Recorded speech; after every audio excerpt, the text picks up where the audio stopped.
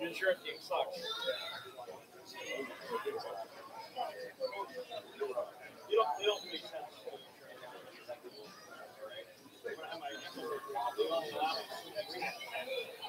Right now, we can't rehab it. Surgery that I had to get, so if you're only going to pay for it, the rehab is considered my chiropractor is rehab. So I had chiropractor, but I know that for time. Get hip surgery, we're not going to get rehab all the way back.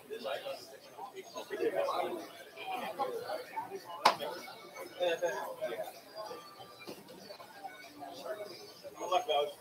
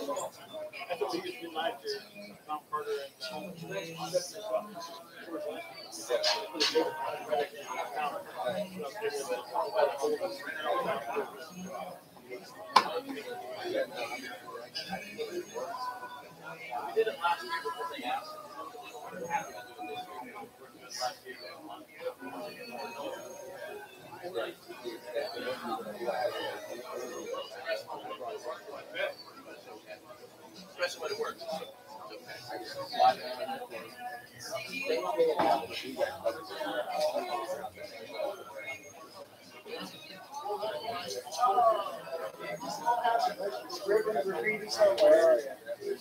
Hey, they didn't give me a can of spray paint, man.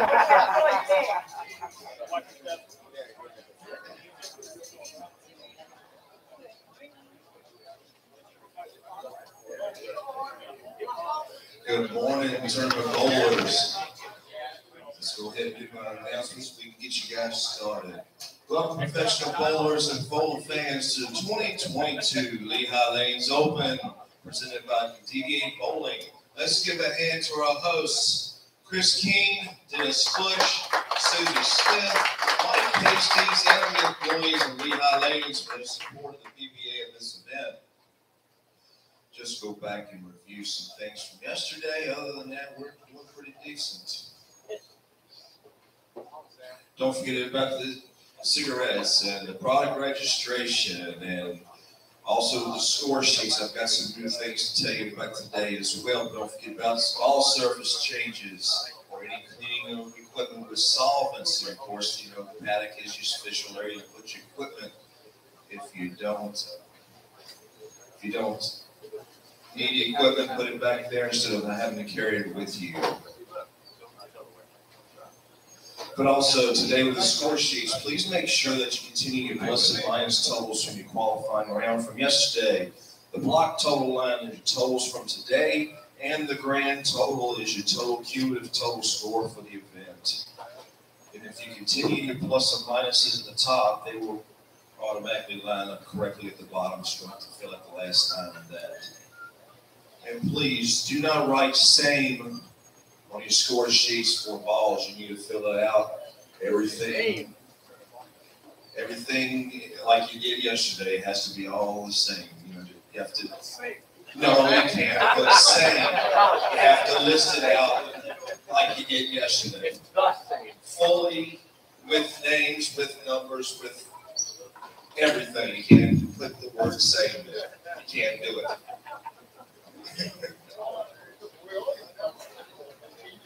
But also as well with urethane equipment, if you do use urethane, you have to list your whole serial number and everything else, and last for it is okay. Also, bowling fans, this is the advanced round of the tournament. Scores from yesterday's 6-game qualifying round will continue into these four additional games. At the end of these 4 games, we will cut to the top 8 for match play round, and during that match play round, the totals continue as well. Winner of each match gets 30 bonus pins for the win and 15 bonus pins for the tie. The last game of the match play format's a position round game, and this game will really determine the placement for the Stepladder Finals, which is later. After that, we'll cut to the top 4 for Stepladder Finals. All righty. A couple more minutes, and we'll get you guys ready for your 15 minutes of practice.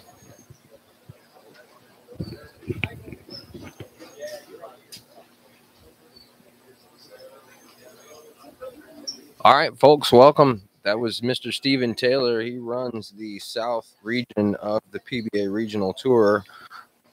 You are at Lehigh Lanes in Lehigh Acres, Florida, and you're watching the 2022 Lehigh Lanes Open presented by DV8. This is the top 22 from yesterday's 3 blocks of qualifying. We've got some players here today. The guys are fixing to start practice here in a couple of minutes. We're going to go through while they're throwing practice balls. Who did what squads they were on, how people kind of played them, how it went yesterday. I was not in the building yesterday, but I was watching the live stream all day.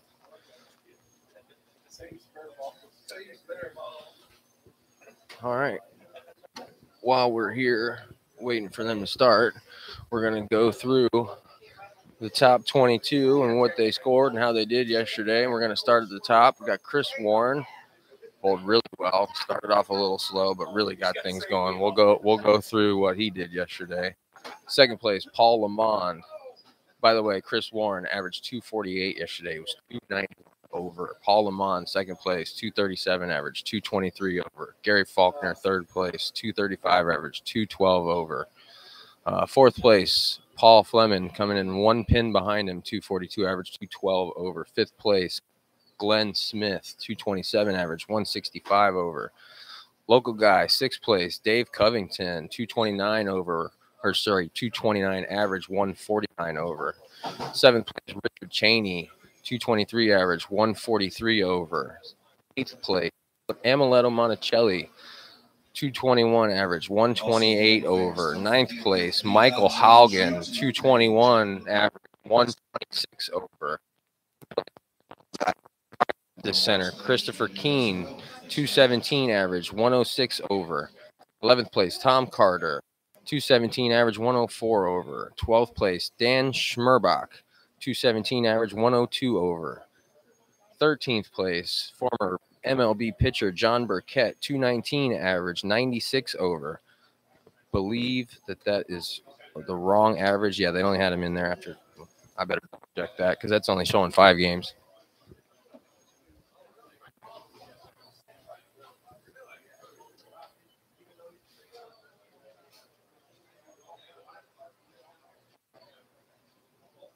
All righty, gentlemen, legs 1 through 12. You're ready for your 15 minutes of practice. All right. Yep. My apologies, folks. That sheet that I was looking at is wrong. I've got the one right in front of me that's proper right now.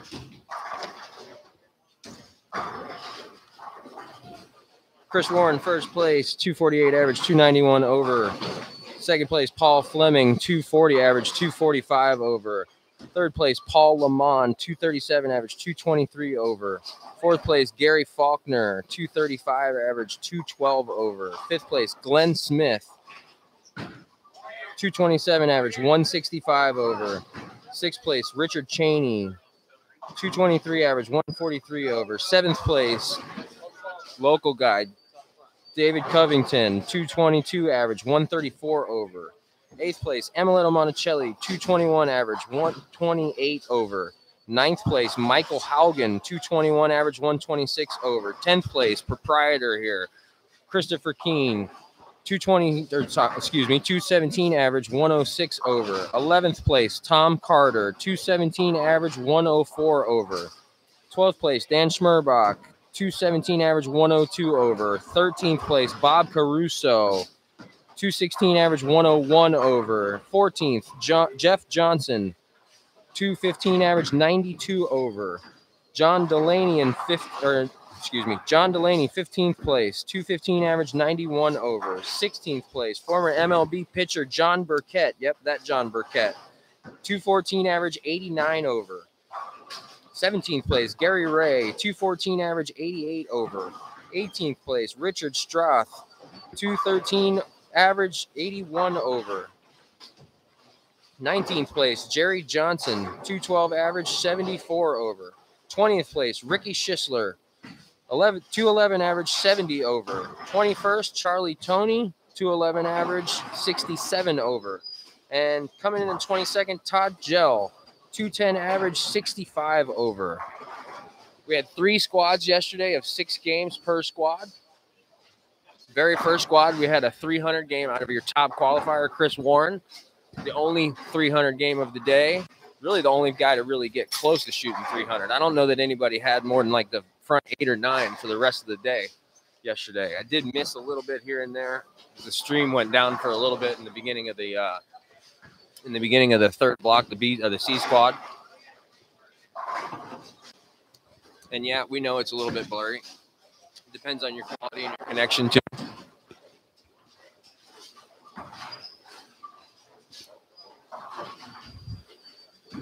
I am sitting behind lanes 5 and 6 and 7 and 8. I believe that we've got, it looks like we've got 2 lefties that made it to today out of the 22 players that made it to today. We are on the Billy Hardwick oil pattern. What's up, Dennis? How you doing, buddy?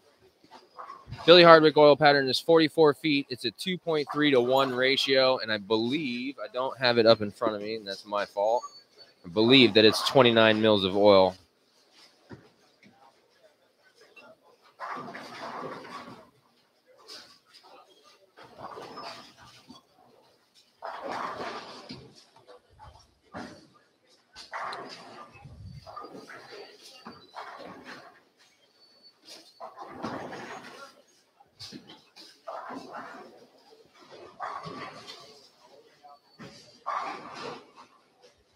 All right, while these guys are doing some of their practice shots, we're going to talk about some of the things that at least I saw yesterday on the live stream. We're going to start with the A squad.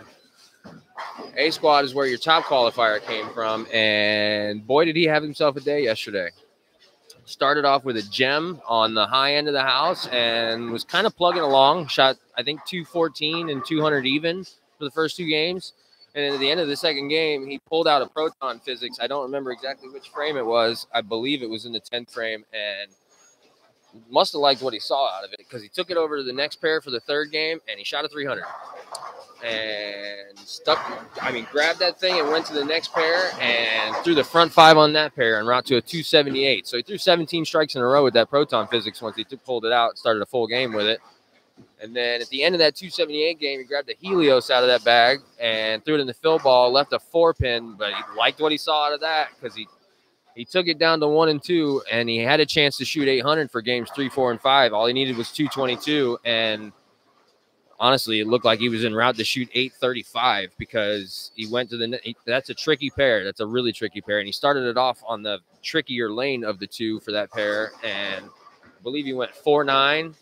Went over lane 2, struck, went back over to lane 1, left a 4-pin and converted it, and then threw a 6-bagger. And I was sitting there going, well, if he strikes out, that's what, 256 or something like that? So that's 834 or 836 or whatever it would have been. And he got up on the right lane, lane 2, the first shot in the 10th button. And I don't know what happened. I wasn't in the building. I can't even speculate on it, but something happened. The ball went through the face, and he left the 3, 4, 6, 7. And he only shot 220. Only shot 220 on a PBA pattern, but it gave him 798. He needed 222 for 800. Still really, really good. 798 on a PBA pattern in this bowling alley. I mean, it's probably the reason why he's a top qualifier, but he stuck with that Helios after that 5th game. He had one more game, went over to, I believe it was 3 and 4 from there, and shot 278 again. So, I mean, the guy's on fire. He's one that you need to keep your eye on today.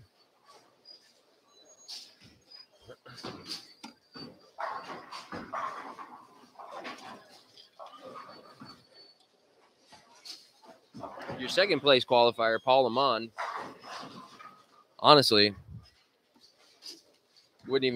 still couldn't even tell you who that guy is right now. I know he's bowling on 1 and 2 with Chris Warren, and I know who he is right now because I could see him, but bowled the same squad with Chris. I mean, I'm sure nobody really knew who he was because he just quietly plugged along, and Chris was over there making all that noise.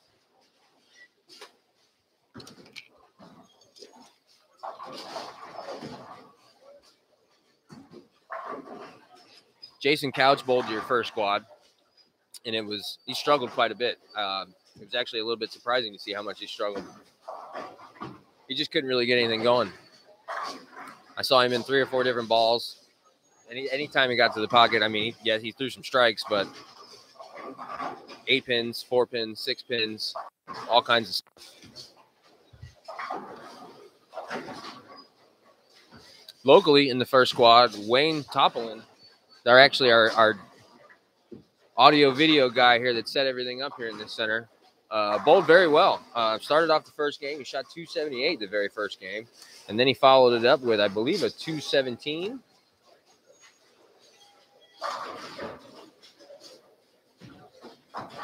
Sorry. I'm trying to get scores in front of me. Trust me, let me get in about 20, 30 minutes into this deal. I'll have it together better. It's earlier today than it was last week when I did this.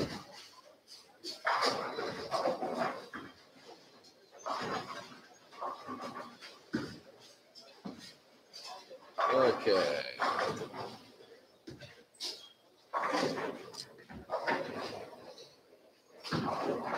Oh, that's right. I had that in my notes and I didn't see it. Wayne was our bubble boy.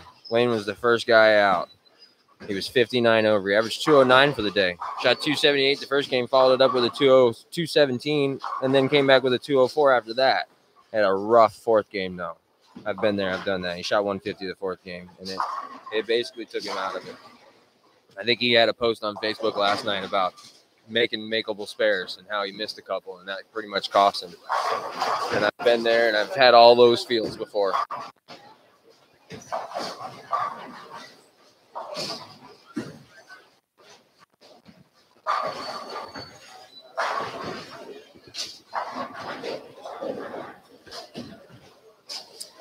All right, while we've got a couple of minutes, we're going to tell you who's bowling where, at least to start. We're starting with a 4-game shootout round. Basically, all the pins from yesterday do carry over to this round.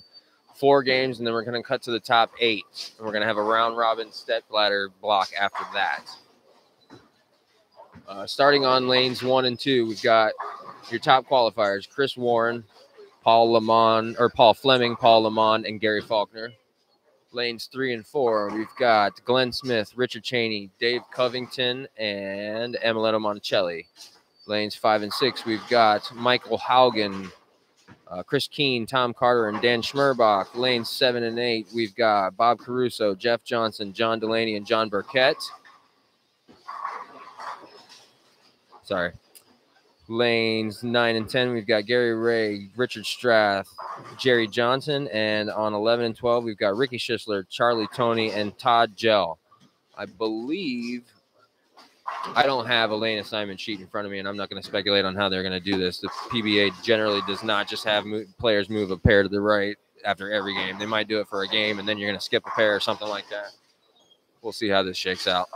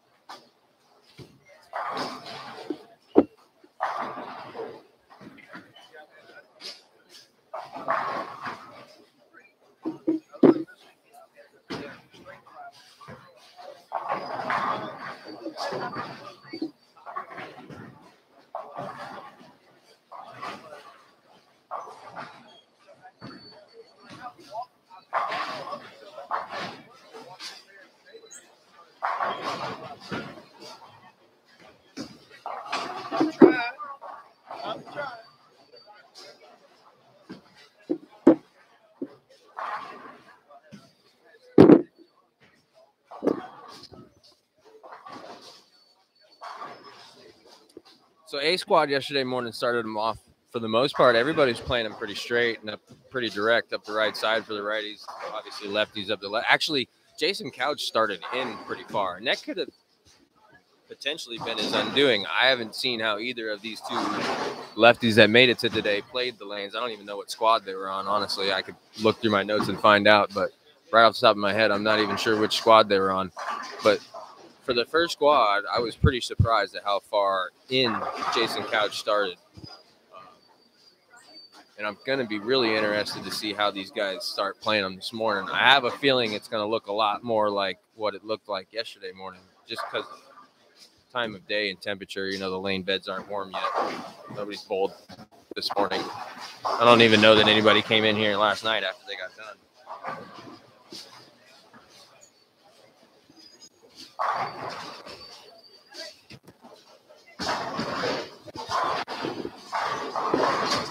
So, yeah, guys in the A squad yesterday mostly played them pretty straight, at least to start.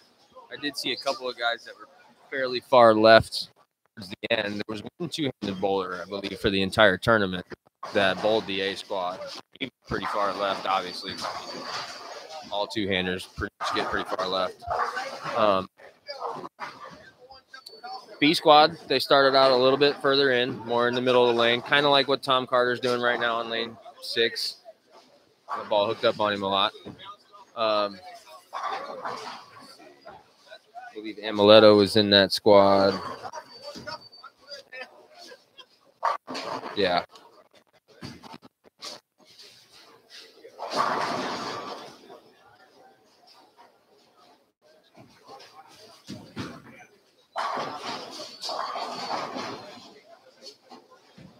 Alrighty, gentlemen, 2 minutes remaining on your practice. That's your 2-minute warning. The guys have 2 minutes left in practice, and then they're going to be getting rolling here in a minute.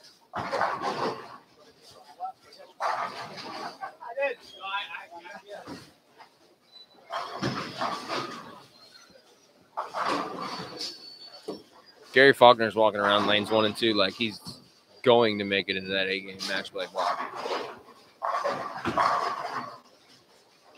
Dave Covington just threw a shot on 3 and 4 that struck, but he didn't look like he liked it that much.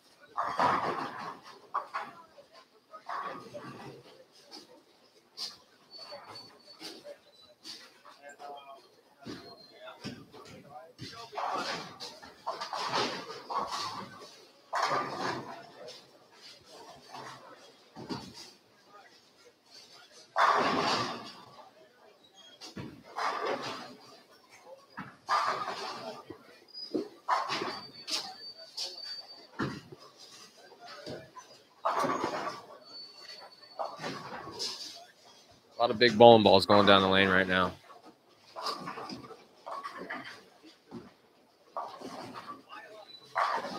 A lot of big bowling balls going down the lane right now. John Burkett just threw a Nova down the lane. I think that was Jerry Johnson on lane 9 that just threw an Obsession down the lane, not the Obsession Tour.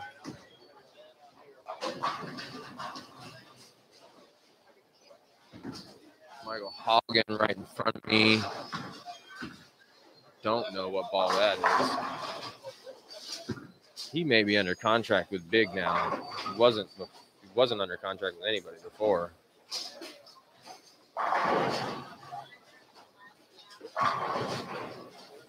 All right, ladies, 1 through 12. Practice. The practice session has now been concluded. Please hold up on the practice.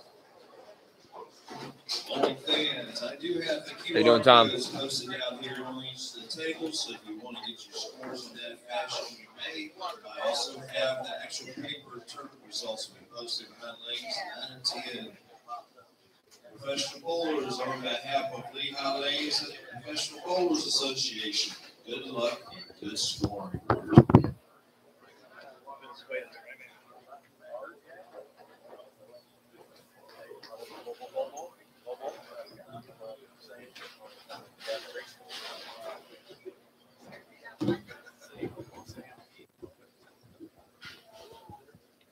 All right, we're getting rolling here. Chris Warren is up on lane 1 right this minute.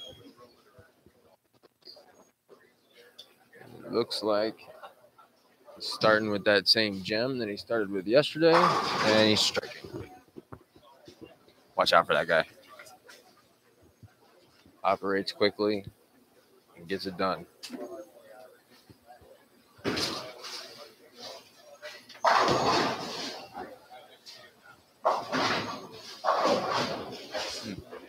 Tough first shot for Dave Covington on lane 4.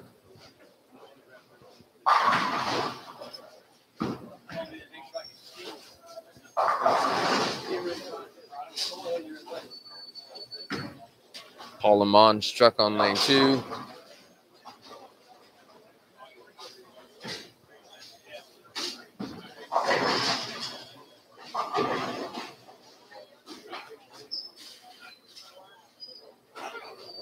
I'll tell you a little bit about this bowling alley. This is Lehigh Lanes in Lehigh Acres, Florida. It's a 12-lane center, older center, but the guys that own it now, they're bowlers.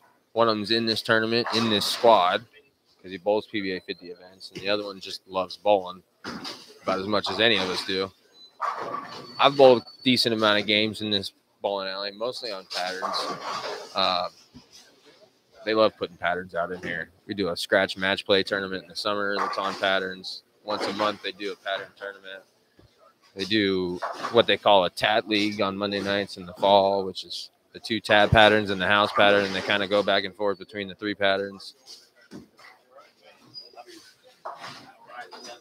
Tom Carter's back here stretching out his arm.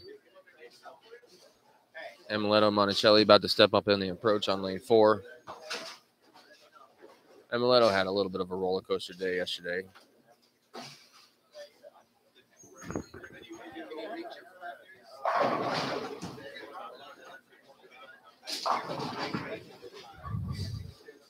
Started out with a 247 and shot 190, and then shot 220 and 268 before he shot 190 again, and then finished it off with a 210.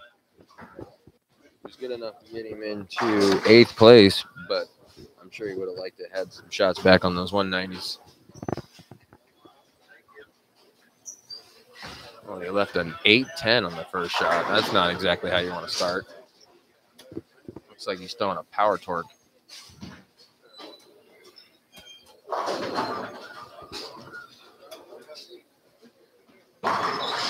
Bob Caruso just threw a strike on lane 8. Very unique style. He's throwing an idle Helios right now.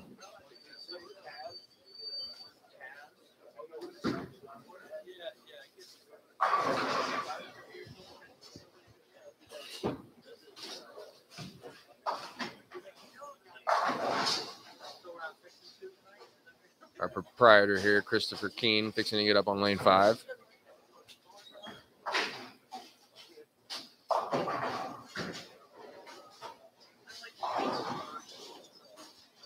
looks like he's throwing a pandemonium solid. Ooh, that's not ideal.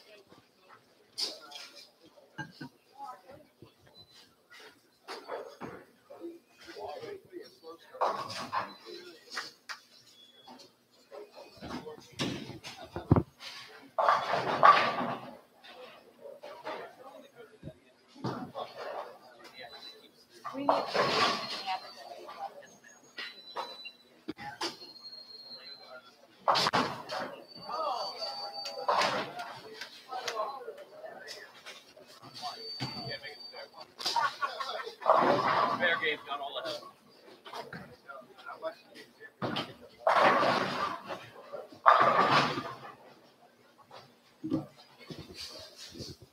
Sorry, folks. I had a couple people trying to get a hold of me.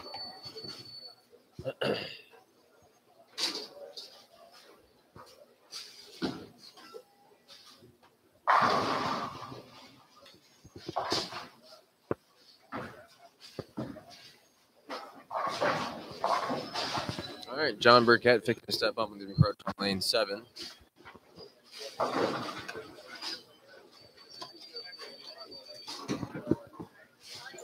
Yep, that John Burkett, former MLB pitcher, probably most famously with the San Francisco Giants, but he spent some time with the Marlins and the Red Sox and I believe the Braves also.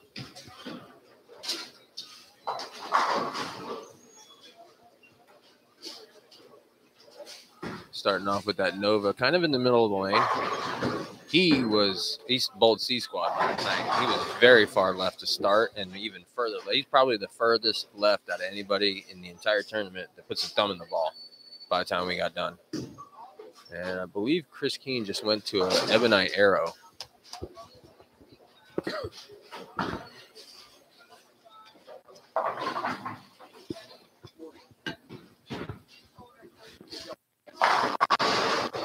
Guys big and a couple of guys that are still looking to find their way. Chris Warren back in the second frame, back on lane 1, and he just struck with that gem again.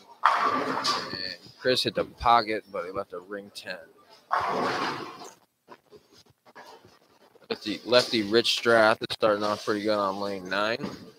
Looks like he's playing him kind of straight up the gutter a little bit.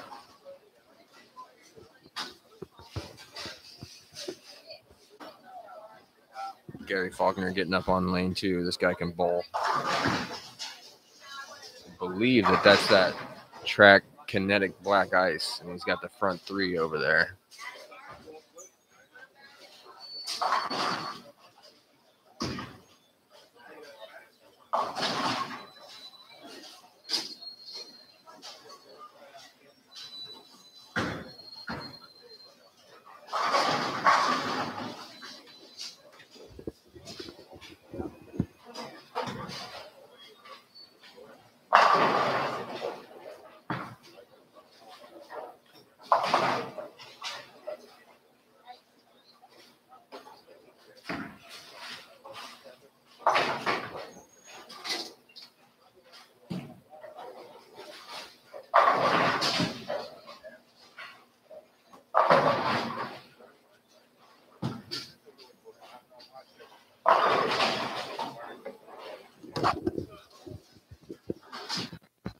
Tom Carter's on lane 6. He's a very good bowler in his own right. But, man, I learned some stuff about bowling through listening to him commentate these shows on Flow Bowling last year. There was a couple of comments that Tom Hess was bowling a match about the way his hand comes out of it and rolled it. And, man, did it help.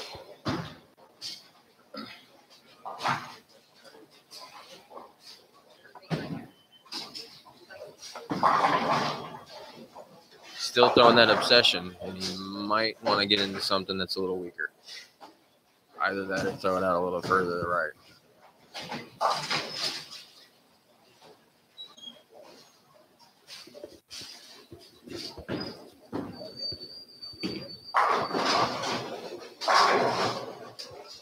Michael Hogan seems to be on a good one right now. Starting, I believe, on Monday is the PBA50 regular tour stop over at Lightning Strikes, about 20-30 minutes from here. And Michael Hogan made the show in that event last year, and it looked like he was going to win it. And then if I'm not mistaken, it was Pete Weber that came up in the final match and took him down. He bowled very well in that step ladder. If I remember correctly, he almost shot 300 or did shoot 300 in one of the matches.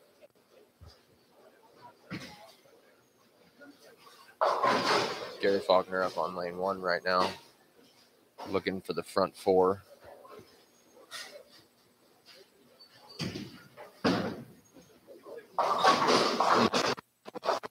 And that's lane 1 for you.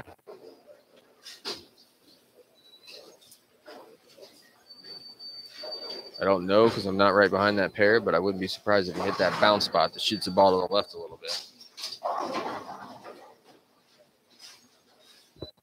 Lanes 1 and 2 can be drastically different from each other, but they really are drastically different from each other. I mean, they can get to where lane 1 hooks like 5 and 6 and sometimes even 7 boards more than lane 2.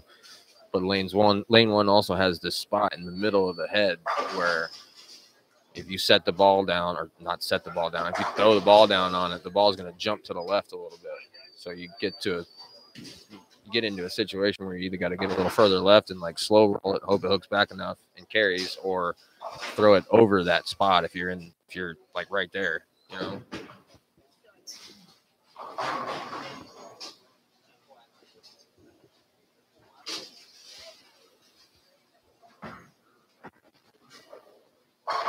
That was a good shot by John Burkett. It rang a 10-pin.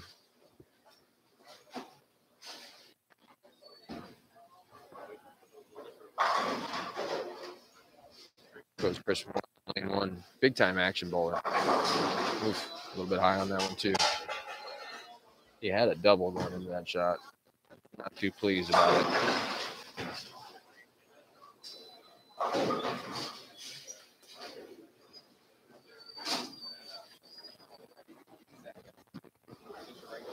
Pretty sure that's a pandemonium solid that Michael Hogan's thrown. I can't actually say that that's the case.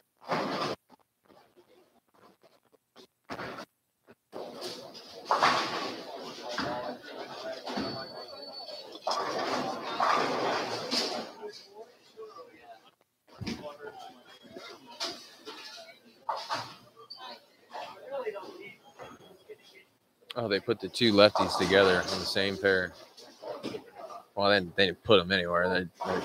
They're in there based on where they qualified at.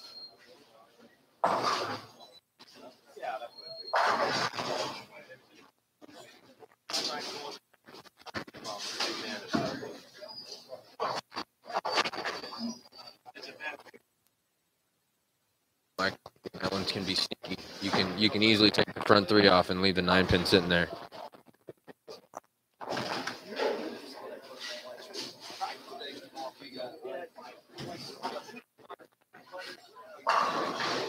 Dave Covington is struggling to find a look to start with, and I think that's because of how different they're playing between, he bowled, I believe, the C squad yesterday.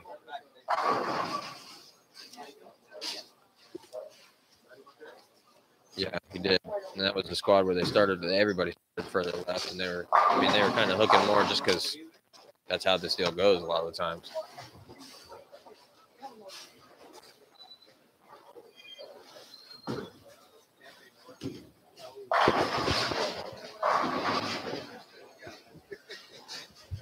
Second place qualifier, Paul Fleming, is spare 4-bagger through 5 frames, right underneath Chris Warren, who's up on lane 2 right now. He's got lane 2 lined in. He's got to figure out what's going on lane 1. Oh, ooh, that was almost a gnarly 8-pin there on lane 7 for Jeff Johnson.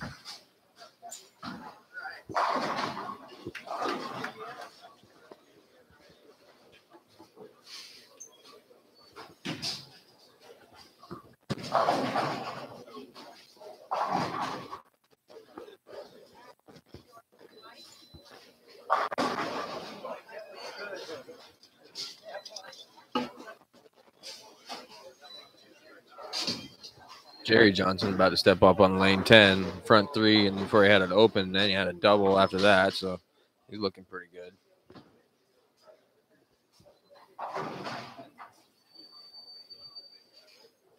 Wish I could tell what ball that is that Paul Fleming is throwing.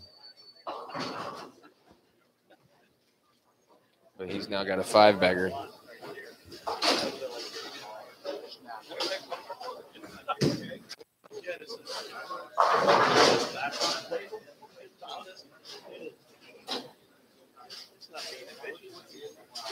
Dave Covington on lane 4 for another spare conversion. Ooh, chopped it.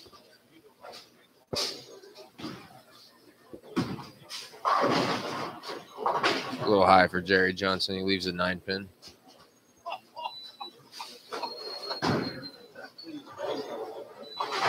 All right, folks, I didn't realize how cold it was going to be in this bowling alley. I'm going to run out to my truck and grab my sweater, but I'll be back in a minute.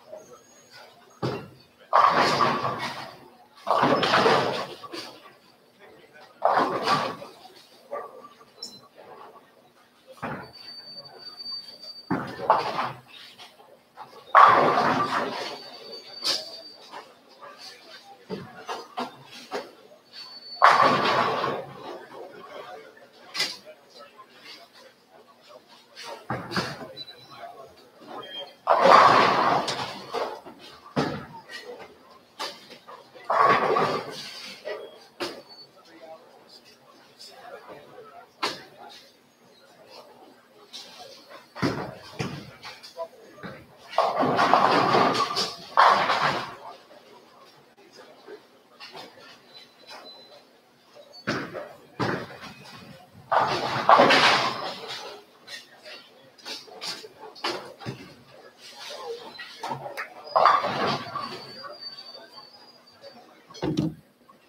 right, I'm back. Sorry, folks. It was getting too freaking cold in here. All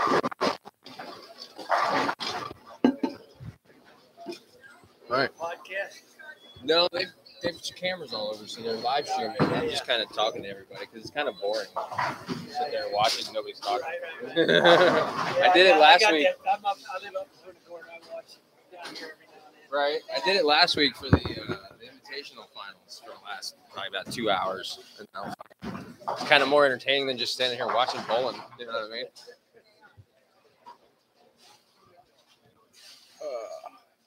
Although it can be entertaining just watching bowling. No, yeah, they were bowling well last week. I walked in like the beginning of the fourth game, and they had 11 games of match play, and I was like, after like 9 games, I was like, all right, Dennis, someone grab this microphone. Did you say your name's Dennis? No, Dennis. No, Oh, okay. I said to Dennis, I was like, I'm gonna grab this microphone and take it. Go for it. I thought this was Chris's house. Yeah, they kind of own it together. Okay. Those two and I believe Susie, Dennis's wife, girlfriend, I'm not sure. But yeah, I think they're kind of in it together.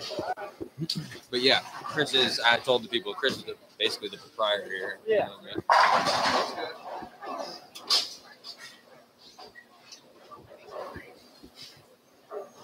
Come on, Ricky. Got some good games going on, 1 and 2. Chris struck out for 235 here in the first game. Paul Fleming can strike out for, looks like, 258.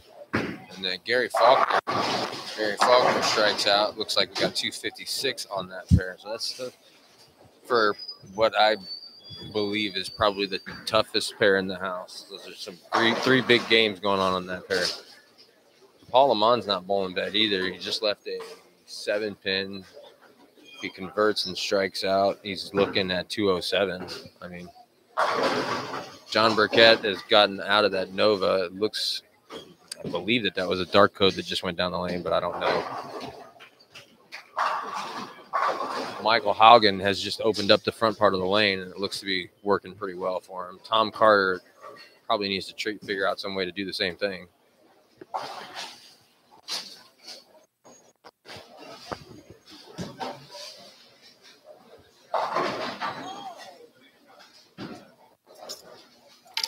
Emiletto Monticelli seems to have a look right now where it's all or nothing.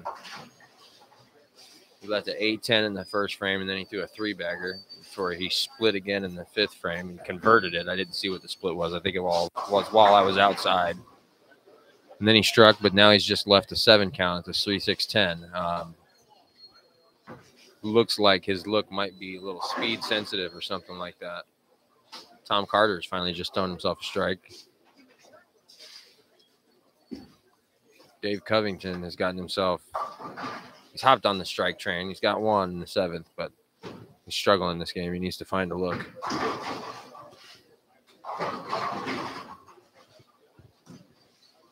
Chris Keen's having a little bit of a hard time finding a solid look, it seems.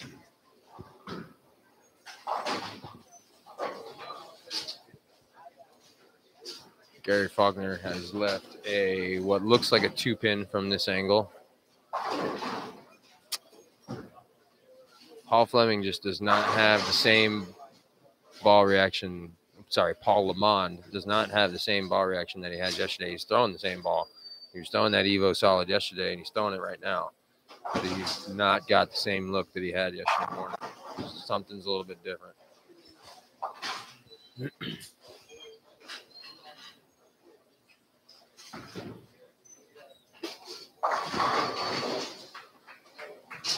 On the high end, the gentlemen are struggling on 11 and 12. Ricky Schisler just threw the last 5 for it looks like a 206. Todd Gell can get up here and strike in the fill ball for 178, and Charlie Tony, if he strikes out, is looking at a 201. Jeff Johnson on lane 7 in the 9th frame has got a strike, and that's going to give him, it looks like a 6-bagger. Yeah, he went strike open 6-bagger going into the 10th frame. Michael Hogan just threw on the left and went Brooklyn and almost kicked over the 9-pin, but it didn't. He knew it right off his hand, too. He didn't even want to watch it go down the lane. All right, lane 1, Paul Lamont shot 183 the first game. Chris Warren's up on lane 2 right now. Well, he didn't have it. He didn't even have his ball in his hand yet. Amuletto's going to go on lane 3 first.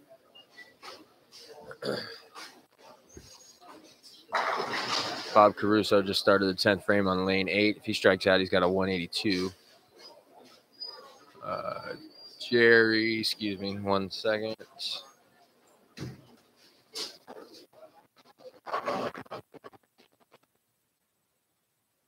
Johnson on lane 9, shot a 200 even. And Rich Strath opened with, or he did open in the 10th frame, but his opening game is a 183.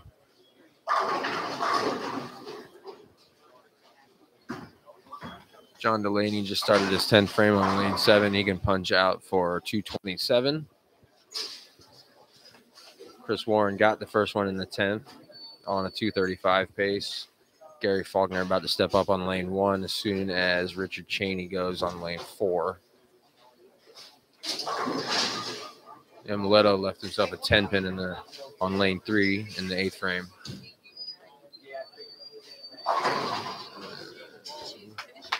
Cheney struck.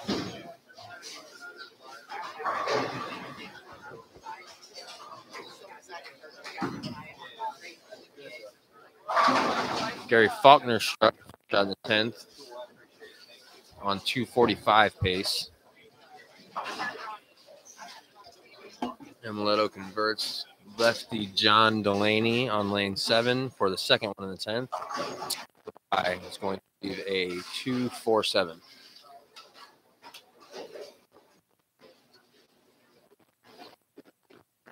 Find out how many pairs everybody's moving right now. It looks like Tom Carter turned himself into a Strata hybrid. Seems that everybody's getting out of the big balls with the huge covers, and they're going into something that's still a big ball, but not with such a big cover. Dave Covington has got himself on the strike train. He's got a 3-bagger going into the 10th frame here. Chris Warren got the second one in the 10th. He needs one more for a 235 the first game. Tom Carter, I believe that's a new ball that he's gone to, and it seems to be working out better starting with that obsession.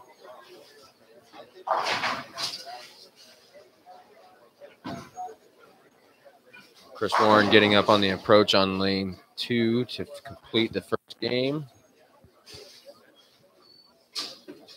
Bob Caruso shot 182. John Delaney shot 214 on lane 7 and 8. Shots away for Chris Warren. And that's that proton physics that just went down the lane. Now, it might be a little bit too early, or he might have missed it at the bottom because he missed the head pin. But he shot 231. I don't know that it's time for that proton physics yet, but might have been trying to check and see. Amuletto just threw that power torque down there and blew a rack up on lane 4. John Burkett has rung a 10-pin in the first shot in the 10th frame on lane 7. I don't believe that that's a dark code. I think that might be an IQ Nano Pearl. Michael Hogan is struck in the 9th frame. If he punches out, it's going to be 234. Gary Faulkner did get 3 in the 10th and shot 245. Paul Fleming is up right now to try and convert this 258 game.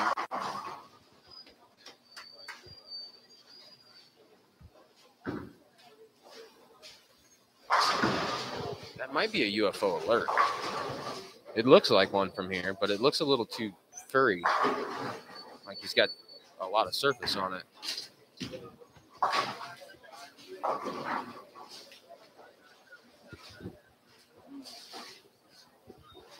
Dave Covington is about to step up on the approach on lane 3 to start the 10th frame. He can punch out. He can throw the back 6 for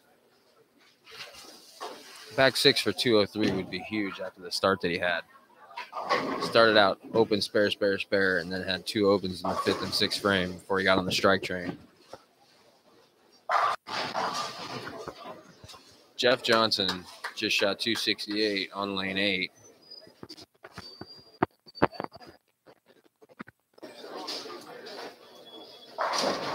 Come on. 7-pin in the first shot in the 10th frame for Dave Covington.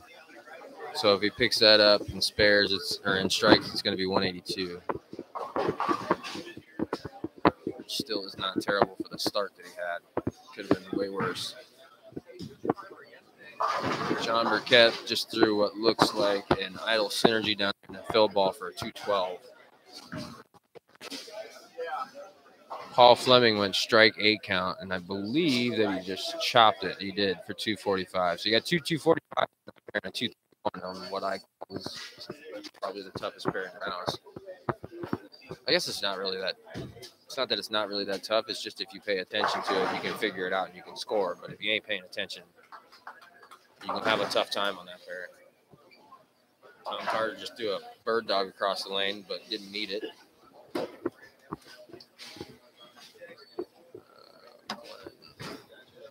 And Smith on 3 and 4 finished up the first game with a 170. Tough first game.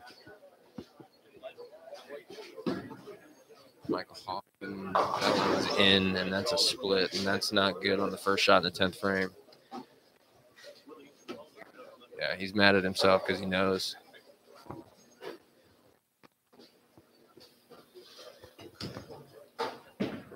All right, so it looks like after the first game, everybody's just going to move a pair to the right. Guys on 1 and 2 are going to go to 3 and 4, 3 and 4 to 5 and 6, and so on.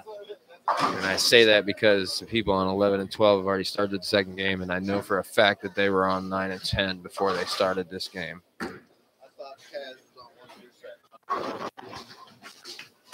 And Dave Covington strikes in the film on the 10th frame for that 182 game, which he needed. He needs to keep that going somehow. Tom Carter got that one a little bit out, and it leaves it 248. So if he converts, that's 208 right there. Chris Keene getting up in the 10th frame, working on a double, and can strike out for 212.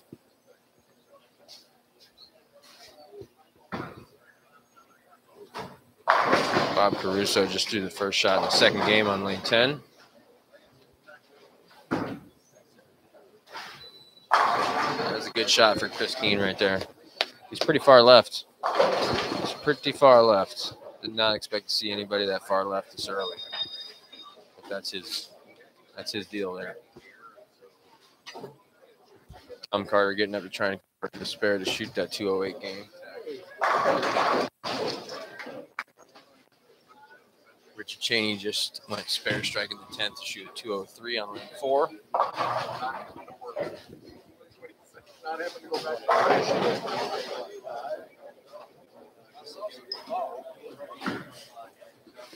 Amuleto still in that power torque, and that's going to make a 3-bagger. He's got 1 shot left in the 10th frame. If he strikes out, it's going to be 226. Chris Keene, the ball's away, and he leaves a 2-8. It was a little bit out. It kind of looked like he got it. He didn't get around it as much as he did on the first one. It looked like he kind of rolled that one a little bit too much.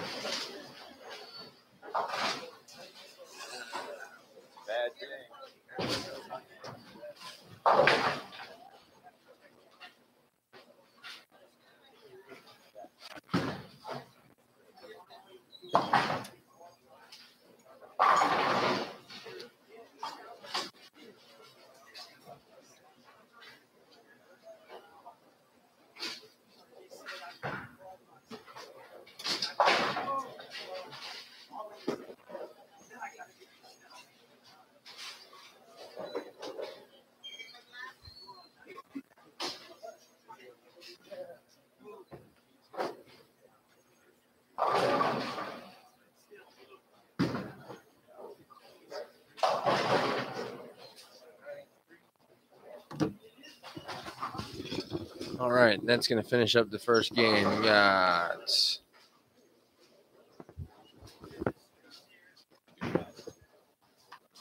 trying to see around someone.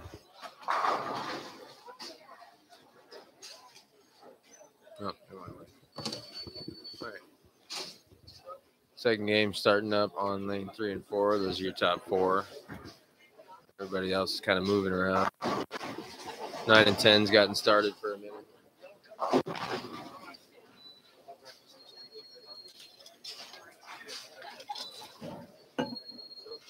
They're making breakfast in here, and it smells so good. I think I'm about to get some.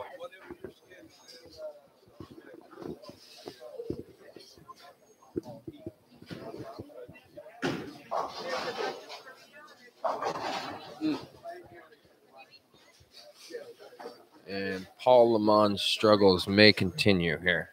He's gone big 4 in the first shot in the second game. Remember how I said everybody's gotten away from the big balls with the big covers? And he's still throwing that Quantum Evo solid, and that could be doing him in. Oh, you know what? The ball that Michael Hogan is throwing is that new shim. What is the big shim? So he may very well be on staff with Big now. I know last year he wasn't on staff with anybody. He was a free agent. Kind of threw a little bit of everything, but he does look to be throwing that big shim down there right now.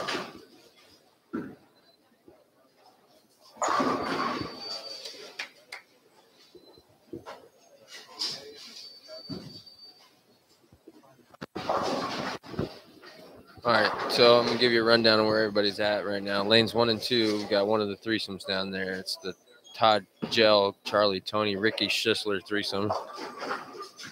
Lanes 3 and 4 is your top 4 qualifiers. That's where Chris Warren, Paul Lamont, Paul Fleming, and Gary Faulkner are at. Lanes 5 and 6 is where David Covington, Amuleto Monticelli,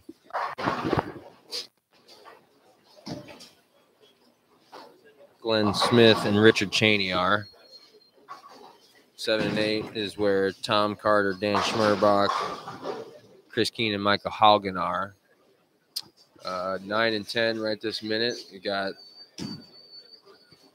John Delaney, John Burkett, Jeff Johnson, and Bob Caruso. And then 11 and 12 is where we've got Jerry Johnson, Richard Strath, and Gary Ray at right now. They're almost halfway through the game already. They better slow down, or they're going to be waiting like 10 or 15 minutes for the game. All right, so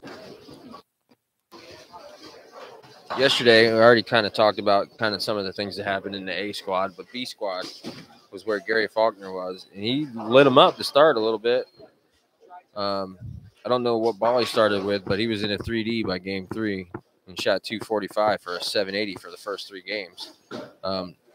Had a chance really to take over the lead after 4 games. I don't remember what he shot in the 4th game, but he slowed down and let me see, where was he? Okay, he shot 196 in the 4th game, 214 in the 5th game. Not that 214 is bad, but if he wanted to take over Chris Warren, who had that huge day that we talked about earlier, he was going to need more than a 196 in the 4th game. Either that or he was going to need to do something huge in the last 2 games. And, I mean, had decent games, but they weren't going to be what he needed to take over first place. Amuleto was in that squad. And like I said earlier, he kind of rode the roller coaster a little bit. It wasn't bad. Obviously, he made it today, but just kind of had a little bit of an up and down day. Our proprietor in here, who had that halfway decent game the first game, had a pretty solid day yesterday. Didn't have any games under 200. Had a couple of 2-0s. Shot like 260. Let me see, 265 in game 3. But other than that, 2-teen, 2-0, 2-teen, 2-0, 2-0. I mean, it's a solid day. Made it to today. Can't really complain about that. Everybody that makes it to today is going to catch a check. So, and like I said before, Tom Carter had himself a pretty solid day yesterday too. He didn't really have any terrible games. I mean, he started off with a 183, which is a little slow, but I don't even know if he bowled this event last year, first time in a bowling alley, or even if it's your second time in a bowling alley. It's kind of tough to start off real fast unless you just hop on a line and never get off of it. But after that, he went 211, 260, 220, 215, 215. So can't really complain about that. C squad was where John Burkett bowled. And I think I said this already one time, but I'll say it again. He started further left than anyone that I saw. And honestly, in the beginning, he was what I call slanging wood. I mean, like the first game and a half, 2 games, I think I saw him throw 3-4 messengers as far as left as he was. It looked like he was kind of slow rolling a phase 2, but I don't know. Like I said, I wasn't in the bowling alley. I was watching on the live stream. You can pick up the recognizable bowling balls on the live stream, but some of them, like the phase 2 and stuff, you kind of can't.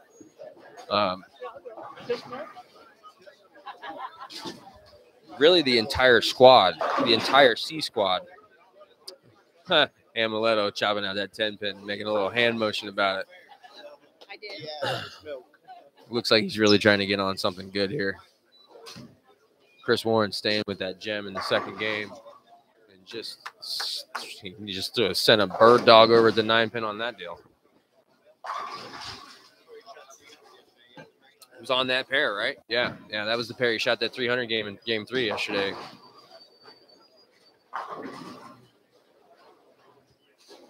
So watch that one because he could very well do it again. Seems to like that pair. But yeah, the entire C squad started way further left than really, in my opinion, the other 2 squads. I mean, John Burkett started pretty far left, but the rest of the guys were all center, left of center, 20, 25, and letting it go out there. But I mean, like I said, that's the difference in the pattern being laid out for probably a 4th or 5th time in 2 days. And then the lane bed's getting hot because a million bowling balls going on the lane. Chris King goes through the face on the second frame. Still throwing that ebonite arrow. He might be one of the ones that might fall victim to throwing too big of a ball right now. All Fleming's bowling well. I really think that that's a UFO alert. I've got a shirt on that can tell the USBC what to do about that.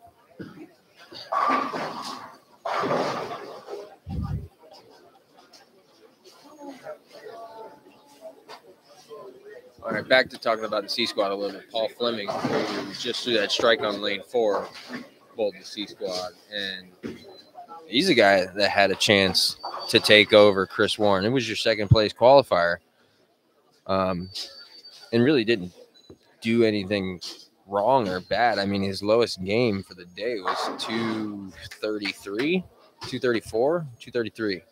I mean, low game for the day of 6 games at 233, but you're trailing the first place guy by 46 pins. I mean, he did everything he could, basically, except for shoot 300, really.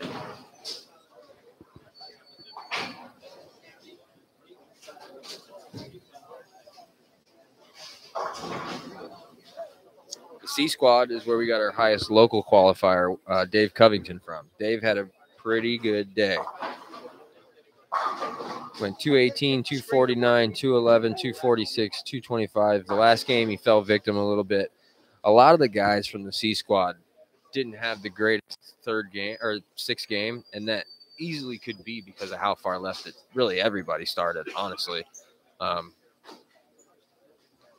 There's some guys in here that's got some rev rate, but I'm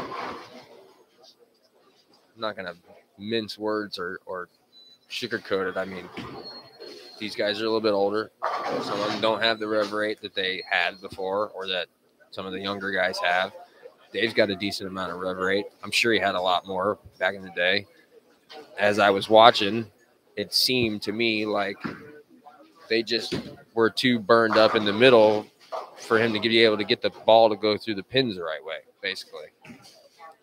He was throwing the ball good, and I feel like I saw him leave 3 or 4 10 pins and a 7-pin, like a 9-pin or something like that. It gets to a point when they're so burned up that if you don't have anything that stores better than what you're throwing, stores energy better than what you're throwing, then you're going to have to figure out a way to trick it to get it to go through the rack the right way. And that ain't always the easiest thing on the face of the planet to do. Chris Warren up on lane 4, or sorry, lane 3. Oh, and he was telling it to go left, and it did. He's got the front 4. The guy has thrown 16 in a row in that pair of lanes between yesterday and today. Dave Covington seems to be on a little bit of a line now. Strike, spare, strike. Shelley coming up in the 6th frame.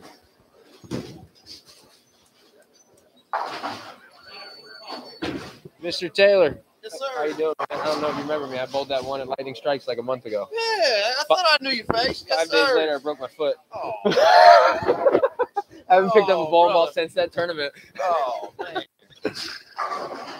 I can laugh about it now, but I was pretty upset about it at first. The day it happened, I was planning on going home and paying the entry fee for the Spring Hill one. Man. What'd you do? I stepped on a tape measure in my warehouse.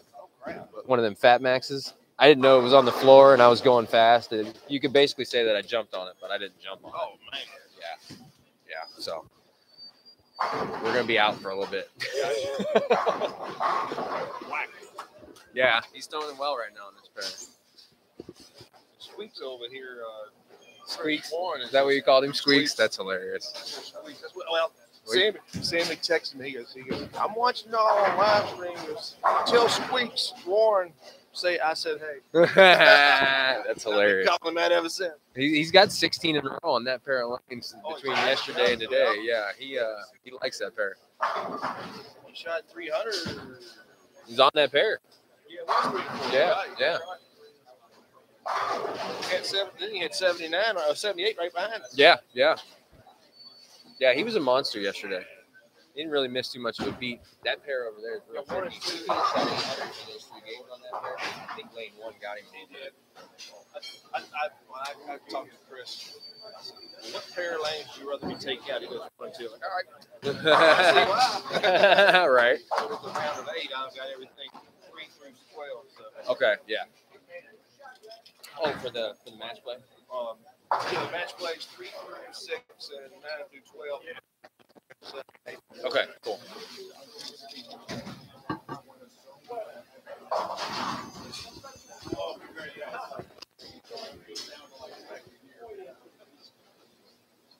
Chris Warren getting up on that approach on 4, go for the front 5. Rings a 10-pin.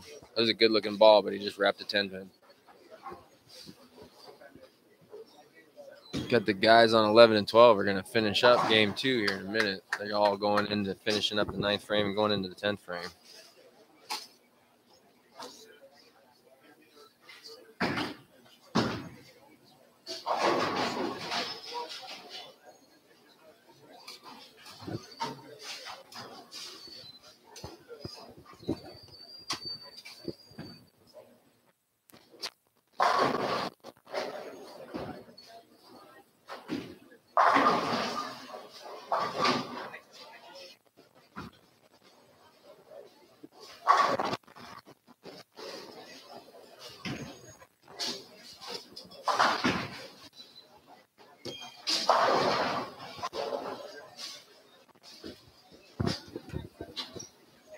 I didn't really realize it, but on 5 and 6 right in front of me, we've got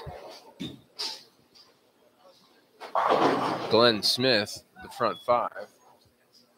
Amaletto had the front 4, but he just left the 7th in.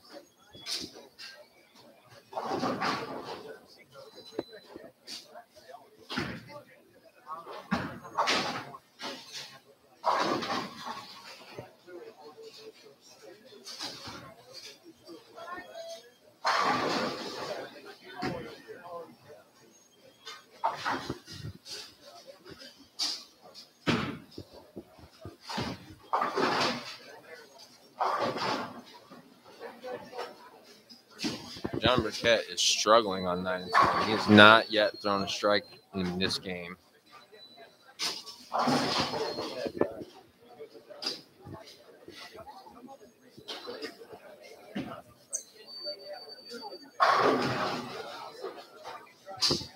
Gary Faulkner's not having the easiest time with lanes 3 and 4 right now either.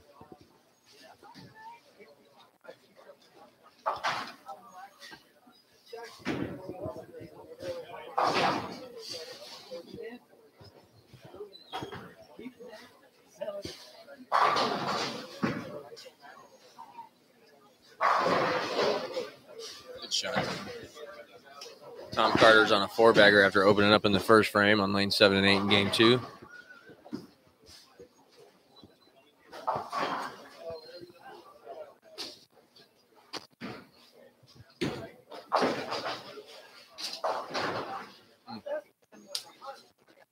Paul Lamont's still struggling. He has gotten out of that Evo solid. It looks, I think that was a blood red jab going down the lane, but I don't know.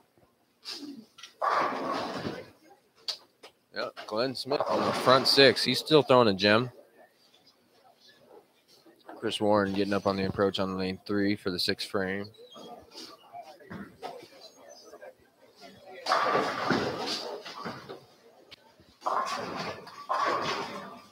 A little high, and I see a 10-pin there. Oh, 410. Leaves a 410. That's tough. Lanes 11 and 12, they're finishing up.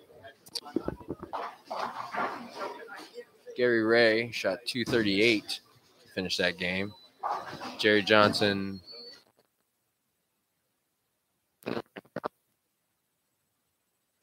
Don't believe he got it. It's going to be a 210 game. Top 2 of the 6. 2 of the 4, sorry, off. 6 count. Chris Keene is struggling a little bit this game. He's only got a strike in the 3rd frame, and he's opened in the 2nd, and he's looking at a baby split right now in the 5th.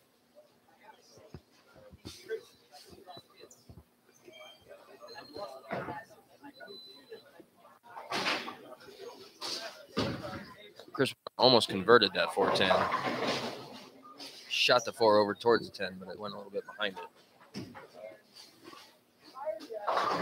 Emiletto approaching on 6 right now. Still throwing that power torque. And he's struck.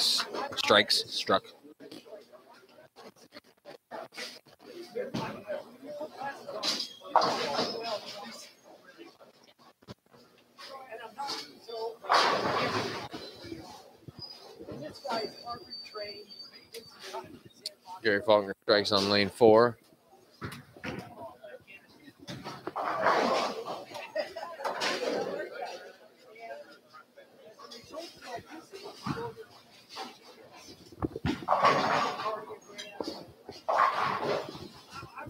Folks, I think I'm going to go to the bathroom and order some breakfast real quick.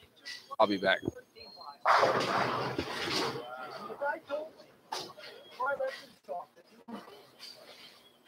Your next appointment is here.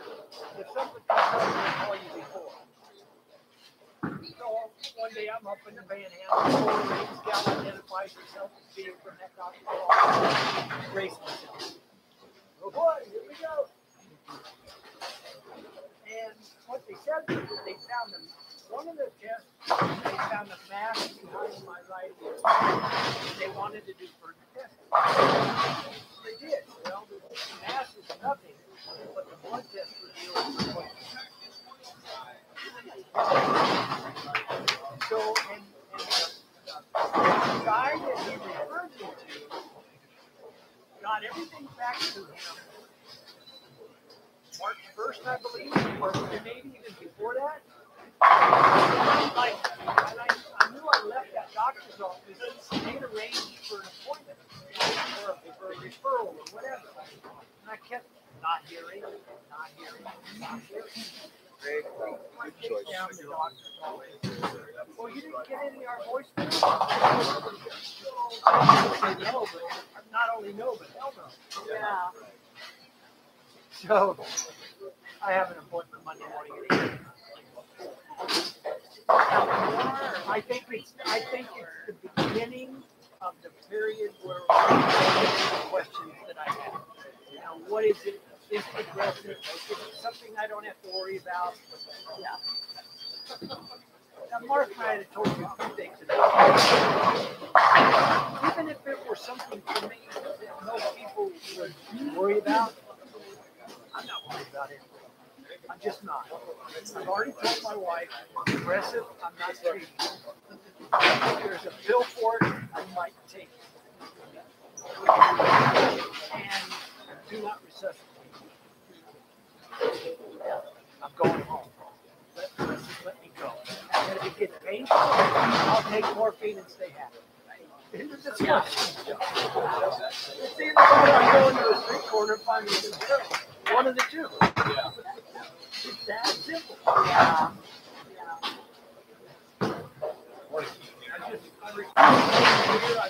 I ordered that I take. And if, we have an appointed time. So, I've always spoken that when God's plan is your day, you're not getting off the track. That freight train is running you over.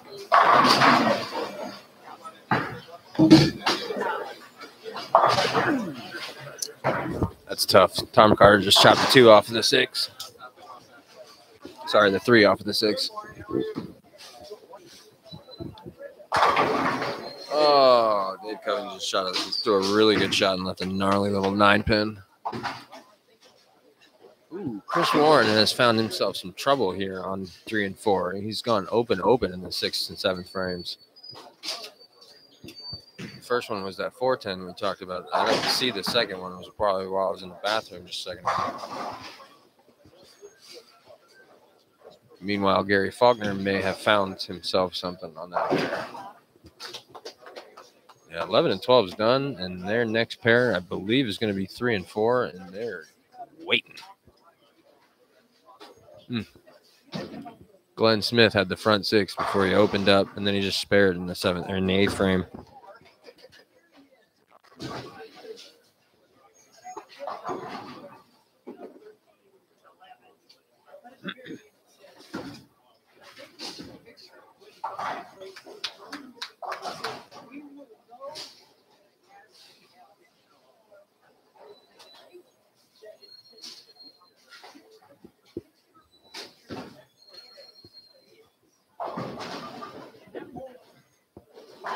Nobody really has any huge games going right now. There's some decently big games going. One right in front of me on 5 and 6 from Glenn. Amaletto actually does have a 279 game going right now. He had the front 4 before he left I believe it was a 10-pin. And now he's got the next 2. But that's about the only real big game going. Jeff Johnson's got something going down on 9 and 10. He can punch out for, it looks like 244.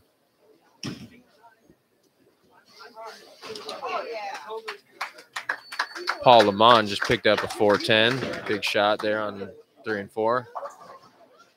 Still struggling bad, though. Chris Warren has just split again on lane 3. That is 3 straight 8 splits in a row. Can't see what this one is. Oh, it's a 710. Nobody made any noise when that happened. I didn't even know it happened. I bet you he's fixing to pull that proton out here in a minute. I mean, I don't know what the second of the 3 splits was, but 3 8 splits in a row. Probably you're doing something wrong, whether it's the wrong ball or the wrong thing with your hand or you're in the wrong part of the lane. Amaletto left a 10-pin in the 8th frame on lane 6.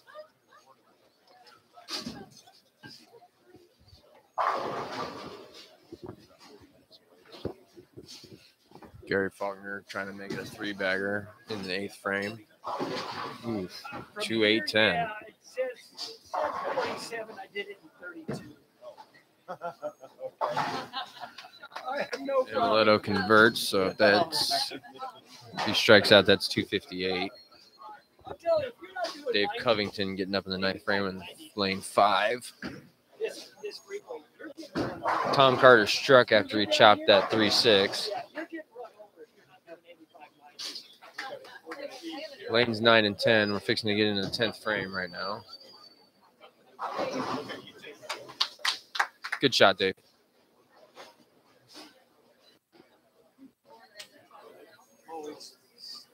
Glenn Smith getting up on lane 6 right now.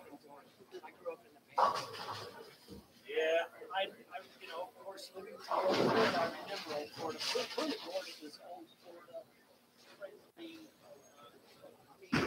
Chris Keene has just gone to the purple urethane ball and left a stupid 8-pin.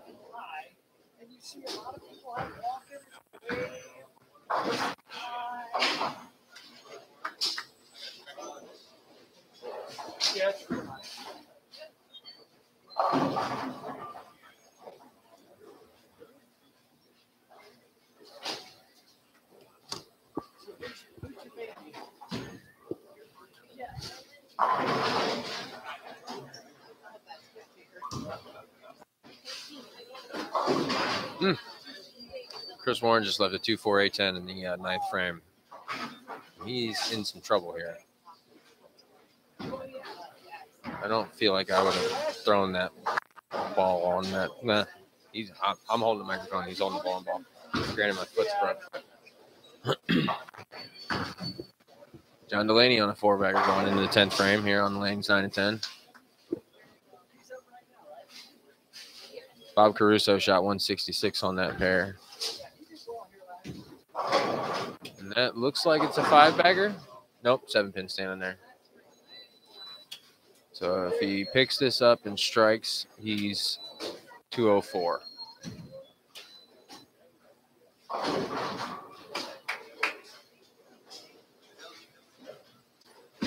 I don't know. I think it's time to get out of that gem and get that proton physics down. Yeah, it does. And he picked it up. That was a good conversion right there. He just picked that 2-4-8-10 up.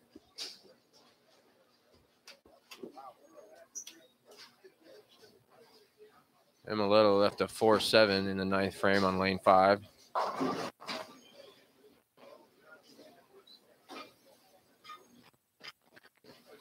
Jeff Johnson can pick up his 2-pin and strike for 220 on lane 9. Chris Keene rolling with that pink hammer, the urethane one, the new one, the Widow.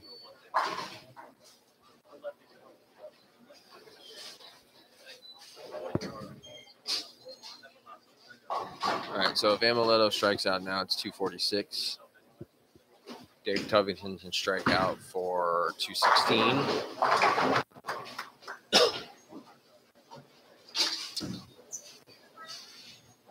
Jeff Johnson converts that 2-pin. He's got a chance to strike and shoot 220.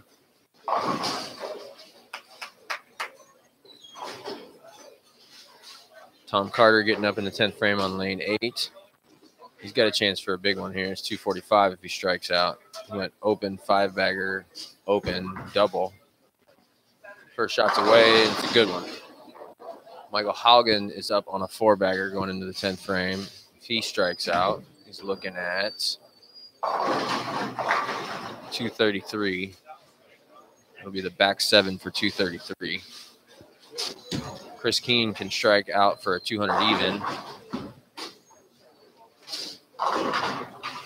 Dan Schmerbeck struggling a little bit on that pair. Can strike out for 212. Not as bad as Chris was. Or is. Good shot, Dave. Dave Covington gets the first one in the 10th. Still on pace for that 216.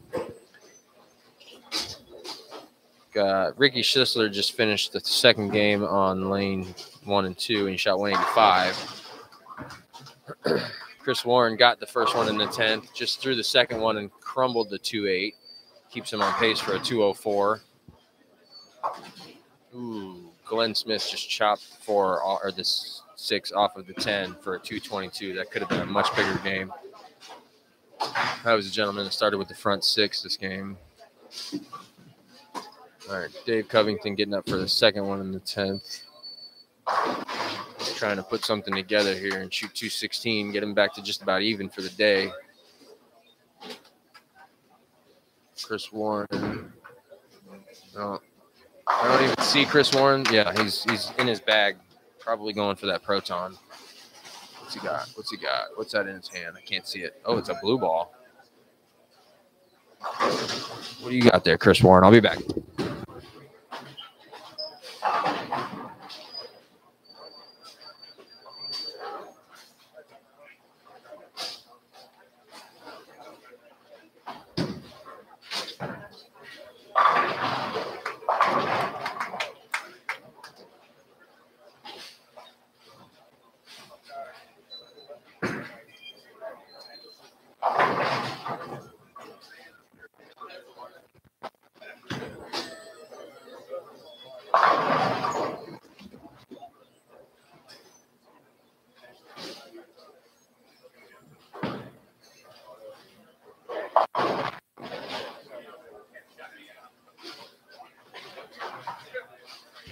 Chris Warren just grabbed out an Axiom Pearl for the fill ball in the second game.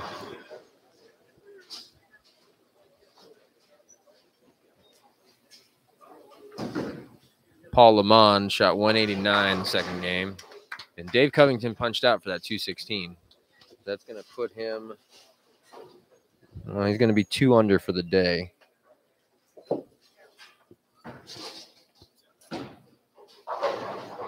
Charlie Tony shot 170 down on 1 and 2. Todd Gell can pick this up and strike for 201. Chris Warren left I don't know what he left, but he threw a 9 count in the fill ball, and it's going to be a 203.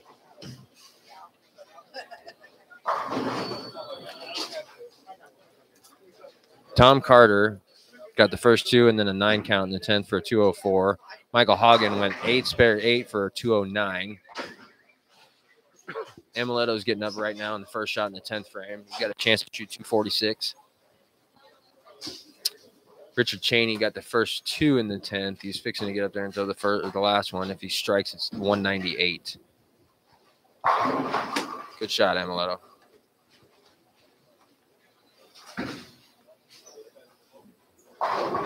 Paul Lamont, Paul Fleming struggle a little bit this game. Can strike out for 208. Gary Faulkner went 9 spare in the beginning of this 10th frame of the second game. So he strikes here in the fill ball. It's going to be a 192. Chris Keene got the first one in the 10th on lane 7. Still throwing the purple or the pink urethane. A little bit high, leaves a 9 pin. A little high, leaves a 9 pin. So I think that's going to be 29 if he picks it up. Dan Schmerbach can convert a 10 pin here for a 201. Amuletto just got the second one in the 10th. Richard Cheney ended up throwing a 6 count. It's a 194. Paul Fleming just rumbled the 10 pin late to stay on that 208 pace. Gary Faulkner did get the strike in the fill ball for 192.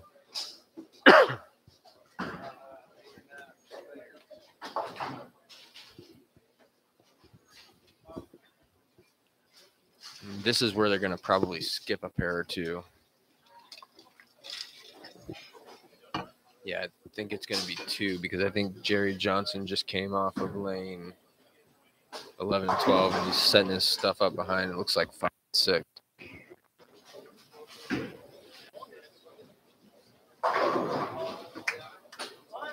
It's cold in here.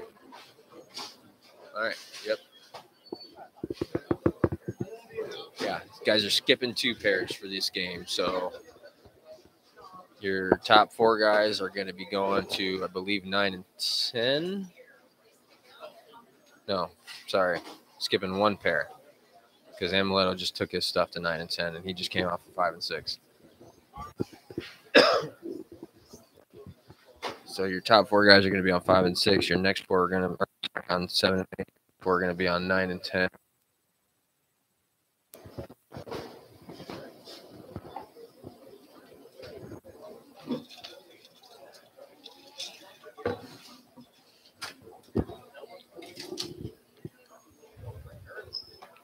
Well, we've got a little bit of a break in the action here. Today's cut was 22 players. There was 67 players. There was a max field of 72. We got 67 players. Took 22 to today. The cut was 65 over. Your bubble boy, one of our locals, Wayne Toppelman, was 59 over. First one out. And like I said earlier, he made that post on Facebook last night about missing a couple of easy spares, and he would have easily been bowling today. Probably would have been bowling pretty well, honestly, in my opinion. All the pins carried over to these 4 games. We're cutting to the top 8 after this. And then I'm not 100% sure because I don't have any notes about whether we do or don't. I think all the pins carry over into the round-robin match play too. But we're going to have an 8-game block of round-robin match play. Everybody's going to bowl everybody one time, and then the 8th game will be a position round game. And we're going to cut to the top 4 for a stepladder final. Stepladder final will be on lanes 7 and 8. We're going to use 3 and 4 and 5 and 6. And I believe 9 and 10 and 11 and 12 for the match play.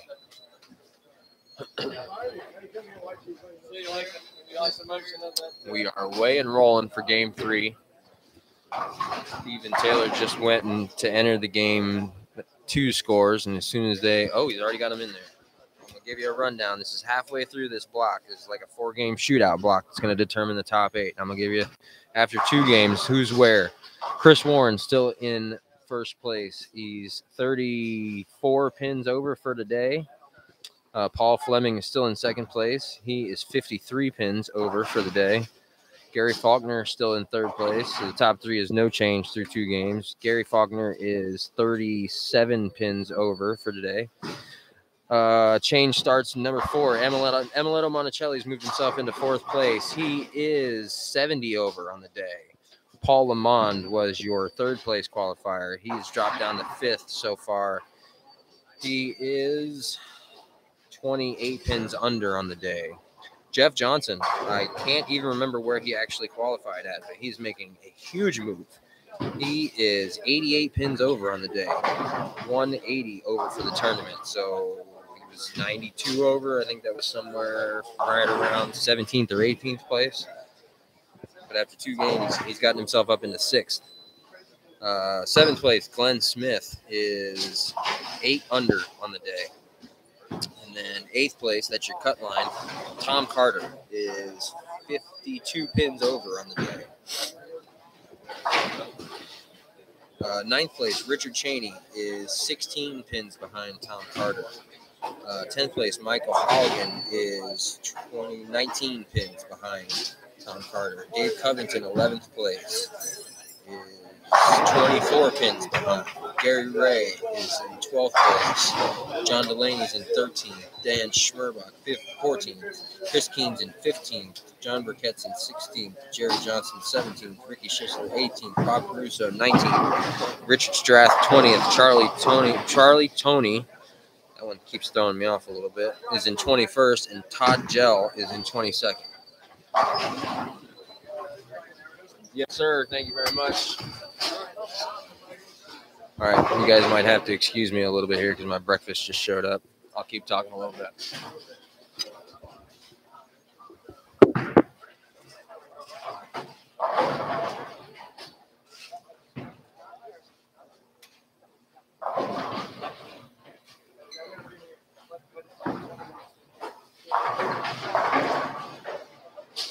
Oh, that's a nice fight.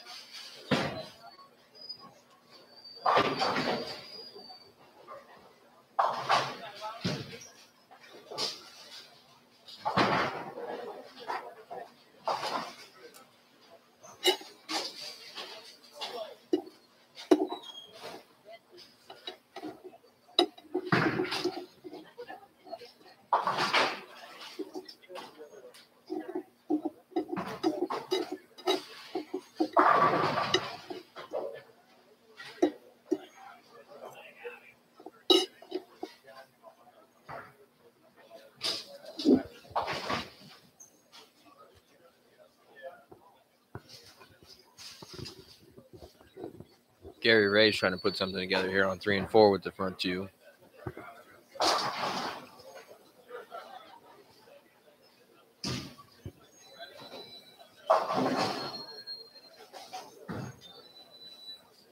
And he's only pins out of the cut line.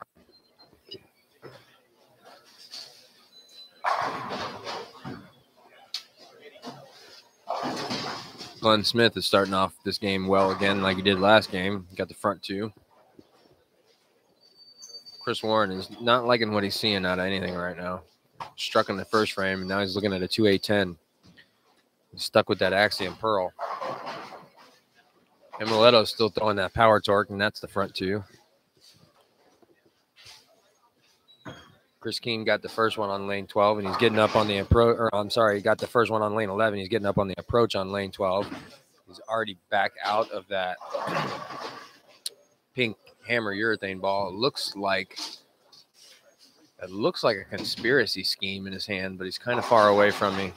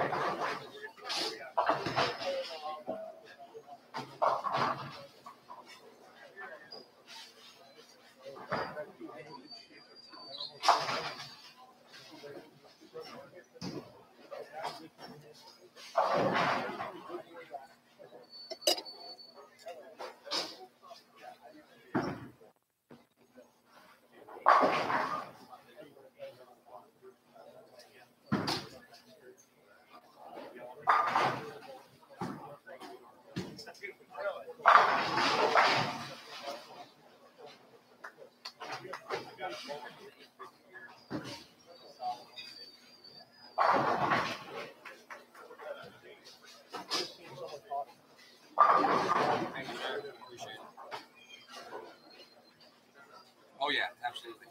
I'm surprised you're not in there playing the game. I'll go see Jermaine.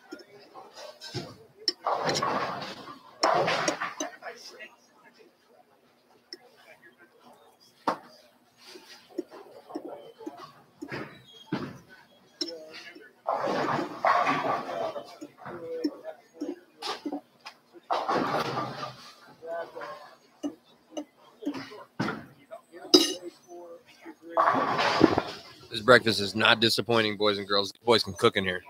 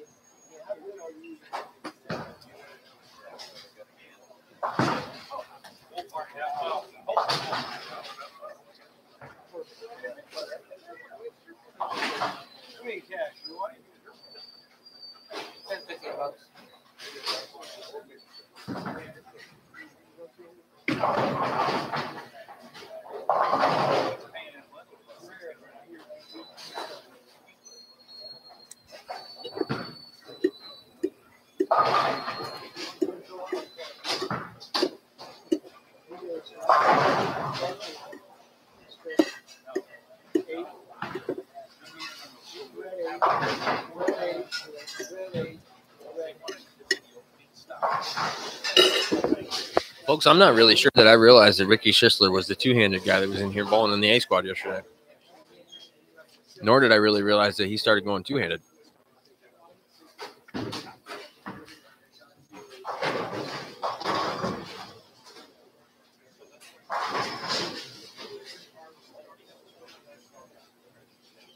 Gary Faulkner just threw a really good shot down there. Left the 7th pin.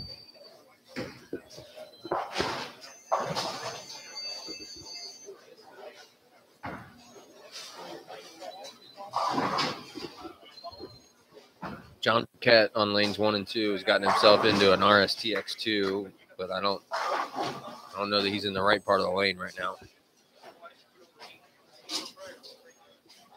Better he missed that one at the bottom. Oh, Dave Covington just threw a really good shot down there. Left pocket 710.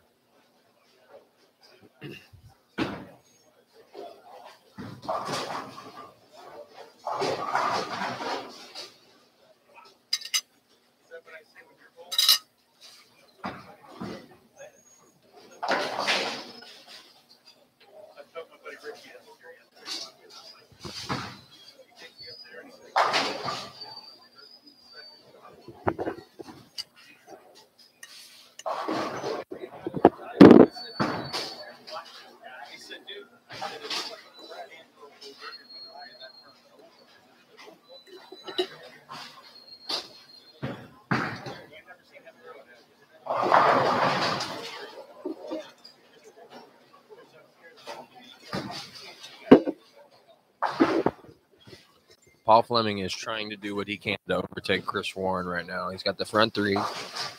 Chris went strike, open strike, and he's up on lane 8 right now for the 4th frame. Appears to still be throwing that Axiom solid, or I'm sorry, Axiom Pearl. Yep, he is. There it goes. Strikes.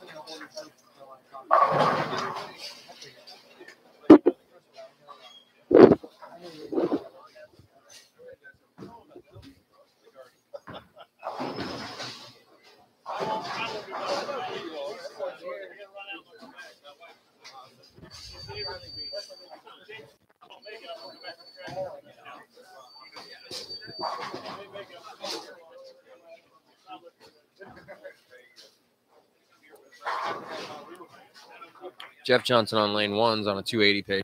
Strikes bear double. Paul Fleming on 7 and 8. Just left his first something of the game. I believe that it's a 2-pin. Looks like a 2-pin from here.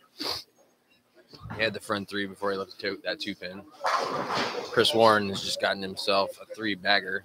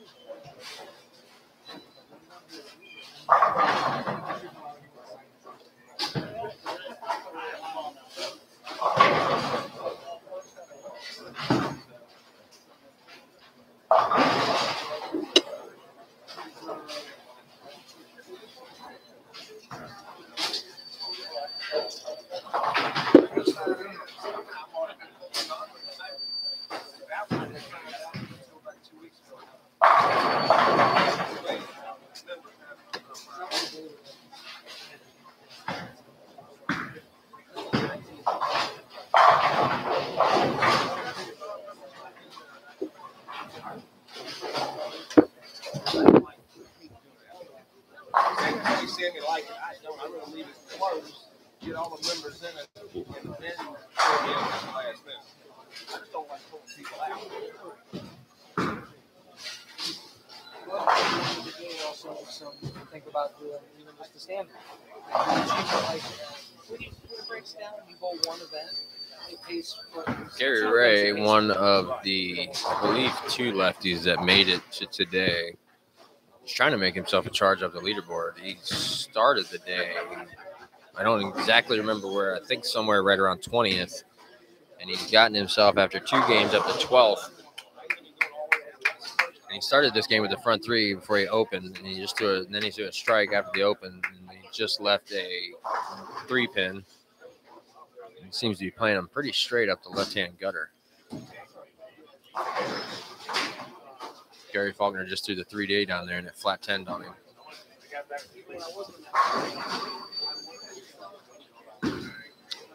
Paul Lamont is in the Evo Pearl, but he's still, I think he's got a little bit better look than he did earlier, but he's still struggling to really get the ball to go through the rack the right way.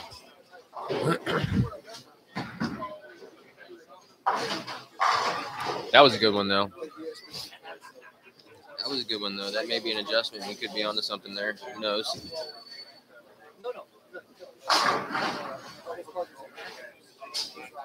John Burkett is searching for things down on 1 and 2. He threw, what did I say he threw earlier? The RSTX2 on the right lane. He just came off the right lane with a phase 4 in his hand. So either he had thrown the shot before and threw something else and liked it better, or he just threw it on that shot and he didn't like it enough to put it back without having to figuring out what else to throw yet.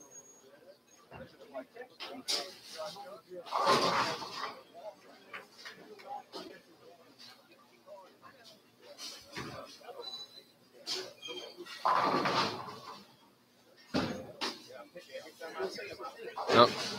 I'm just now realizing that 3 lefties made it to today, not 2. 2 of them are on the same pair as each other. The other one's on another pair. Where is he? Yeah.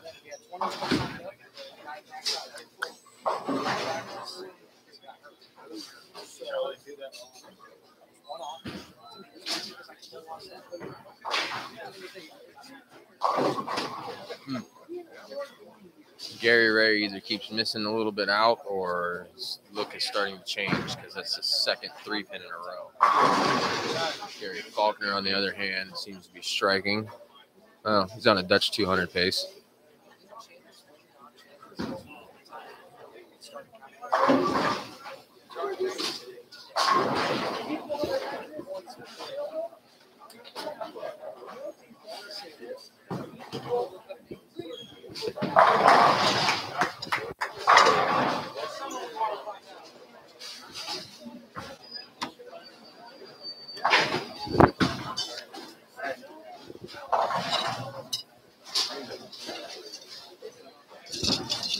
Chris Warren's on a 4-bagger stepping up in the seventh frame on lane 7.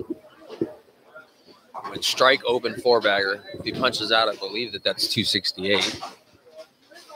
And you can't put it past him, honestly. A little bit high, leaves a 4-pin. Easily could have been a 410. John Burkett is about fixing to pull his own hair out right now.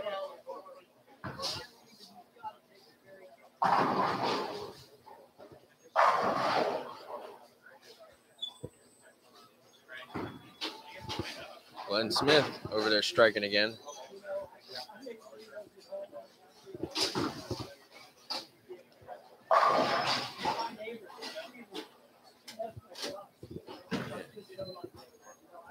Paul Fleming just do another good shot at fucking, I don't know if it was a flat 10 or a ring 10, but it 10.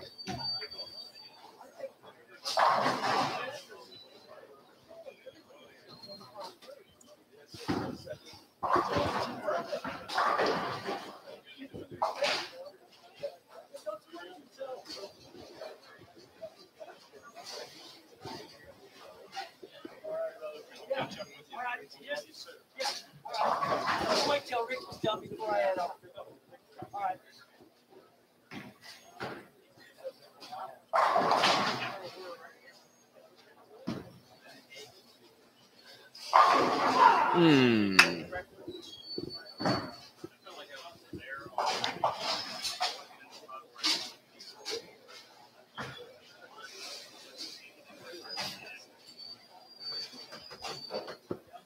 Guys on 3 and 4 are struggling.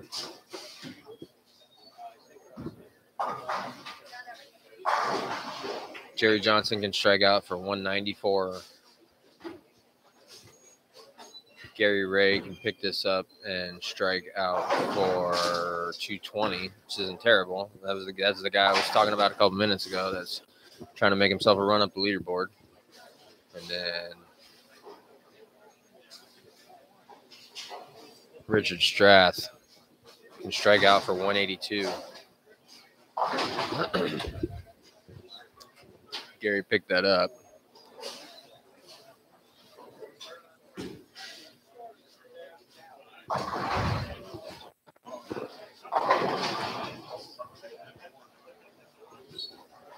Paul Fleming on 7 and 8 on 279 pace. 3-bagger, 9 spared, next 2. About to step up on the approach. And it looks like that he's throwing an idle synergy. Jerry Faulkner just threw his first double of this 3rd game on lane 8.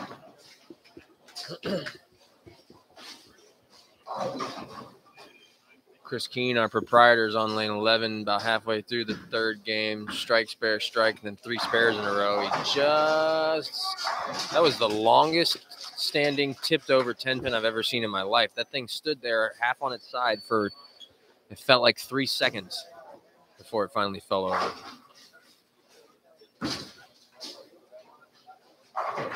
Glenn Smith is on the strike train down there on 9 and 10. Double, 2 spares in a row, and then a 4-bagger. Chris Warren, your number 1, just threw one down the lane, and it blew up the rack. He can punch out for 247 in the 3rd game. Man, it's cold in here.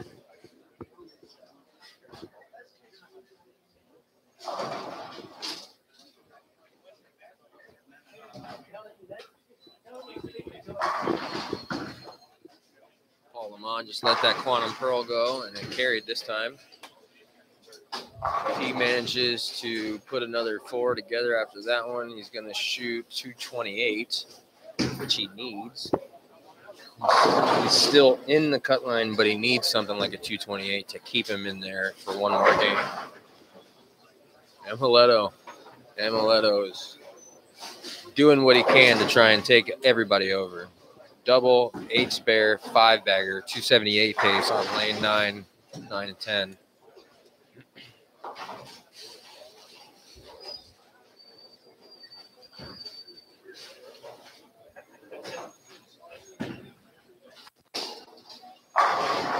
Oh, was a very good shot by Todd Gell and left a 9-pin, solid 9-pin. Looked like an altered reality going down the lane. Woof.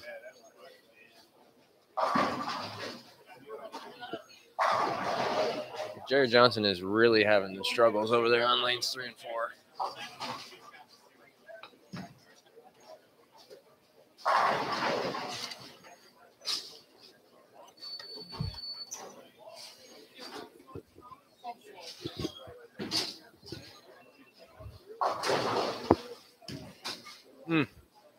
I just realized that Dave Covington has really started to struggle down on lanes 9 and 10 in this third game. He can only punch out for what looks like about 183. 183, and he was already out of the cut line by 24 pins. So he did just strike there. He needs to strike out, and he needs to have a huge fourth game, sorry. Chris Warren, your number one, getting up on the approach on lane 7.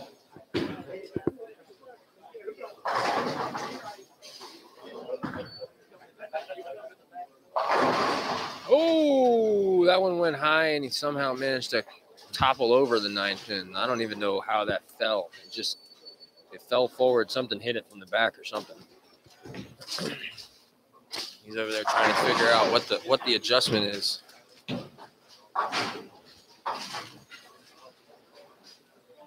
Jerry Faulkner's on a 3-bagger, getting up in the 9th frame on lane 8 right now. If he punches out, it's going to be 250 even.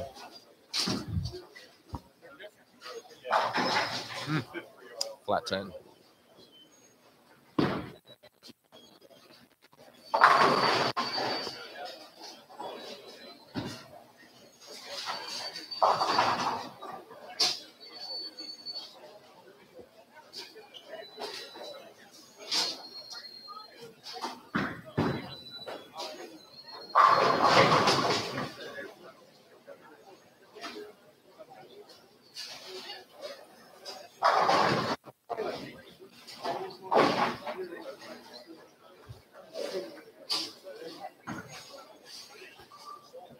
Guys on 3 and 4 getting into the 10th frame.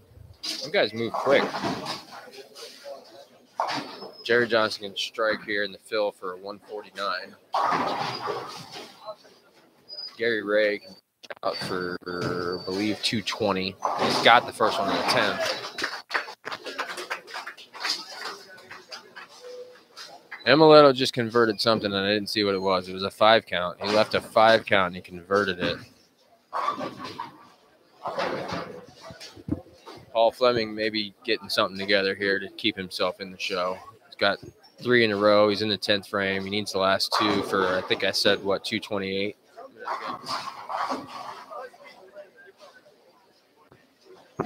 Gary Ray did not strike in the second one in the 10th. Left himself a 7-pin. If he converts, it's 209, but he's going to need more than that.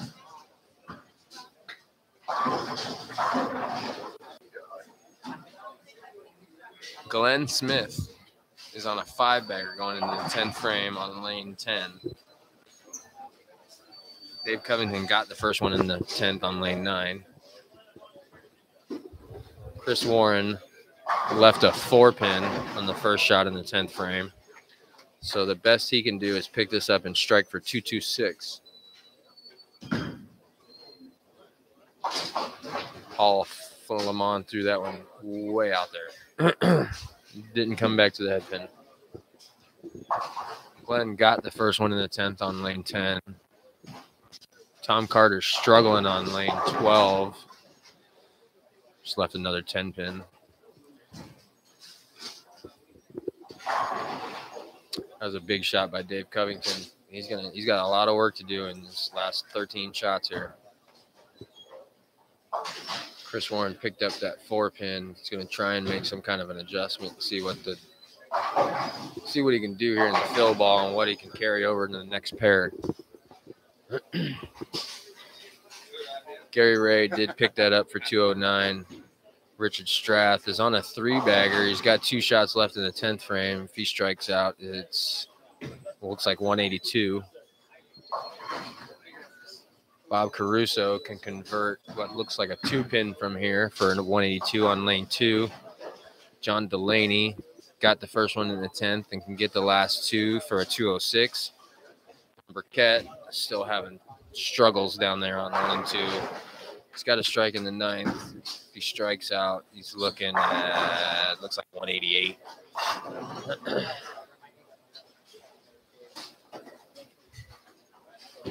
Delaney got the second one. Chris Warren threw that Axiom Pearl down there again. A little light, tickled over the 8-pin and then knocked over the 7-pin somehow for a strike. That's a 226. Paul Fleming just shot 211. It's gonna keep him in the top 8, but he's gonna probably need some more pins so that he's comfortable for the next round to try and get up into that step ladder. Steve, we're re-oiling after this, right? Yes. Okay. Yeah, it's be the last oil for the day. Yep. We are re-oiling. There's one more game, and then we are re-oiling for the 8 games of round-robin match play. We will not be using 7 and 8 for the round-robin match play because that is the championship pair. This is the last re-oil of the day. Well, this is the last re-oil of the day for the PBA. I haven't said anything about this yet, but after this is all over, we still have another tournament after this. This is a local tournament. It's on a pattern. It's on the Roth pattern. It's the monthly scratch sweeper that they run here, 6 games. It's going to start, I believe, at 4 o'clock. And I'm about 50-50 as to whether or not I'm going to stick around for that. There's one person on the face of the planet that can get me out of this bowling alley for a non-emergency reason. And if she says, hey, I want you to come meet somebody, then I'm out of here. But other than that, I'm probably going to be with you for the rest of the day. Amaletto getting up in the 10th frame, balls away. It looks like he switched to a track heat for that ball. I don't know if he did that in previous frames or not, but that's the first time I've seen that ball come out of his hand so far. It's a strike. And if he gets the last 2, he's going to shoot 253 in this game. Gary Faulkner's got the first 2 in the 10th. If he gets the last one, it's 229. Paul Fleming got the first one in the 10th. He is on a 6-bagger right now. He's still on that 279 pace. So he is more than likely going to be taking over first place after this game. Cannot tell what ball that is coming out of his hand. It looks like an idle synergy, and it's a strike. Synergy, that looked like it.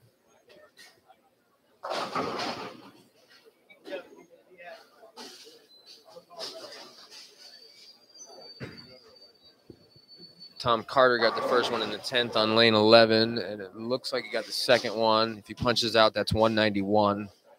Michael Hogan is getting up in the 10th frame on lane 12. He can strike out for 190 even.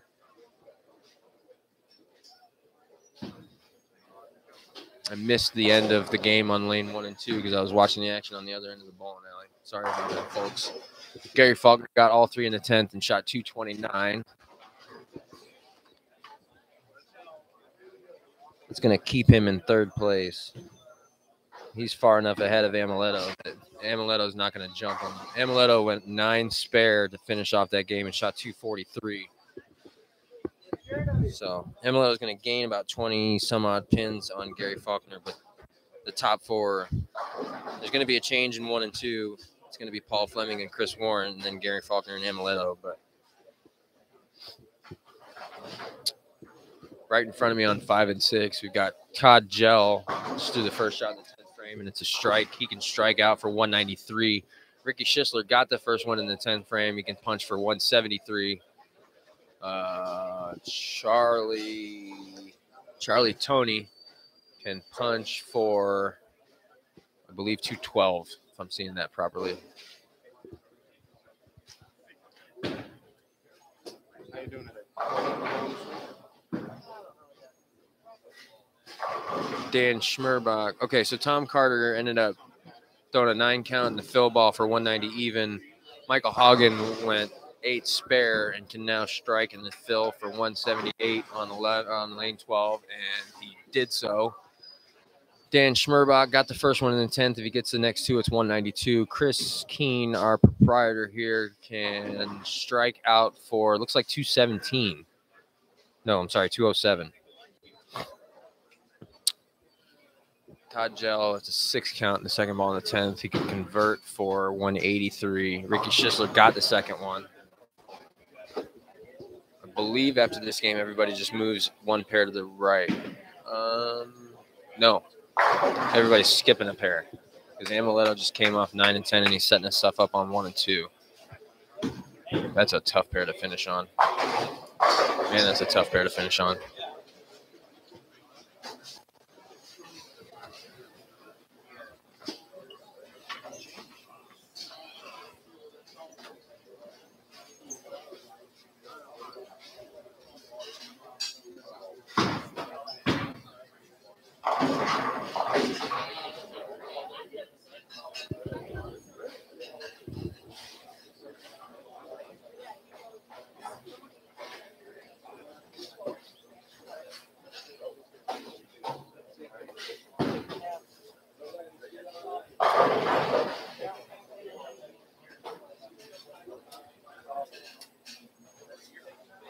Chris Keene got the first one in the 10th and left a 9 count, a 10 and the second ball in the 10th. So if he picks this up, it's going to be 197.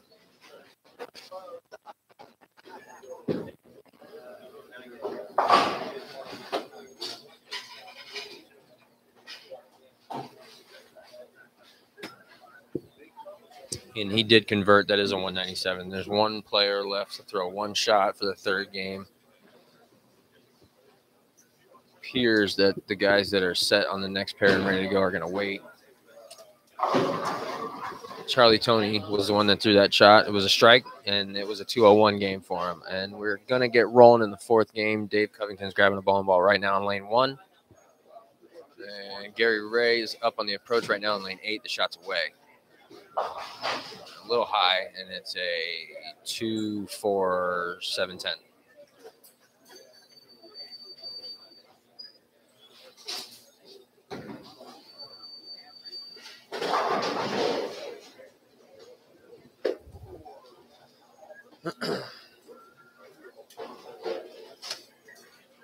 Locally in the C squad, our pro shop operator here at the center, Wes Mcneely, had himself a pretty solid day up through 5 games. Through 5 games, he was the cut line at, I believe, 66 over, and really didn't need to do much other than shoot about 200, 205 or so to keep himself in there.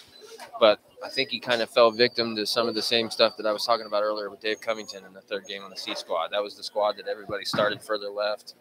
Seemed like there was a little bit more rev rate in that squad than the rest of the 2 squads. Plus, like I said, lanes playing different. Same pattern gets laid out. It's laid out 5-6 times, and they just played different.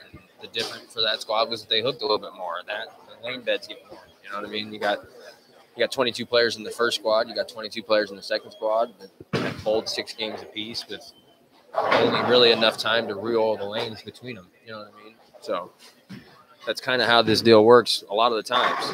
They just tend to hook more the later the squad, the more times they put out the pattern. So, but the last game, like I said, he threw some good balls, and he just fell victim to how far left he really needed to be. You know what I mean?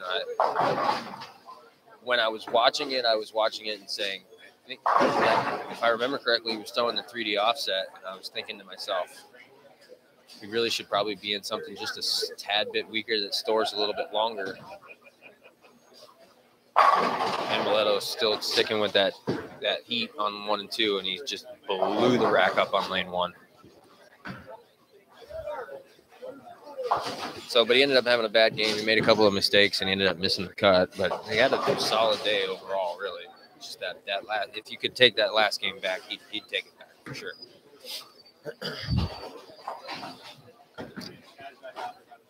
All right, your top 4 qualifiers right now are bowling the final game of this 4-game shootout captures round on lanes 11 and 12. Your next 4 are on 1 and 2, and the next 4 are on 3 and 4, and so on. We got John Burkett on lanes 5 and 6. Ricky Schisler's down on 9 and 10. Chris Warren has started the game with a spare and a strike. Paul Fleming has left himself 10 in the first frame, 12. Up on lane 11 shortly after that. Let me give you the standings after 3 games if they're up. They are. just as I had said, Paul Fleming has taken over first place. Shot 279 in the last game. Chris Warren was your first place qualifier from yesterday. Just fell down to second place. He shot 226. You shoot 226 and you fall. That's kind of the way this deal goes every once in a while. Gary Faulkner stayed in third place with 229 in the third game. Amaletto is still in fourth place with that 243, but the gap's a lot tighter now. Glenn Smith has gotten himself into fifth place. He shot 251 that last game. Paul Lamont has fallen down to sixth place. That's the gentleman that qualified, I believe, third after yesterday and had a little bit of a rocky start. He's 17 under on the day, but he's still hanging in this show. As long as he can have himself a solid game, he's still going to be in the top 8 and make the round robin match play. Jeff Johnson's in second, and Tom Carter's in 8th, and that's your top 8. Those are the guys that are trying to get to the next round. The gentleman in 9th place, Gary Ray. That was the gentleman that we were just talking about a few minutes ago on 3 and 4. He ended up shooting 209. He's moved himself up to 9th place, but he's 26 pins behind Tom Carter. So he's kind of going to need a big game. And he has started this fourth game with an open and a strike, and then he just left having a brain fart. He just left the 247. And Tom Carter, who he's chasing, 9 spared in the first frame, and then that ball just went a little high, and he left the right-handed version of the 247, 3-6-10. Dave Covington is unfortunately probably going to be packing his stuff up after this game. He just can't get the ball to go through the pins the right way. When he does get to the pocket, he's on 1 and 2, and he's got 2 9 counts. He spared them both, but as I was saying earlier, he needs a huge game. He's only in 10th. He's 30 pins behind 8th place, 31 pins behind 8th place. But like I said, 8th place is Tom Carter, and he's been bowling pretty well. And Dave's been having a hard time getting the ball to go through the pins right when it does get to the pocket.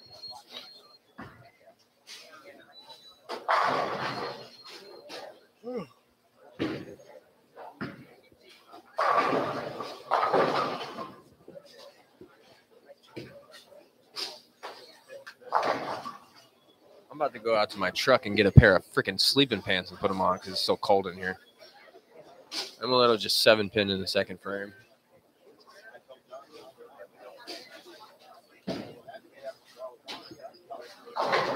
Gary Ray getting back up on the approach on 7 here in just a second. Rick Strouth is up on 8. And then Gary will have to wait on someone from 5 and 6 and someone from 9 and 10 before he can actually go. But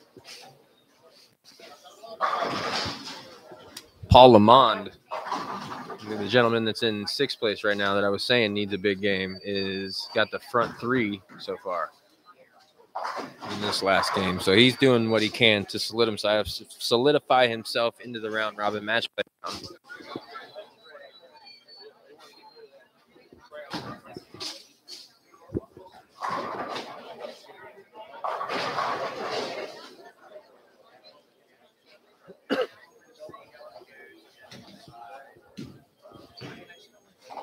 I'm going to give you the rundown of really what happened with all of our locals here. I mean, obviously, you know, Dave Covington qualified 7th, Chris Keene qualified 10th, and I had mentioned Wayne Tobolin had finished on the bubble at 59 over, 23rd place. We also had a few other locals around here. Dave Pancos from the Port Charlotte area finished in 30th. He was 30 over, averaged 205 for the day. I mean, you can't complain about that. He would probably have liked to have been here to catch a check today, but he was over in a PBA tournament.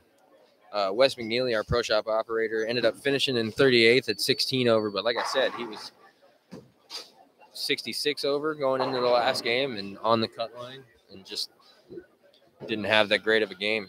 That's all. Just some mistakes, some bad breaks. And then we had one other gentleman from our area, Joe Barna, finished in 55th place. Big surprise, really, of the entire day, at least to me, was that Jason Couch struggled as bad as he did. Give me a second, and I'll see if I can pull up his scores from yesterday. He ended up finishing in 57th. He went 194, 183, 186, 203, 193, 158. I mean, I didn't talk to him. I wasn't in the building yesterday. Who knows? what it happened. He could have been trying to play the lane wrong. Could have been throwing the wrong ball. Who knows? He might have just been off personally. Who knows? Yeah, that was a rough one. Bob Caruso just threw a really good shot right in front of us, and just one of the gnarliest 8-pins ever. And Steve Taylor turned around and was like, "Oh my goodness." Gary Ray is struggling when he needs to be throwing strikes right now, because he was the bubble boy out and was trailing by about 26. Tom Carter just missed a single pin. I didn't see what it was, and he is shocked that it happened.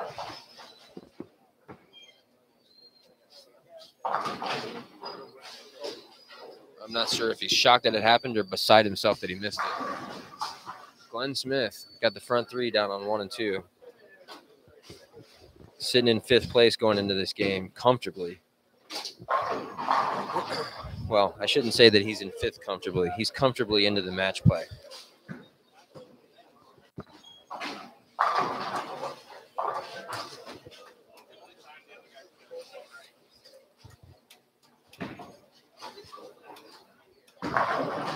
John Burkett's got the front three, throwing an aisle synergy. Where's he at?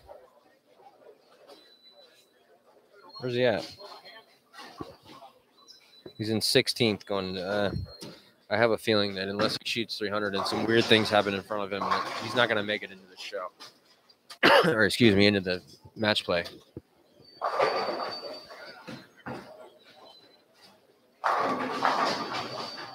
Chris Keene is throwing a conspiracy scheme in the bag. Obviously, that's not the play right now. Tom Carter still throwing that Strata. I believe it's the Strata hybrid. Flat 10. That ball, he might be a little bit too left for what he needs to do right now with that ball in his hand. He may need to get to something that's a little cleaner and more angular down lane.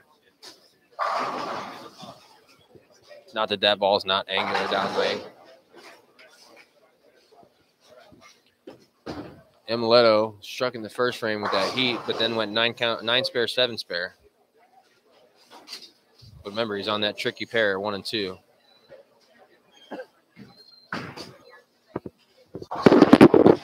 That guy right there used to pitch for the Giants and the Red Sox. He signed his game hat last year. Oh, nice. Sent him a baseball card. He threw a perfect game. Oh, nice. No hit. And he sent a baseball card. That's awesome. That's awesome. Cool, man. Yeah. Emiletto just struck in the 4th. Glenn Smith's on the front 4 down there on 1 and 2. Gary Ray still making spares on 7 and 8, but like I said, he needs about a 4 or 5 bagger right now. Paul Lamont's on the front 4 down on 11 and 12. He just threw a shot, and I saw his hand movement, and he didn't like it. It looked like, I'm not really sure what he just left there. It looks like a 3-pin, but I don't know. Might be a head pin.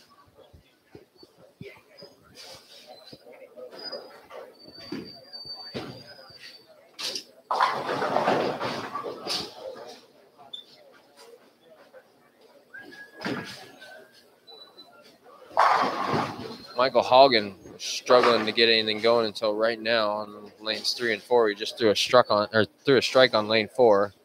Switched balls. He's definitely under contract with Big. I know that's a big ball, but I don't know which one it is.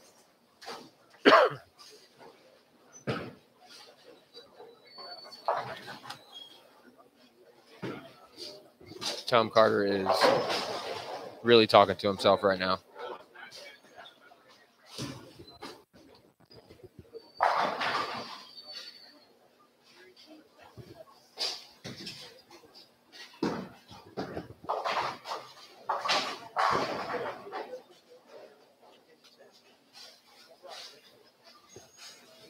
Glenn Smith got the 5th one. Paul Lamont converted that spare.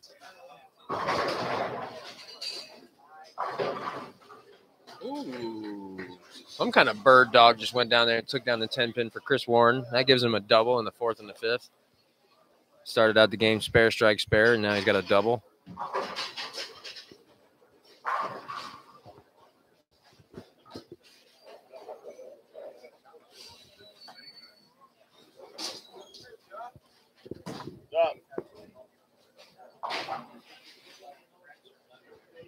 John Marsala just walked by me. He had a fairly solid day yesterday. He just couldn't really carry. You know, games over 200, but did not make the cut. Where is he?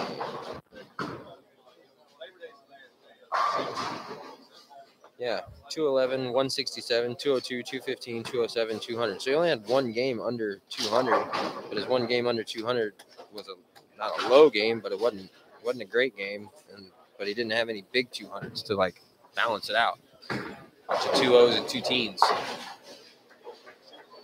John Burkett had the front 3 on 5 and 6 before he left a 10-pin and converted it. Amaletto just opened in the 5th frame. He should be in the match play, no problem, though. Michael Hogan seems to have got himself on the strike train. Chris Keene started the game off strike spare double. He's about to step up on the approach on lane 4 here in a minute, as soon as Dan goes. Gary Ray still making spares.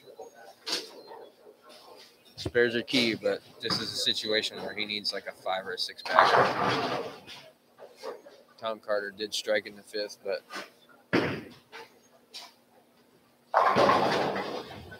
he does not seem to appear to like his look, if you ask me. He doesn't like something about what's going on down there. Bob Caruso's got one of the most unique styles I've ever seen in my life.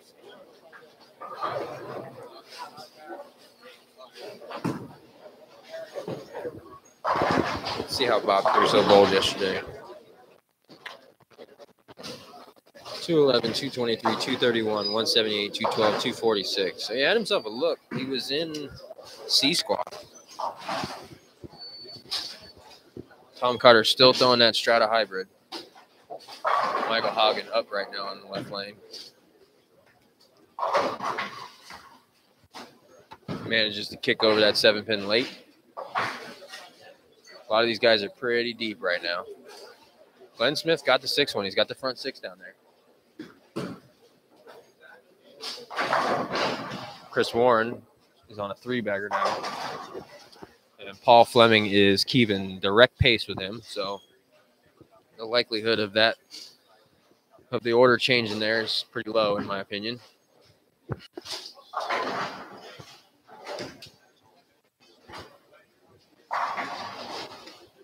Paul Fleming had Chris Warren by 26 going into this game.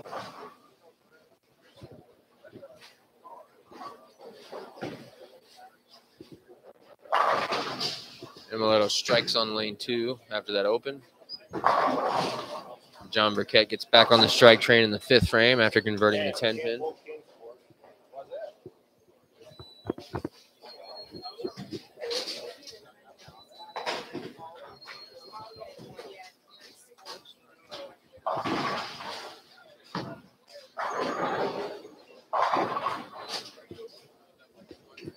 Chris Keene had a 3-bagger going into that frame and just left a 6-pin a little bit high.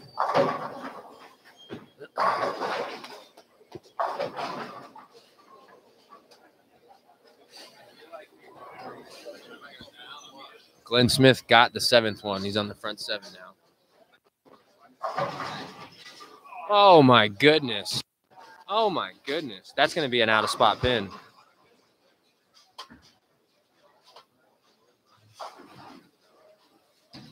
No, it spotted it just fine. That pin's like halfway between the 7 and the 4 spot. Gary Ray just threw a really good shot out there. Threw a bird dog across the deck. And I can't even explain how that happened. Like, I think that was originally the 7-pin. It's kind of like I said, sitting halfway between the 7-pin and the 4-pin spot now. The bird dog kind of hit it, but like something else hit it from the opposite side, like at the same time, and like stood it back up and moved it a little.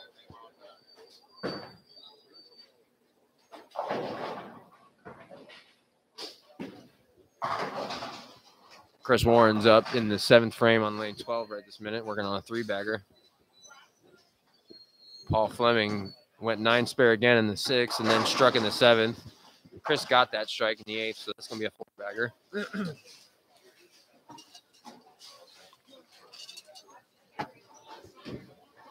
Gary, that was a really terrible break, buddy.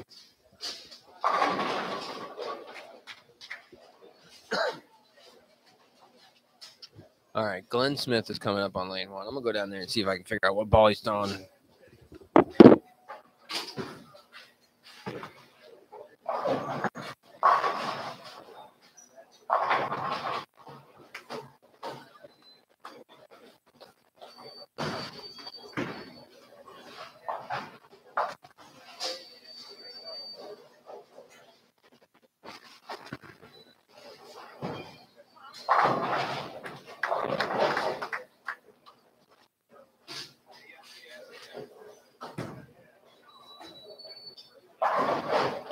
Glenn Smith is throwing a gem, and he's been throwing it all day long.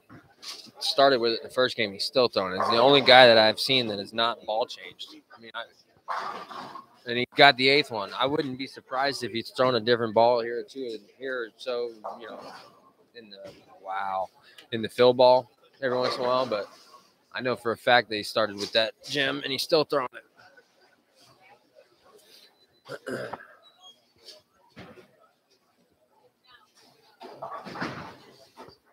Todd Gell, ladies and gentlemen, on 9 and 10, started this game with an open and has now got the next 6. Not going to make it into the show, but going to catch himself probably a slightly fatter check after this game. I put the voodoo on him. He just went 5 count. It wasn't a split, but he 5 counted. I saw another. Wait a minute. Paul Fleming has left himself a 7 count in the 7th frame on lane 12. It was a 2-4-8. He did convert it, though. Chris Warren is up on 11 right now, working on a 4-bagger. So that could become a situation where Chris retakes the lead going into the match play.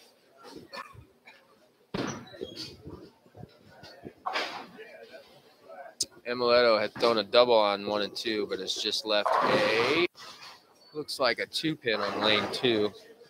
He's about to attempt to convert.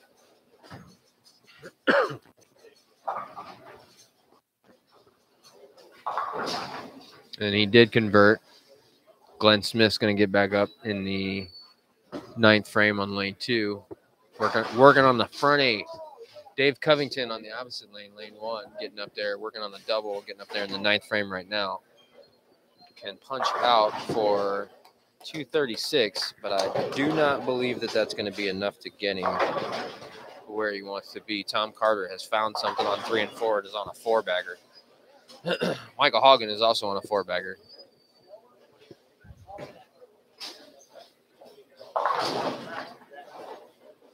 Michael Hogan is sitting in 11th place going into this game. 31 pins out of the cut, and that is going to pretty much end his tournament right there. The ball went, I don't know if it hooked early, if he got it inside, but it went high, and he left a 6-7-10. And Glenn Smith's bid for a perfect game is going to end in the 9th frame with a flat 10 pin, unfortunately. Definitely going to get himself, definitely has gotten himself into the round robin match play round after this. No new 300 games since Chris's 300 game in the 3rd game yesterday morning, the A squad. Chris Keene is about to take the approach on lane 3. Started this game out strike spare 3-bagger and then has 2 spares after that. If he punches out, it's going to be 248. 248, and where was he at? 91 over. It's not going to be enough to get him into the match play unless some really weird things happen in front of him. But he too will probably catch a bigger check because of this game.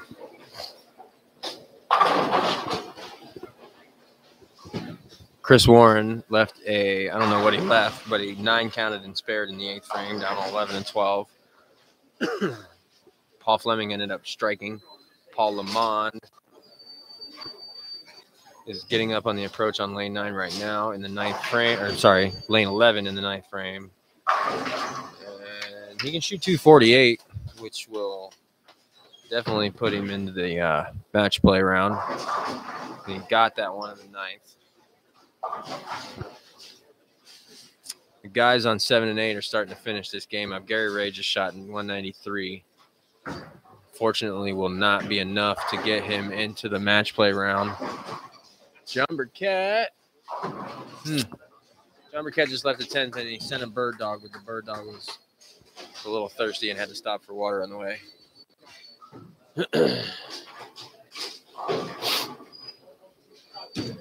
Emiletto just looks like 4-pinned on lane 1. Converts it. Dave Covington. Oh, Dave opened in the 9th frame, so he can punch. Solid tournament. He's won one of these before. I think it's been a while, but solid tournament. He's going to finish probably somewhere right around 12th, I think.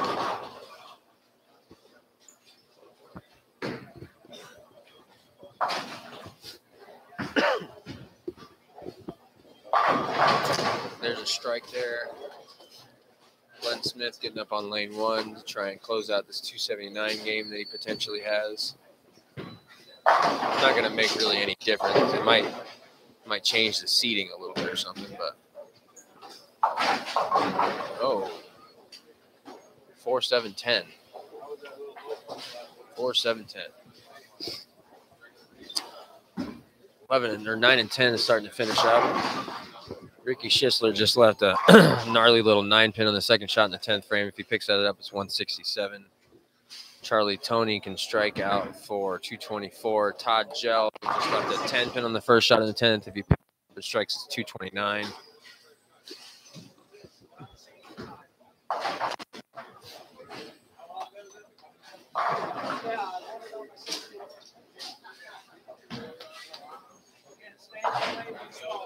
Michael Hogan just left a 10-pin in the 9th frame and picked it up. If he strikes out, it's going to be 212. It's not going to be enough to get him in the show. I keep saying the show. Get him in match play. Dave Covington ended up 10-pinning in the second shot of the 10th frame and picked it up for 189. Glenn Smith ended up shooting 255 after starting with the front 8. Richard Cheney is up right now working on a 3-bagger and can shoot 245. And Emiletto is about to take the approach on lane 2 as soon as Richard's done, and he can punch out for 203, which will keep him in the match play. John Burkett, right in front of me, is on, I believe, a 258 pace, but it's not going to get him enough. It's only going to get him to about 112 if he cheats. Keen working on a strike, got shot up in the frame with the ball crossed over and he left an 8 count. 11 and 12, your top 4 guys are finishing up, getting into the 10th frame. And Chris Warren went through the face and left a 5 count and almost converted it. He had left the 3, 4, 6, 7, 10 and took everything off the rack except for the 4. That gives him a 217 game to finish this block. So I don't believe that he's going to retake first place because Paul Fleming is about to get up and he really only needs strike spare to shoot 217 and tie. And he had a 20-pin lead. So Paul Lamont got a 9 spare in the first shot in the 10th and can strike for 228. Wow, Paul Fleming just went solid 9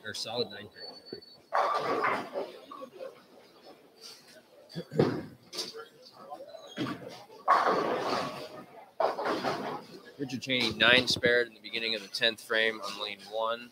He's up on the approach right now. If he strikes, it's 224. Emiletto 9 spared on lane 2, and if he gets up there and strikes, it's 192. And Richard Cheney did convert 224, but that is not going to be enough to get him to the match play. He's going to finish at 134 over.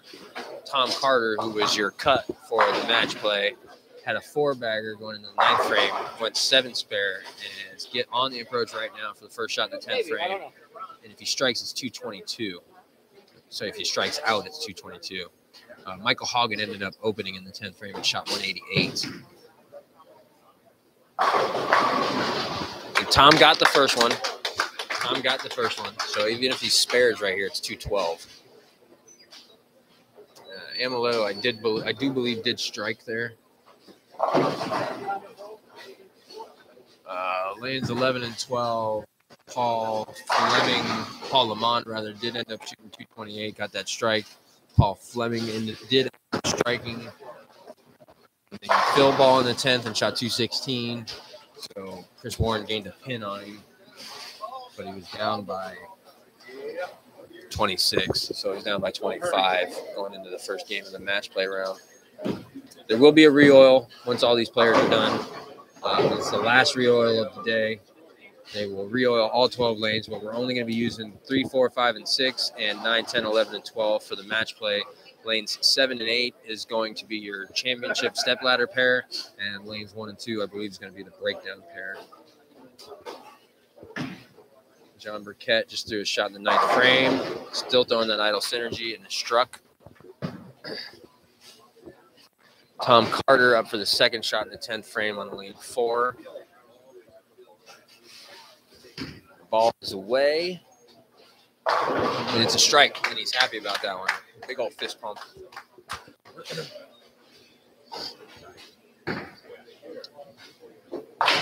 So if he strikes in the fill ball, it's 222. Chris is going back to that pink urethane ball for the second 2 shots in the 10th frame. He got the first one and the second one. Converts the last one, it's 228, but that is not going to be enough to get him into the match play.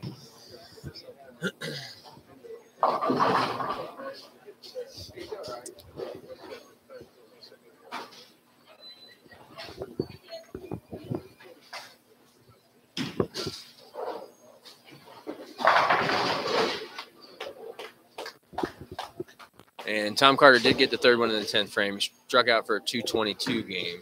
It's going to put him at 168 over for the tournament. Somebody's not happy with that bowling ball. And Chris is not happy with somebody not being happy about that bowling ball.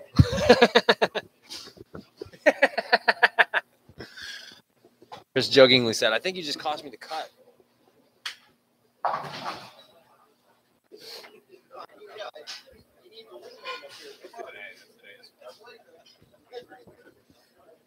Everybody's giving Tom Carter a hard time for making the cut. I need a wingman over here.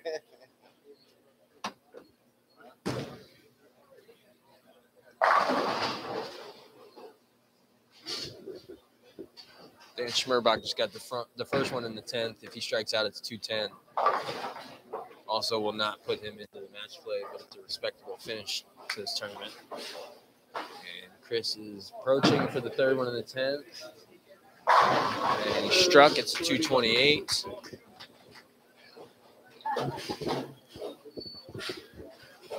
And then, so Dan on that same pair is the last one to finish on that pair. And then we've got the pair directly in front of me, 5 and 6, that really just started their first frame or their 10th frame.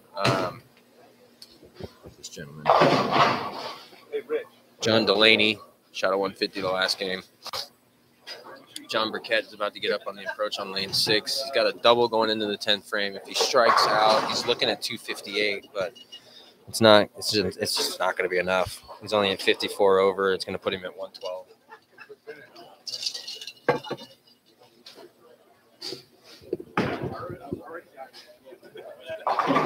And that ball went high, and he left a 4.710. That is not ideally how you want to start the last 10th frame you're going to throw or you're going to bowl. I heard him say to probably his buddy here sitting at the table in front of me, yeah, that one checked up early on me.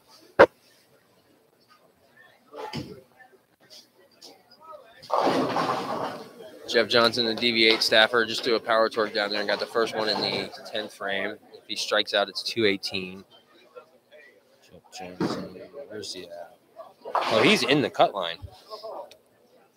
He's in the cut line. That guy was sitting in 7th going into this game, so he is still going to be in the cut line. John Burkett took one off of that 4.710 and shot 221. So that's going to put him at, I believe, 75 over for the tournament. 75 over.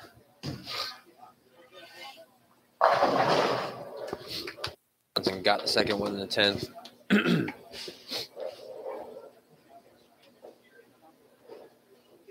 That's going to be your last player to finish this shootout round. Power torque coming out of the ball returner. He's going to pick it up and go up there and throw the last one.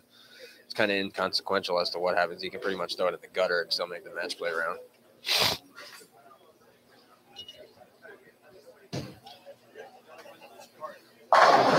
And he strikes. It's a 218, and that's going to wrap up our 4-game shootout round here. Steve Taylor's coming on the microphone right now to make some announcements. Presented by DV8 Bowling. About 15, 20 minutes to gather the scores, get everything correct. Don't forget bowlers, if you haven't turned in the sheets, please make everything correct. Plus the bounces in the totals and the ball equipment. Turn down to be here at the low end, and I will get everything ready in just a few minutes. Thanks, everybody. All right. Steve says he's going to take about 15 or 20 minutes to get the last game entered and the results up and know who's going to make it onto the step ladder, or not the step ladder, the 8-man round robin match play block. The oil machine's coming out right now, and he's pushing it down to 1 and 2. He's going to start down on 1 and 2. I think that I'm going to take a few minutes to go to the restroom and go outside and warm up because it's freezing in this bowling alley. I'm going to put this mic on charger for a little bit. We will be back, and I would probably say about probably more like about 45 minutes, I believe, we're probably going to be starting this 8-game block of round robin match play.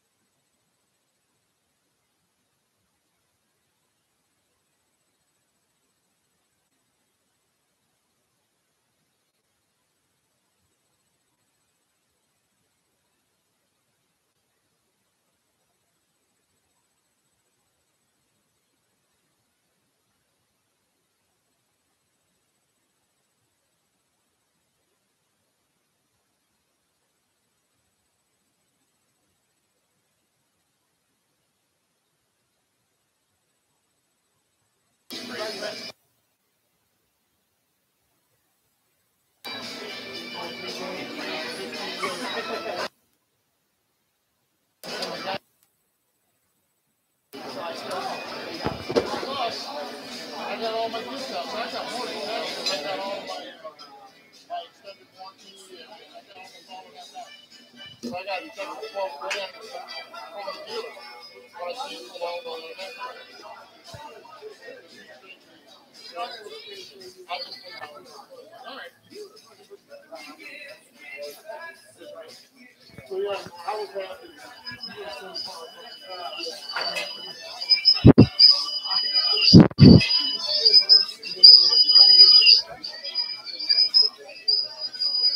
Testing, testing, testing, testing.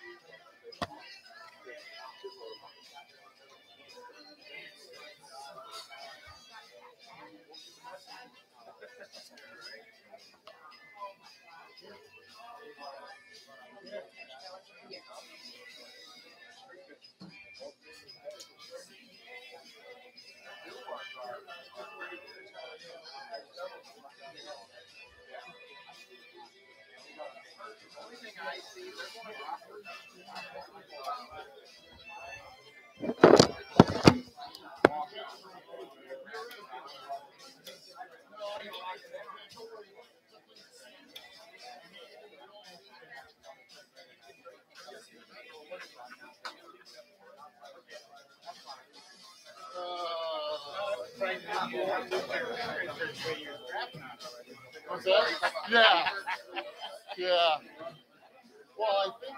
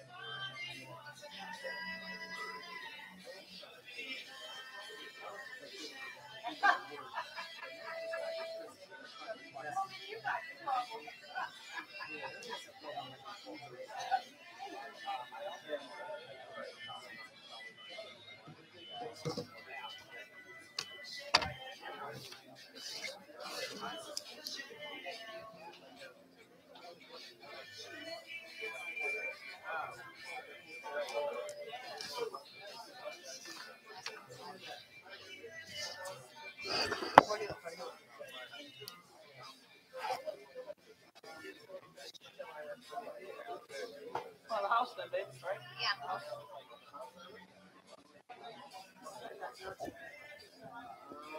What kind of dress do we have? Italian.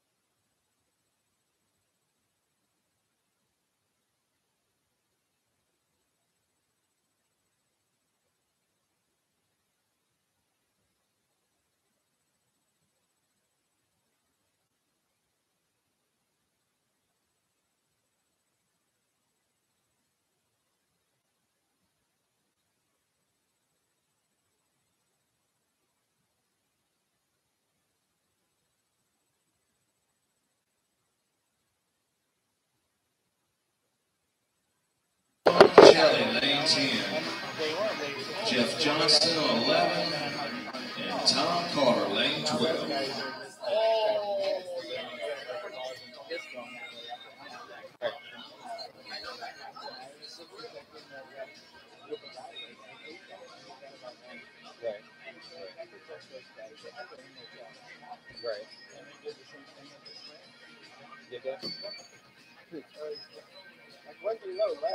Right. Right. I remember that. Yeah.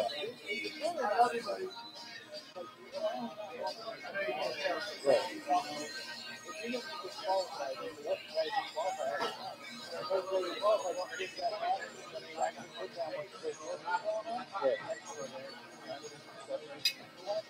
Yeah. Right. Good, man. Hard yard food. Right.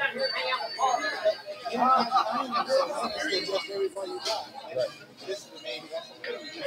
Where if you get a practice session, you can only make calls and say, okay, now I'm going to switch this. And Rick, you see this week, dude. All right, good ball. There's Ricky. Sir, nice ball with us. Right.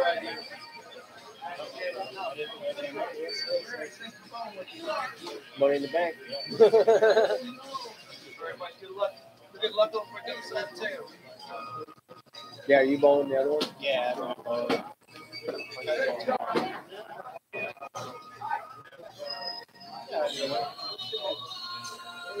what's the speed stuff? Some not grabbing at it too much. They're rolling, grabbing it. They're rolling, Right. It's getting better and better. My accuracy is pretty close. But I just got to be more against them. I don't have a good look, but I just more idea. Right. Yeah. I used to be able to kind of sleep in that 16 and 16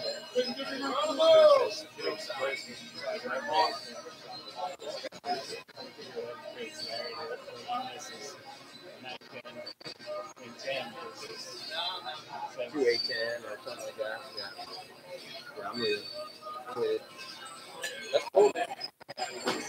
I appreciate you chatting with me for a little bit. Good luck this week, man.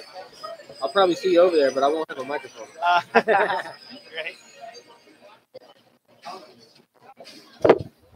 All right, folks. Justin McDonald back. We're fixing to kick off the 8-game block of round-robin match play in the 2022 PBA50 Lehigh Lanes Open, presented by DV8 Bowling. I was actually just chatting with Ricky Schisler. I asked him what the difference between yesterday and today was, and he said he had like a hang spot to the right today, where yesterday that same spot was like an overhook spot. So pattern kind of got a little bit flatter. That's kind of the same thing Jeff Johnson said. Pattern just got a little bit flatter. He said, you know, if you got it to the right today, it just kind of sailed, and if you got it in today, it kind of just duck hooked through the face, basically. And that's kind of typically what you see out of a flatter pattern the more it gets laid down. You know what I mean? Like the first couple of times you lay down a pretty flat, and this pattern is pretty flat. It's 2.3 to 1. I mean, that's pretty flat. The first couple of times you lay down a flatter pattern, if you haven't burned the house shot or whatever shot was in there before out, that's not quite really as flat. And then once the pattern gets put down forward 5 and 6 times or whatnot, then it gets a little flatter, which means it gets a little tougher to play. And you got to be a little more precise and accurate. I was talking to Dave Covington. Dave Covington this big in the match play, one of our local guys, probably the best finishing local guy in this tournament. I haven't seen, actually do have the updated results in front of me. We'll go through them here in a minute. But Dave kind of said that they were a little bit tighter to start. And then once they and you will probably realize this and notice this if you go back and watch the live stream, everybody kind of got left towards the end, but everybody was kind of playing them like they were playing them yesterday morning. And when we were having that conversation, I kind of said, you know, that's kind of how most of the guys in the A squad played them. You know, B squad got a little bit left of A squad. And then I said, but you guys, you bowled the C squad, and C squad really opened them up from the start, especially John Burkett. John Burkett was very far left to start.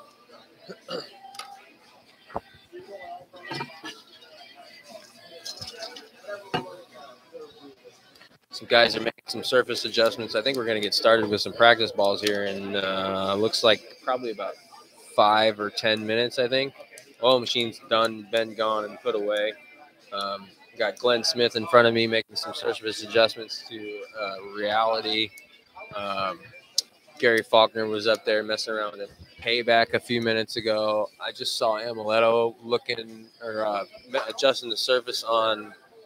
It kind of looked like a payback too, but he's a little bit further away from me, and I couldn't really tell. All right, so the guys that made it into this round. Trying to keep up with you, man. Actually, let's go through the guys that didn't make it into this round. The guy that finished in 9th place, Richard Cheney, good bowler from Miami. One of 2 non-members that made the cut from yesterday to today. He had games of 203, 194, 170, and 224 today. He finished at 134 over for the overall tournament. Total of 10 games. He averaged 213. 10th place, Chris Keene. Oh, Chris snuck around Dave Covington. Chris Keene, 199, 189, 197, 228 today. 119 over for the tournament, averaged 211 for the entire tournament. 11th place, Gary Ray. Games of 185, 238, 209, and 193 today. Finished 113 over with a 211 average. 12th place, Dave Covington, 182, 216, 183, and 189 today. Finished for 10 games with a 104 over with a 210 average. 13th place, Michael Hogan, shot 202, 209, 178, 188 today. Finished the tournament 103 over, averaged 210 for the tournament. 14th place, Dan Schmerbach, shot games of 193, 201, 182, and 200 today. Finished the tournament at 78 over, averaged 207 for the tournament. 15th place, John Burkett, shot 212, 186, 167, 221 today. That 167 game was on 1 and 2. That pair can sneak up and bite you. Finished the tournament at 75 over, averaged 207 for the tournament. 16th place, John Delaney, lefty. Shot games of 214, 202, 206, and 150 today. Averaged 206 for the tournament, finished at 63 over. 17th place is really a tie for 16th place. Charlie Tony had games of 201, 170. 1 minute. I'll go ahead and do my announcements. We're going to start at 5 after 12. Good afternoon, bowler fans. We've cut to the top 8 of the field. This is now the match play portion of the tournament. We have a total of 8 games, but it's 7 games where the bowlers will be crossing different pairs of lanes. When they win, they get 30 bonus pins and 15 for tie. Also, the pinfall from prior rounds carries over to this round as well. Game 8 of this round will be a position round, so I'll take all the sheets up, gather all the scores, put the players in 1 through 12, and we list them as 1 through 12 for that one final game. And then from that point, I will cut to the top 4 for a championship round TV final. So there'll be a count on games 7 and 8. All right, gentlemen, we'll give you a couple more minutes and I'll get ready to go. All right, so they're going to turn the lanes on for practice in about 5 minutes. We're going to finish going through this list and talk a little about a few more things, and then by then I'm sure they're going to be finished starting practice. I believe that we left off with John Delaney, tied 15th place John Burkett. Games today of 214, 202, 206, and 150. Averaged 206 for the tournament, finished at 63 over. 18th place, Todd Gell, 170, 190, 183, and 218 today. Finished the tournament at 34 over, averaged 203. 19th place, Bob Caruso, had games today of 182, 166, 182, and 187.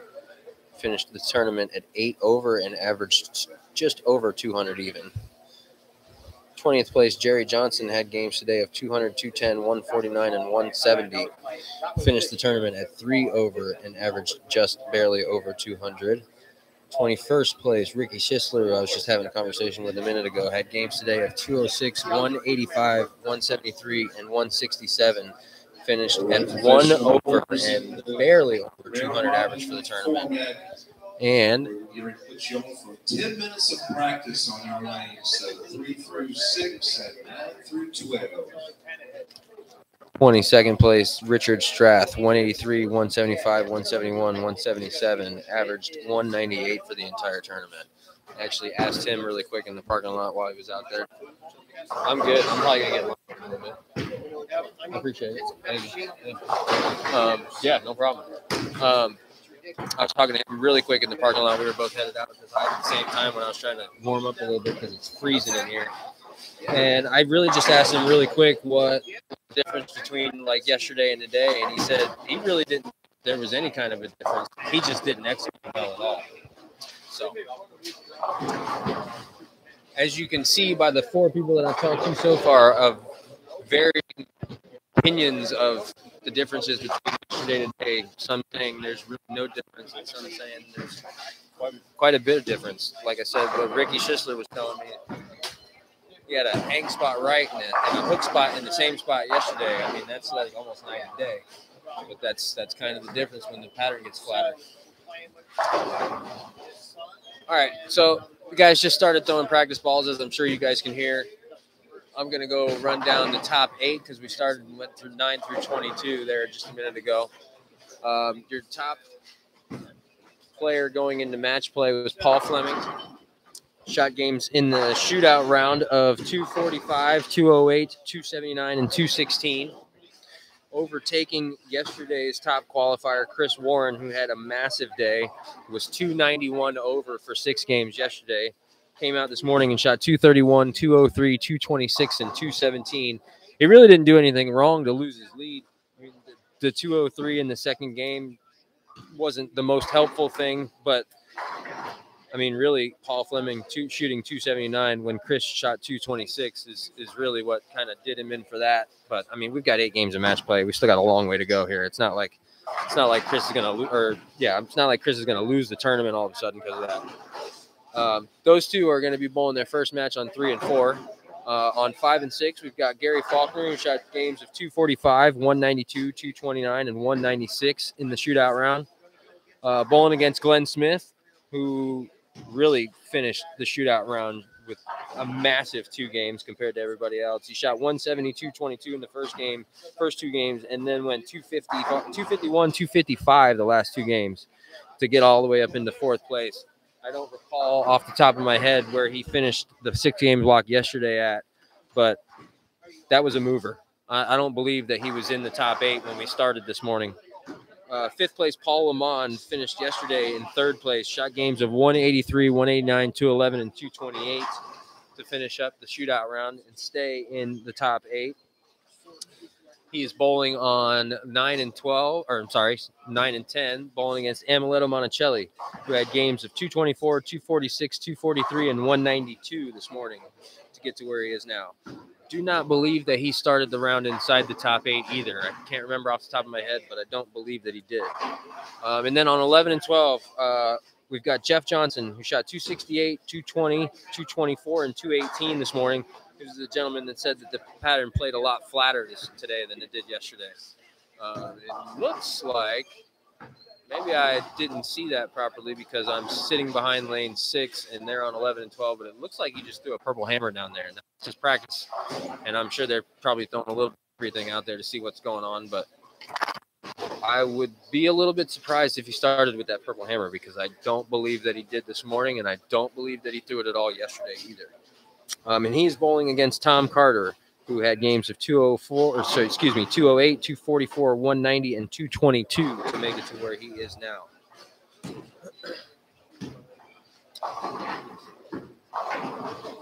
Gary Faulkner just threw a 3D offset down there. Paul Fleming's throwing a gem. Glenn Smith is throwing, looks like the same gem that he was throwing all morning this morning. Chris Warren's throwing his gem that he started with yesterday and this morning.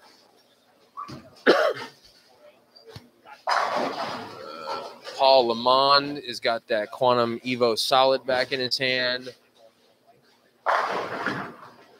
Leto just threw the Power Torque down there that he started with this morning.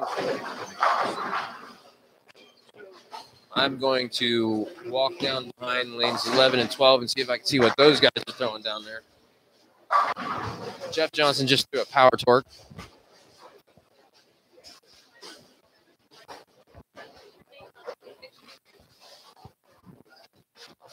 Chris Keene is back here. Both of those guys looks like staffers. Tom Carter is a staffer. Jeff Johnson is a DV8 staffer. Tom Carter's throwing that Obsession down there that he threw in the beginning this morning. The bag and seeing what's not, because he just threw a payback down there. Kind of the same thing with Glenn Smith. He just threw a Rubicon C3 there.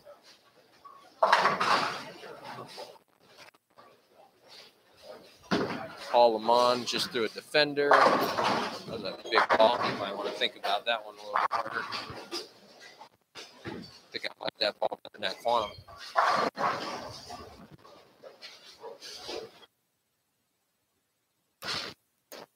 Tom Carter just threw a Quantum Evo Solid down there with what looked like 500 on it.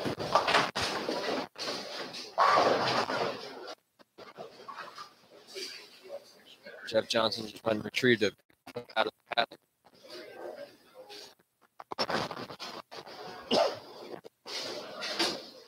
Glenn Smith looks like he's going to throw a Helio there here in a minute. Gary Faulkner just threw a Game Breaker 4 Pearl down there.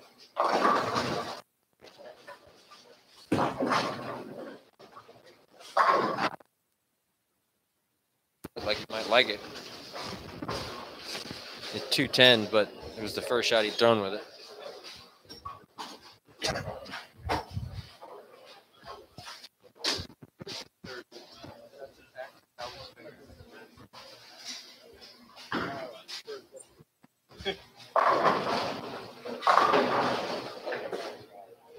Tom Carter threw that very fuzzy Evo Solid down there again.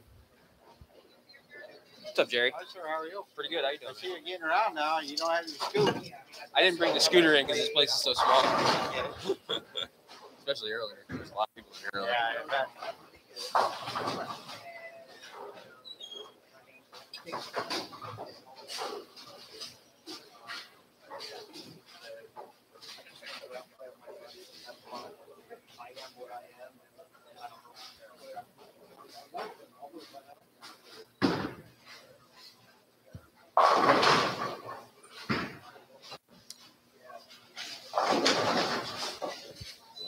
Chris Warren just pulled a move like he pulled in the show against Chris Barnes last year, where he walked away halfway when the ball was halfway down the lane. He threw about 6 or 7 practice balls, and he's nowhere to be found now.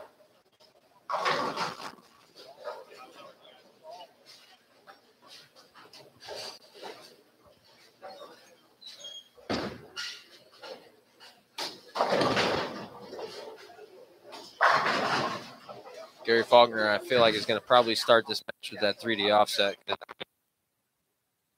Times with it. And that looked like a UFO alert that Paul Fleming just threw down there.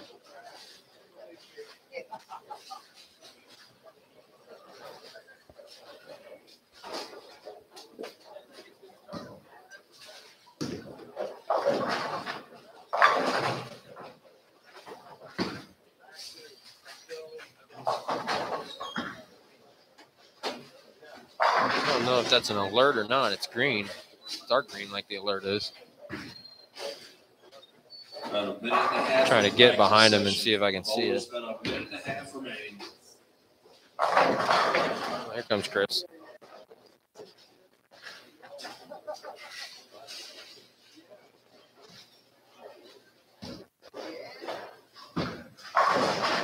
He's a cool character right there. I'm not kidding you. He literally threw like 5, 6, maybe 7 practice balls in the first 4 or 5 minutes of practice. They gave him 10 minutes, and he's been hanging out outside ever since. Now that there's a minute left, he just went and grabbed the parallax effect, and he's going to walk up there and throw one or two more shots. I have a feeling that he knows exactly what he's going to do here to start this match. And I don't think it involves that parallax effect. I think that was just to see what that ball's going to do on the fresh.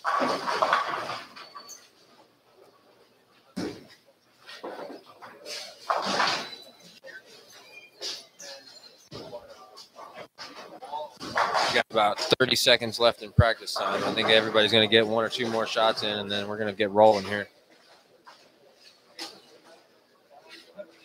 Yeah, Chris picked that gem back up. Just to check his line one more time before we get rolling, looks like. Bring 10. Glenn Smith still got it going on with his gem. Wouldn't be surprised if that guy ends up climbing up this leaderboard. Professional bowlers, please. All your practice session. Faulkner's putting the payback away. It looks like he's going to throw that GB4 Pearl. Big round of applause. Oh, that was an X1 that Paul Fleming was throwing that I thought might have been a UFO alert. Lehigh Lanes and PBA. Good luck and good scoring, guys. All right, who's going to make the first move?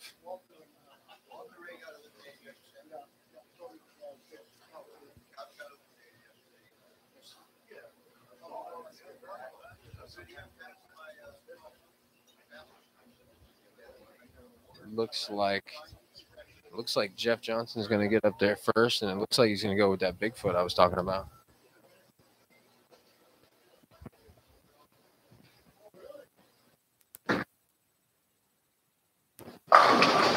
Good looking shot, and it carries. Paul Lamont stepping up on lane 9.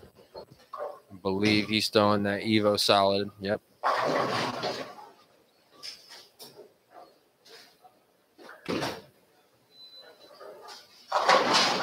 Gary Faulkner got up there with that GB4 Pearl and left a 10-pin. Sorry. Carter on lane 12. Throwing his Evo, a very fuzzy one. A little high, but it carries.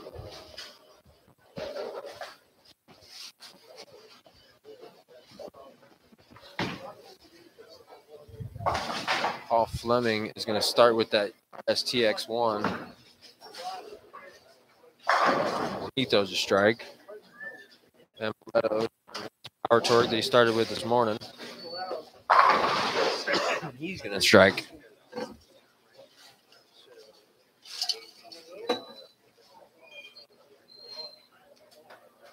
Glenn Smith throwing that gem. A little high, leaves a 4-pin. Makes sense. I can't believe you put that stuff with a conventional.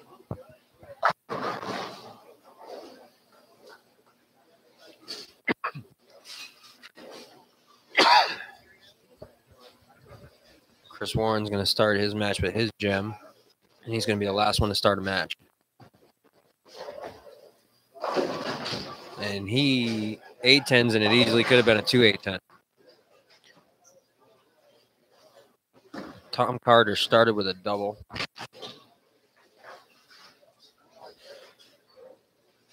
And Jeff Johnson shot away on 12, went Brooklyn and carried.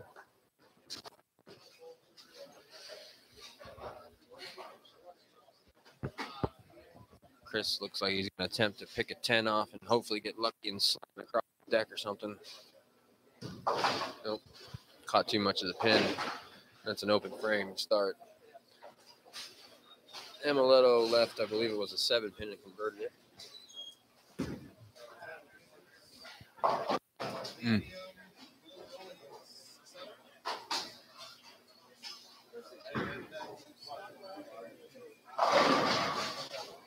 And Jeff Johnson is going to start with a 3-bagger with his Bigfoot. That was a better shot.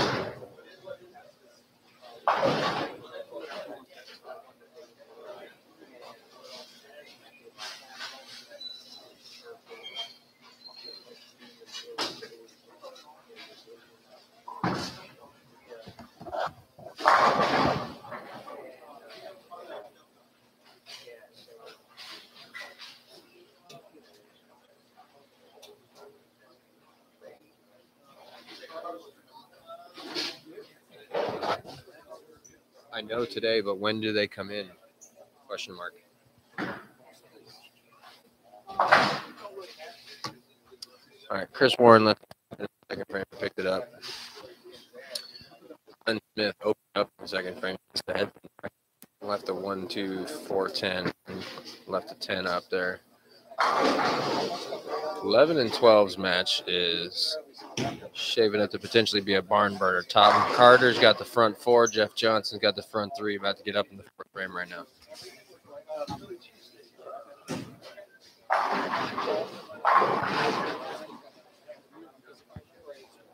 Paul Fleming, I was a little bit shocked that that 10 pin's still standing there. Oh, there was one rolling across the deck. I couldn't see it. I was screened out by one of the score screens.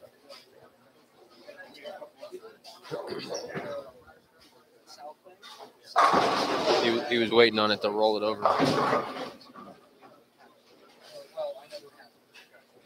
And I think he's going to need to delay so you can get to where he was at in the 3rd and 4th game 20, 30 minutes ago.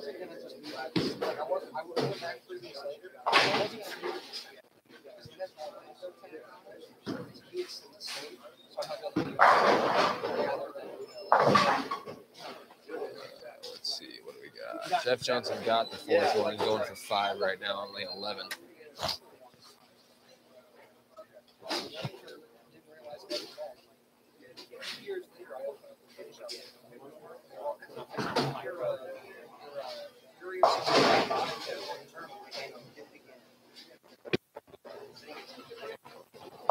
Yep, one's gonna miss the headpin right too. Tickled the headpin and took it down, but he just left the 210. Jeff Johnson missed the headpin right over there and left the 1, 2, 4, 10. Yep.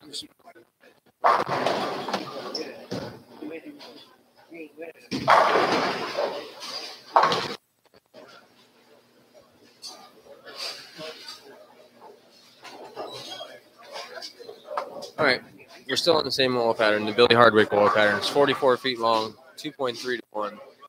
I had said earlier, not actually knowing that I think it's 29 mils of oil. It's 28.8. So you can say that I'm wrong if you want to, or you can say that I was pretty damn close without knowing. We got 8 games of match play here, 7 games round robin match play, which means that everybody's going to bowl everybody one time. And then we're going to have like probably a 10, 15-minute little intermission where we're figuring out some scores. And the 8th game is a position round.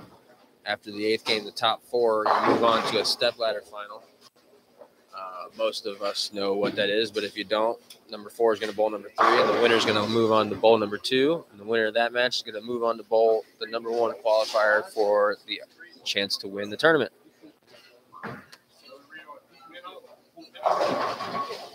We are not using lanes 7 and 8 right now because that is going to be the stepladder pair, the pair that we're going to use for the top 4. And that is not all of the bowling action that we have for you guys today. Depending on how long you want to stick around, we have got, I'm going to call it a semi-local tournament because I can almost guarantee you there's going to be 1 or 2 of these guys that's going to stick around and bowl it. But it's a tournament that Lehigh runs once a month for the local guys. It's the Scratch Shootout. It's a 6-game tournament. It's going to be held on the Mark Roth pattern, which is the pattern that the PBA is going to be putting out across town starting on Monday for the Lightning Strikes Open is the PBA50 regular tour stop. This is a regional tour stop. Basically all of these guys that are bowling this tournament are bowling that tournament, and some of the other big names too. Pretty sure Pete Weber's going to be there. I know Tom Hess is going to be there. I know Chris Barnes is going to be there. I know Brad Angelo is going to be there. Amuletto's here. He'll be there. Parker Bone's going to be there. Tom Carter's here. He'll be there.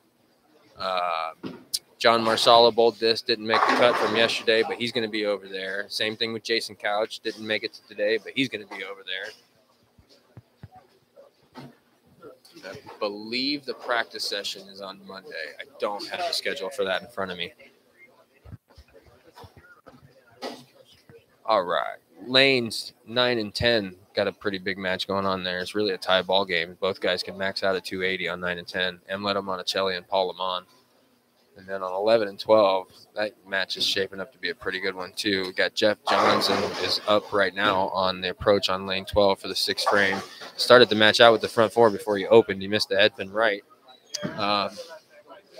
Shots away, and it's a good one. He's back on the strike train. He's bowling against Tom Carter, who started the match out with the front 5 and then went 9 spare. So if both guys strike out, Tom Carter shoots 279 and Jeff Johnson shoots, I got to do the math in my head really quick, 44, 74, 04, 264. How great of a starting match would that be for those two guys? Get both of their butts up the leaderboard a little bit. Remember, the winner of each one of these matches gets an extra 30 bonus pins now that we're in the match play portion. So you can really either see some separation or see some guys fly up the leaderboard when that starts. Jeff Johnson just left a flat 10 pin.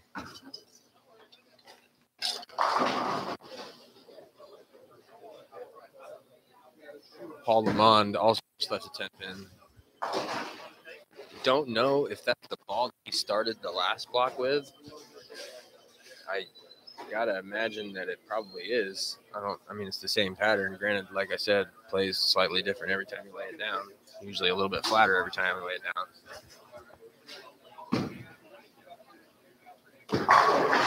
Gary Faulkner seems to really be on one right now with that GB4 Pearl.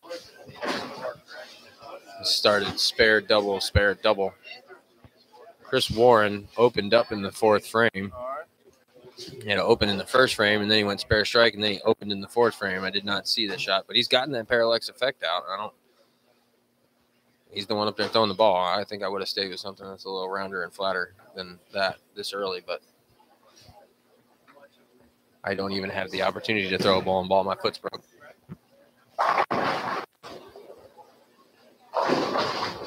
He missed a little right with that parallax effect, and he left a 2-4. And he's looking like he doesn't really know exactly what's going on here. Staring at one of his bags back here by the seating area. And he's wondering if he should be throwing something that's in it. I can't see what's in that bag. Paul Fleming had a spare in the 6th frame and then struck again in the 7th. Amuletto's still on that 280 pace. Tom Carter got back on the strike train in the 7th frame to stay on that 279 pace, and he's now up on the approach to 11 in the 8th frame. Amuletto got the strike in the 7th to stay on that 280 pace. Chris Warren on 3 and 4 picked up that spare. Oh my goodness. Oh my goodness. That was tough. Glenn Smith just threw a really good ball that went down there and blew the rack up, and he left an 8-pin standing there.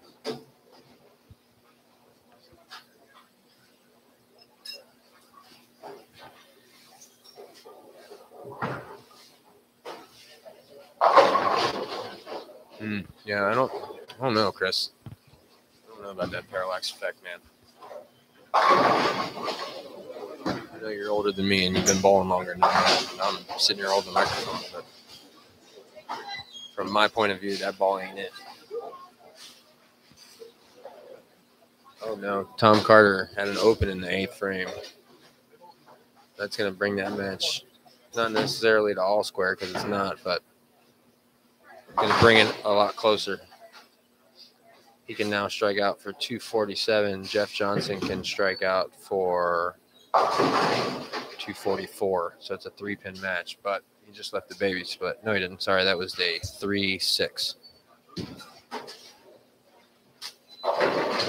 Emiletto struck in the 8th to stay on the 280 pace.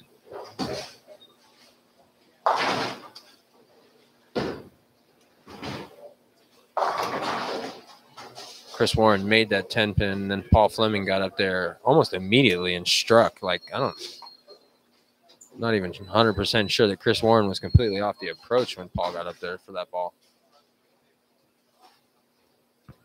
If it's struggling bad here, he can only punch out for 178 here in the 9th and 10th frame on 5 and 6. Gary Faulkner, however, is on a 268 pace on the approach on 6 for the 8th frame. Paul Fleming just left the 3-6-9-10 on lane 10. And he chopped everything but the 6. So he took the 3-9-10 and left the 6 there. He's more than likely definitely going to lose that match to Emiletto to open up. He can only punch out for 226. Emiletto's on that 280 pace.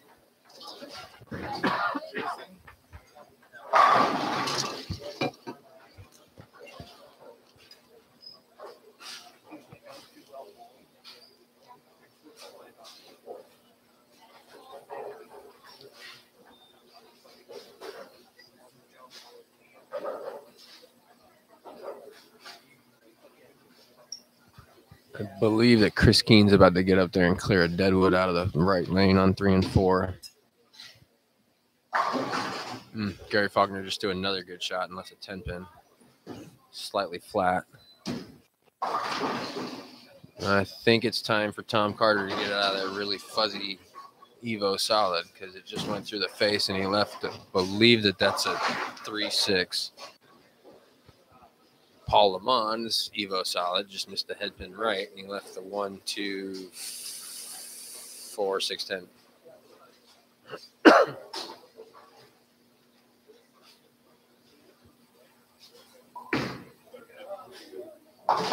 Gary Faulkner converts his 10-pin. That's going to leave him with a max of 247 out there. He's definitely won this match already. It's just a matter of how many pins he can get from here. Paul Lamont could not convert that 5 count that he just left, and he can only max out at 203 now. Tom Carter picked up that spare and can now max at 237. Jeff Johnson can get up there and max at 232. That's a close match. Not really necessarily the barn burner that I thought it was going to be, but close match. Good match. See, it's probably going to be whoever makes the least amount of mistakes here in the 10th frame because they're both in the 10th frame. Tom's getting up for the 10th frame right now. Oh, man, Glenn opened up again in the 9th frame on 5 and 6. He can only punch out for 157. He's not a happy camper right now. Tom Carter just threw a big strike down there in the first shot of the 10th frame on lane 11. Paul Fleming has put himself together a double here on 3 and 4. Both of these guys are struggling on 3 and 4. They're your top 2 qualifiers, and they're going to – Paul Fleming can strike out for 14, 44, 74, 34. What? That's not right. 14, 44, 74, 234. And Chris Warren just threw a shot that crossed over and left a 9 count on lane 4 in the 7th frame. So if he picks this up and strikes out, it's going to be 205. So second place qualifier is struggling mightily right now. First place, not as much, but does not have a clean game right now. He opened up in the 4th. Tom Carter got the second one in the 10th frame. I mean, he needs 6 to lock out Jeff Johnson for this first game of match play and get the 30 bonus pins. Emiletto got the first one in the 10th and just got the second one in the 10th. So from my ankle, that ball deflected mightily. I wouldn't be surprised. No, he's going to stick with it. I don't know what ball it was. I think it might have been a conspiracy scheme.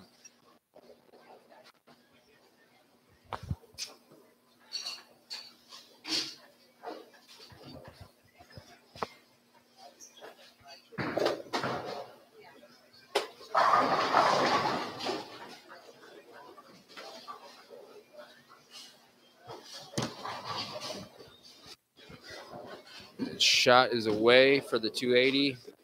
And he's got a 280 game for Amuleto Monticelli, the first game of match play. And that's going to probably vault him up the standings a little bit because he's going to get 30 bonus pins. So that's 110 over for one game. Tom Carter did throw the last one in the 10th frame for 237. Jeff Johnson got the first one, but he can't win. The best he can do is strike out for 232 and lose by 5. Paul Lamont just got a little lead for the first one, and then he strike out for 3, and he's lost that game. Chris Warren 9 spared again on lane 3. He's not thrown a strike since the 3rd frame, and he's going to be coming up in the 9th frame the next time he gets up there. And the rack on lane 3 is having a couple of issues. Gary Faulkner has a double in the 10th frame, gets one more. That's 247. He's definitely already won the match. Glenn Smith only shot 146. Pardon me. It's just a matter of trying to get as many pins as he can now. Folks, our proprietor and PBA50 active member, Chris Keene, is running food to the tables. That's how you run a bowling alley.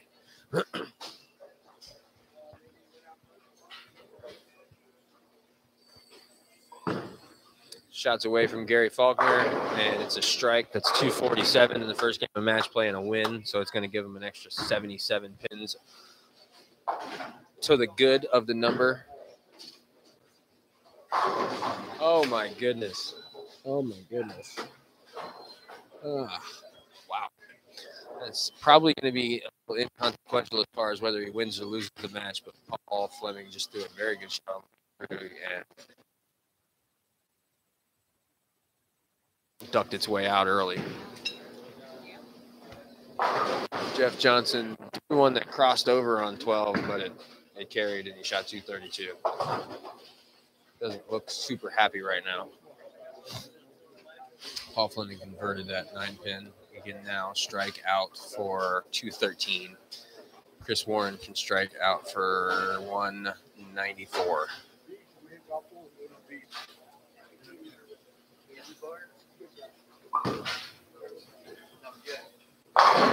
Chris Warren has pulled out that Helios that he finished the last 2 games yesterday with, and looked very nice. Struck. I feel like that. I don't even know why. He could probably give you a good reason why, but from my point of view, I'm not really sure why he ever even got that parallax effect out of the bag.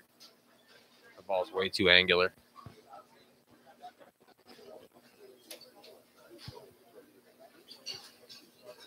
Chris and Paul is going to be the last match to wrap up here.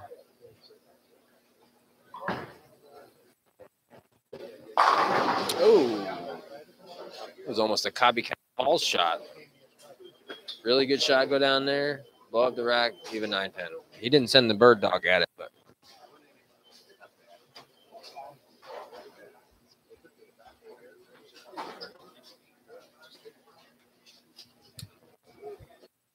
one going to be coming up here next. Lanes 5 and 6. Going to have Paul Lamont against Jeff Johnson. Paul Lamont came into this round in 6th, Jeff Johnson in 7th.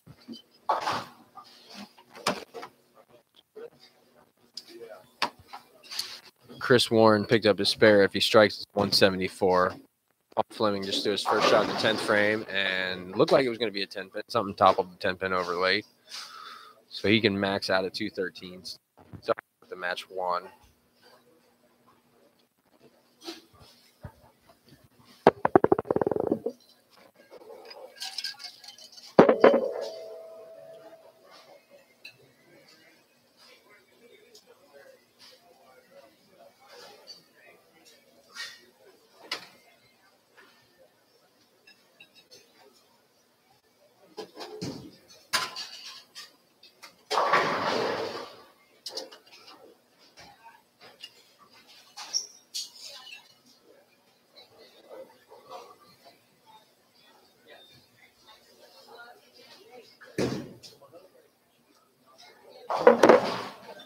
Matter of fact, Paul Lamont just threw the first shot of the second match. And Chris Warren is throwing another different ball. Looks like he's about to throw a Nova down there just to see. That ball actually reacted fairly well. It's a shinier Nova. It's hard to tell with his facial expressions whether or not he liked the shot.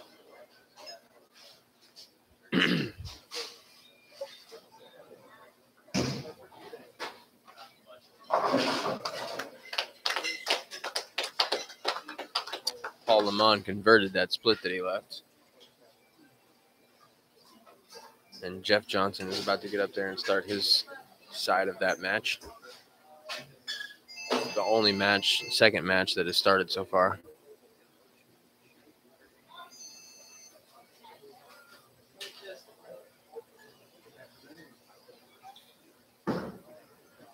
That ball's in. Crossed over and carried. He's had that like 3 times since we started this block already.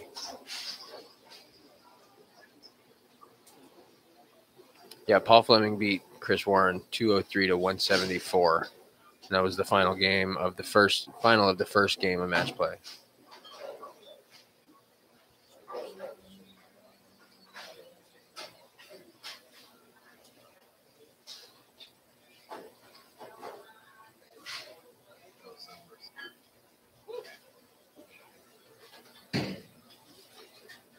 All right, for the second game of match play, we're going to have Mcneely and Tom Carter on 3 and 4.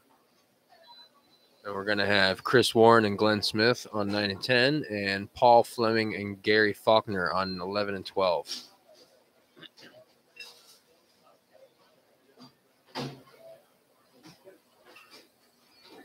Jeff Johnson went through the face and left a big 4 in the second frame.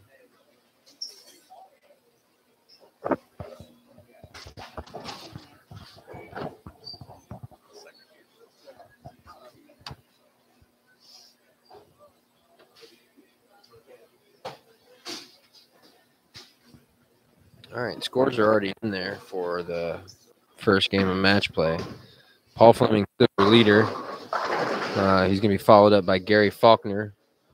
Paul Fleming has got 75 pins on Gary Faulkner. Gary Faulkner shot 247 that first game of match play to move from, I believe, 4th to 2nd. Mcneely shot that 280 the first game. Got him into 3rd place, but he is 8 pins behind Gary Faulkner, so 83 pins behind Paul Fleming. Chris Warren fell down to 4th place with that 174 the first game, but he's only a pin behind Mcneely in 3rd. Jeff Johnson got himself into 5th place with that 232, lost the first game. Actually, he moved ahead of the guy. No, he was already ahead of Tom Carter. Tom Carter moved up into 6th behind Jeff Johnson. Tightened the gap a little bit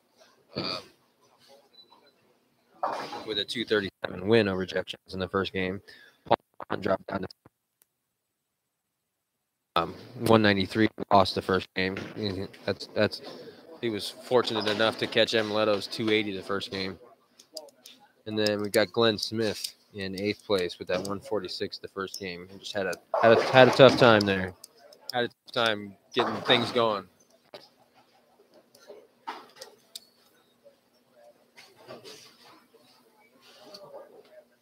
Smells good. Somebody just walked by with some chicken wings.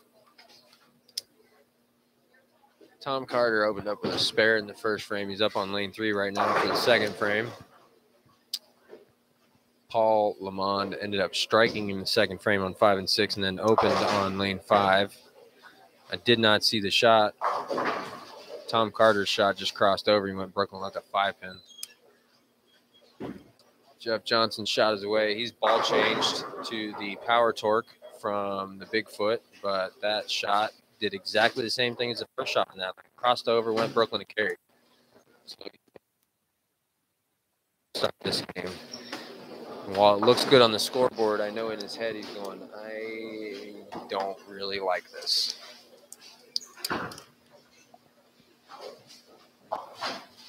Chris Warren opened his second match with the Nova and struck. And in the second frame, he just threw the shot and it went to the face and left the 3-10. Can't tell if that was a miss or if the ball just hooked from here and he didn't expect it or what. Started out with 9 spares, and Gary Faulkner's up on the approach on 11 right now. Jeff Johnson, that ball was close, went a little high and left a 4-pin. And Mileto started with a strike. Started this round in that power torque. He's got a double now. Chris Warren was trying to convert that split and barely missed the 3-pin. He's talking to himself right now.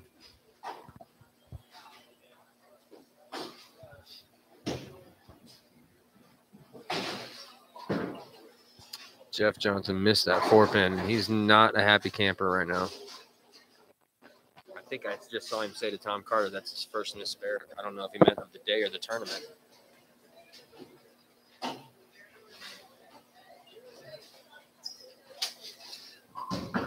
Chris Warren sticking with the Nova. And he carries that on 9. And Mileto just left a 2-pin on lane 3. Paul Lamont looks to be playing more out than I've seen him play so far. And I don't know. I could have been a miss right. Who knows? But I don't know that that's really the play. Glenn Smith seems to have his Rubicon UC3 out. He's gotten away from that gem, and he's got a UC3 out. See how that goes. Well, blew up that rack. Paul Lamont has converted his second split conversion in 4 frames in this match.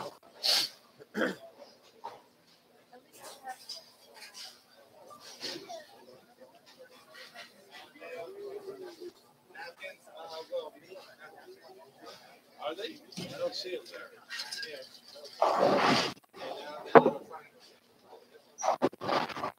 It would appear to me that Glenn Smith is trying to just place it a little bit too much. He's trying to put it exactly where he thinks it needs to go. And he just needs to stand up and fire it. Paul Lamont just ball changed something that looked pretty fuzzy, but at flat 10. I don't know if that was that Evo Pearl he had earlier that he changed the surface on or what. Tom Carter is into that Strata hybrid that he was throwing earlier. He's gotten away from that really fuzzy Evo Solid.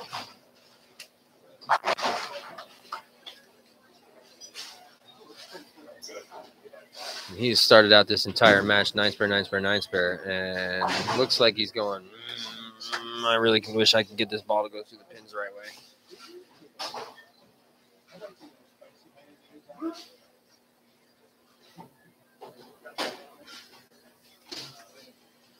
That was a Zenith Solid that Paul Lamont was throwing down there, and he just pulled out the Evo Pearl and put it up on the rack. He's kind of made that movement like, well, I guess if that ain't going to work, then hopefully this one will. Oh, whoa. That was a pretty good shot by Tom Carter. Went a little high. It looked like something was going to try and roll that 4-pin over, but it didn't. Jeff Johnson just threw a good shot. Down on the end pair, Paul Fleming started off spare double. Gary Faulkner went spare open double. Chris Warren's working on a double in the 5th frame. Got that ball out and it got lucky that it didn't 2-8-10. Still did leave the 2-8. Something kicked the 10 over late.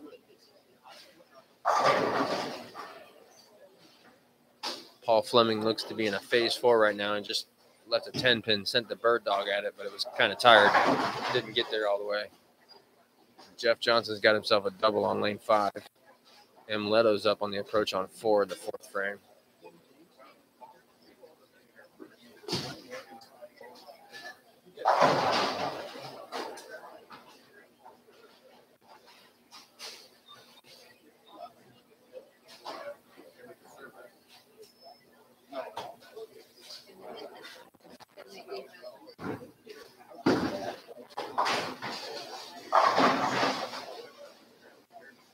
I'm not saying anything because I'm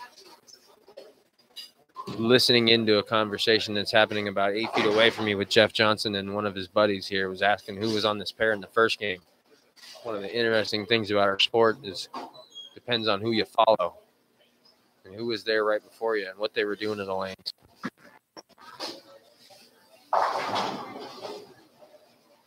I couldn't completely hear the conversation, but it seems as though he's seeing this pair of lanes different than the first pair of lanes that he was on because of the ball and how much surface was on it that Glenn Smith was using on this pair the first game.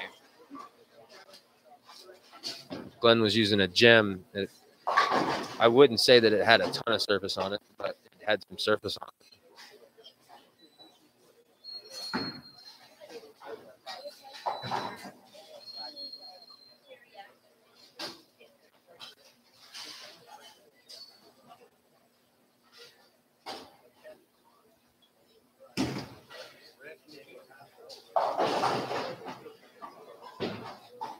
That was an interesting shot from Paul Lamont. I think he ball changed again out of that Pearl, I think, to a GB4 Pearl. And it went through the face, but something shot across the deck and rolled the 610 over.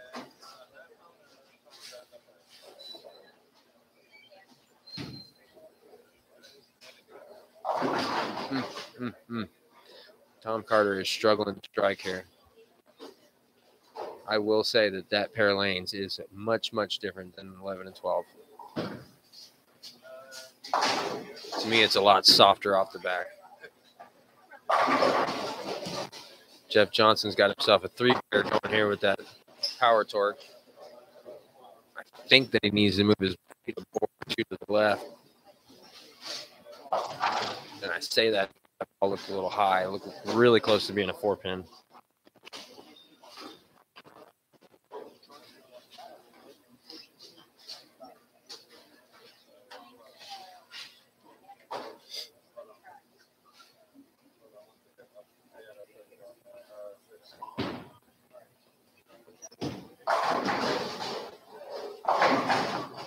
That was a big shot for Jeff Johnson. He's on a 4-bagger now.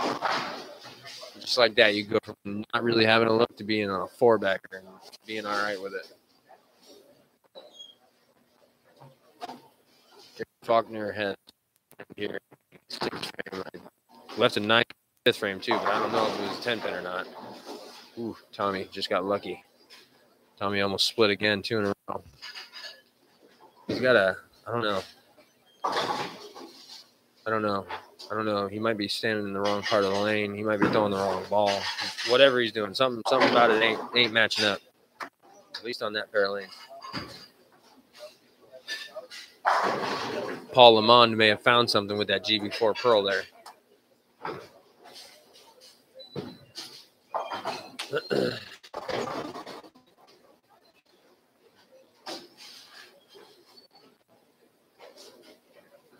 Match on 9 and 10 is pretty tight. Right now, it's only a 1-pin match. I think Chris Warren's got the upper hand in that match just because of ball reaction, but you never know. Ooh, Paul Fleming has just left a 2-8-10 on lane 12. I did not realize that until right now. Oof. Chris Warren's having a really hard time getting the ball to go through the pins right now.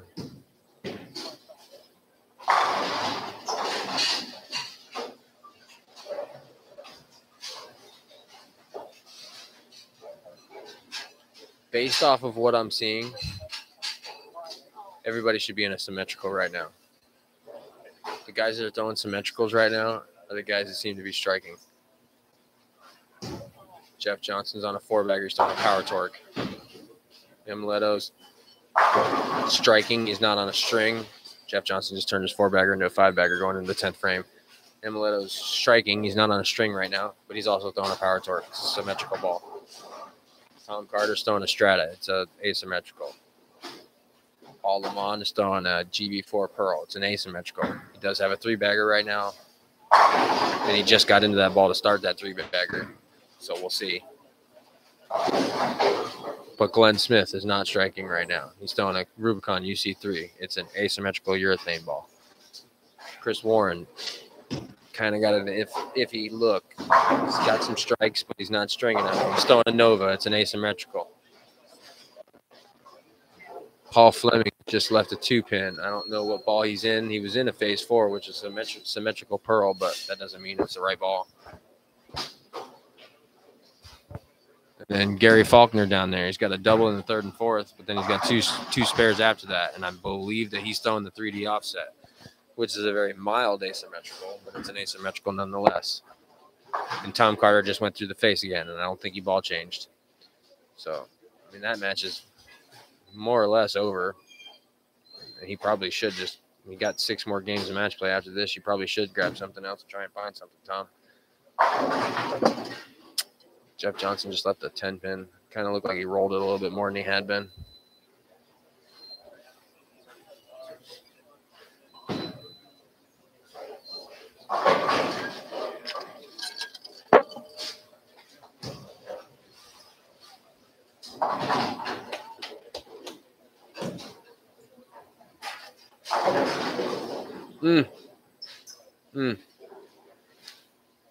That could have been a strike for the same price for Glenn Smith.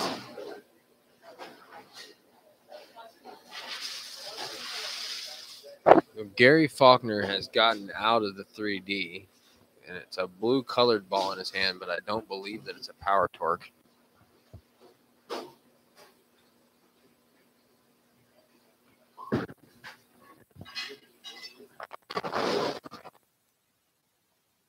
Behind lane 6, and he's on lane 11, that was a Bigfoot, but I don't know for sure. I'll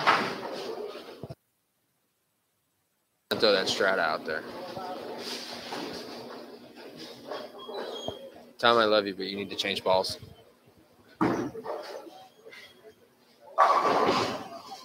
Paul Lamont got a little lucky, got him a 4-bagger on a Brooklyn there. He's in the 10th frame. That was the first shot in the 10th frame. Jeff Johnson ended up picking up that 10-pin and shooting 223. Paul Lamont can strike out for 36, 96.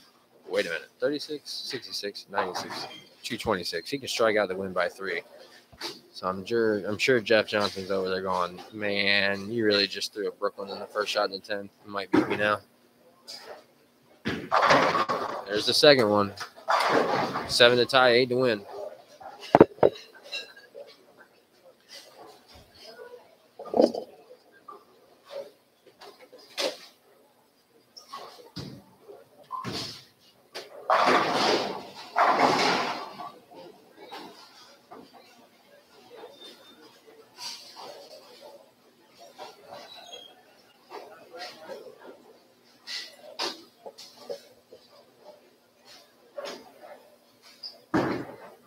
Shots away. That one went through the face, and it's a 6 count?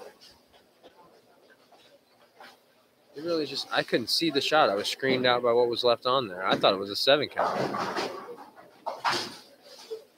It scored it as a 6 count, and it's going to be a 1-pin win for Jeff Johnson if that's actually the case. All right. The guys on 11 and 12 are getting into the 10th frame. You've got Gary Faulkner, if he strikes out, can shoot 233. Paul Fleming can shoot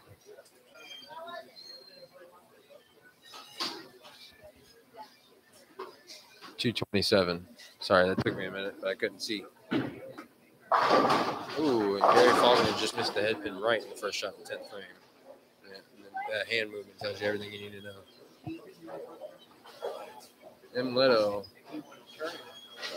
is having a hard time getting the ball to go through the pins the right way consistently, too. I mean, he had a double in the 6th and 7th, and then he 9-spared, and then he just left a 10-pin in the 9th frame.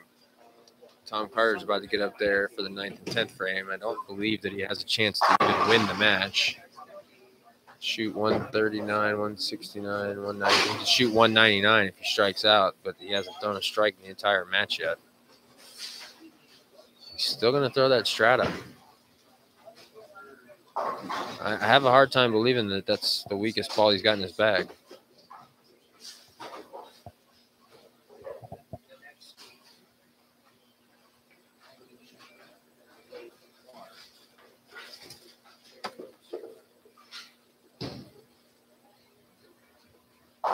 Yeah, I mean, it struck, but it crossed over. I don't know if he's trying to hand trick it because he thinks he got it. If he just does something special, but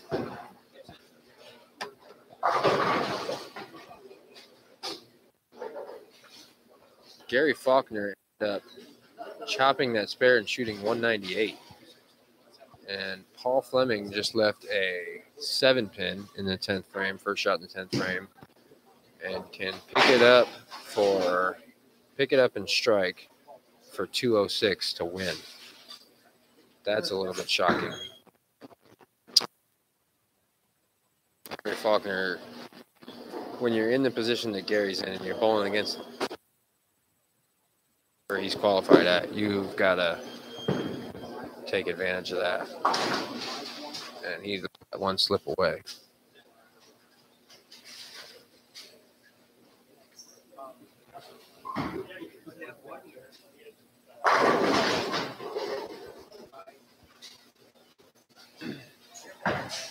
Paul Fleming converted that 7-pin, and he's getting up there. He needs 3 pins to win the match. So he's going to throw his urethane ball down the middle of the lane. And he's going to get 8. And that's going to 204 to 198. On 9 and 10, Glenn Smith shot 190. And Chris Warren is getting up for the second shot in the 10th frame, carrying a 3-bagger. 64, 94, 224 if he strikes out. Tom Carter. Tough game. 176 for Tom Carter against Amleto. Chris Warren leaves a 2-8 in the second shot in the 10th frame. If he picks that up, it's 212. So that's a win for Chris Warren. Amleto struck the first shot in the 10th frame. He's already got that match in hand. He's just trying to get as many pins as he can here. If he strikes out, it's 227.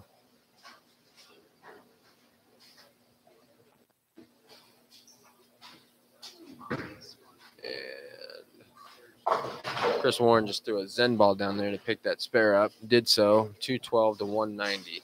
Win over Glenn Smith. And on 3 and 4, Ameleto's got 2 shots left in the 10th frame. That match is already won for Amleto. Tom Carter shot 176. Amleto can punch out for 227.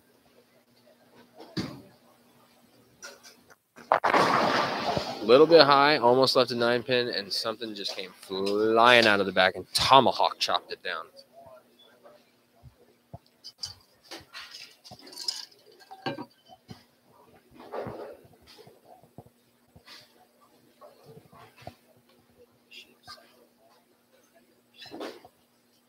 Looks like Paul Fleming, your top seed right now, is going to be setting up on 5 and 6 for Game 3 of match play. One more shot for Amleto. Still throwing the power torque. Buries it. Shoots 227 to defeat Tom Carter 176.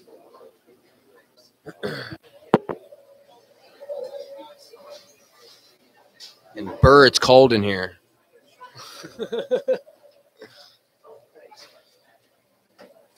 Micah Hogan.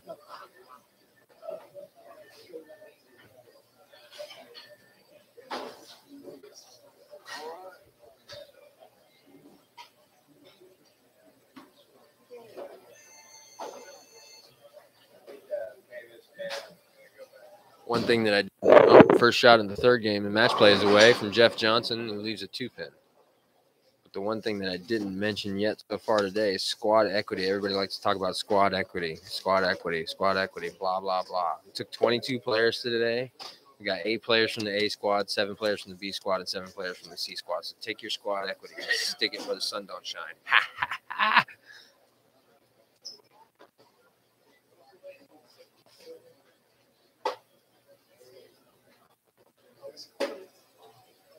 All right, so Jeff Johnson's going to be bowling against Gary Faulkner on 9 and 10. That match has already started.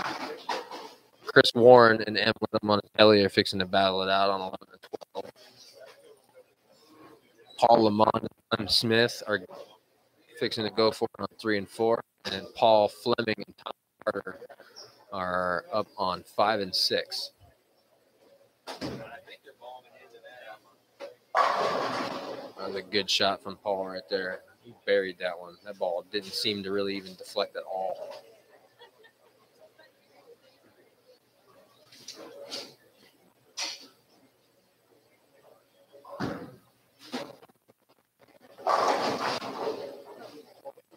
Gary Faulkner just went Brooklyn and struck.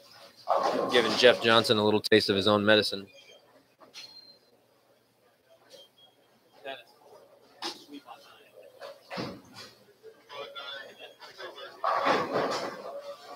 Tom Carter immediately back on the strike chain now that he's moved off of 3 and 4. That ball was a little bit high, but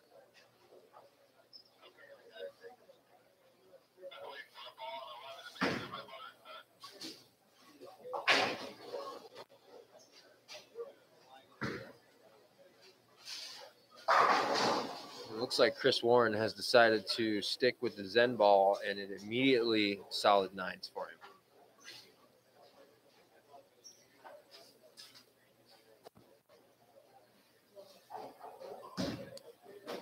Gary Faulkner sticking with the big foot, and looked like it was going to be a flat 10, and the pin bounced out of the gutter and took it down.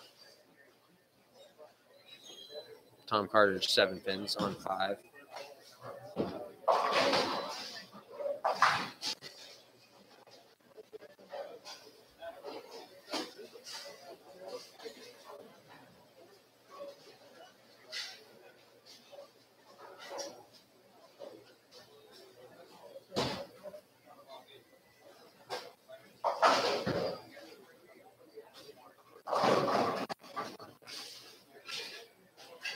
All right, new standings after 2 games of match play. Paul Fleming still at the top. 2 wins, and he shoots 203, 204. That's helpful. He's got a 60-pin lead on second place, who has now become Amleto Monticelli. Amleto went 280, 227. Chris Warren has moved back into 3rd place after falling into 4th after the first game. He shot 212 and he had 174 the first game. Gary Faulkner is in 4th, shot 198 that last game. Jeff Johnson has fallen to 5th. Nope, excuse me, he was in 5th before. Paul Lamont overtook Tom Carter for 6th place. Tom Carter's fallen down into 7th place, and then Glenn Smith is still in 8th place. Amleto has opened up the 3rd game of match play with the front 2. So has Gary Faulkner. Glenn Smith is still struggling to really get on the strike train. He's opened up this match with two spares. Paul Fleming has opened up a strike spare on 5 and 6 against Tom Carter. Tom Carter's done the same thing. Paul's up on the left lane right now. Still throwing an X1. Well, I should say he's back in the next one. I saw phase 4 go down the lane on 11 and 12. I think I saw. No, maybe that was the only other thing I saw go down the lane from him, other than a spare ball. Lamont is back in that Evo solid on 3 and 4. I don't know. I don't know about them balls, man. At least here today on this pattern, I don't know about them balls. He seemed to have a decent look with that GB4 in the last game. Chris Warren just 10 pins his Zen ball down there on 11. Paul's going to chop that spare for an open. Gary Faulkner just had one hook through the face, and he left a 3-6. Jeff Johnson is struggling on this pair right now. Opened up this game, spare open.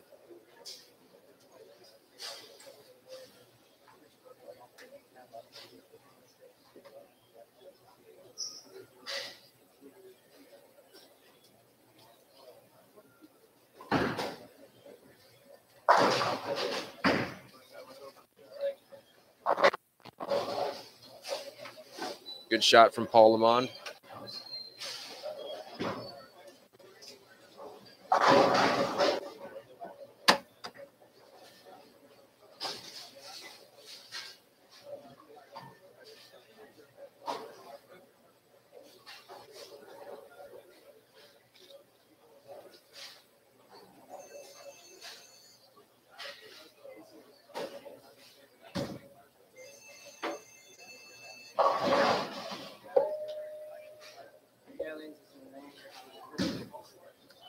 Leto on the front three on 11 and 12, stepping up in the approach right now on lane 11 for the fourth frame.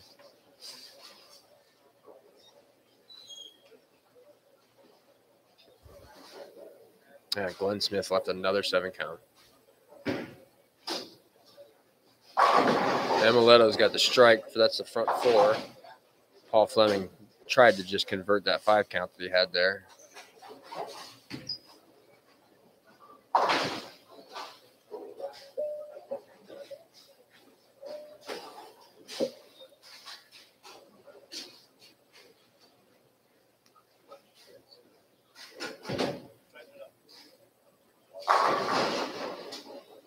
Glenn Smith is picking up an altered reality, having a little conversation.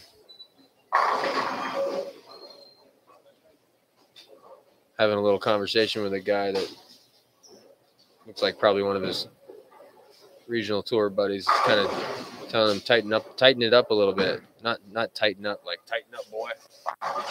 Tighten up his line a little bit, and he just buried that one.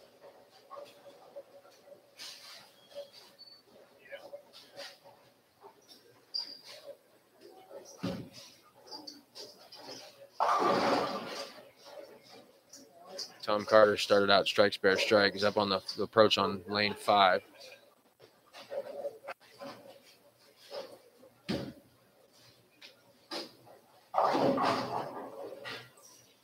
Leaves a 2-pin on that one.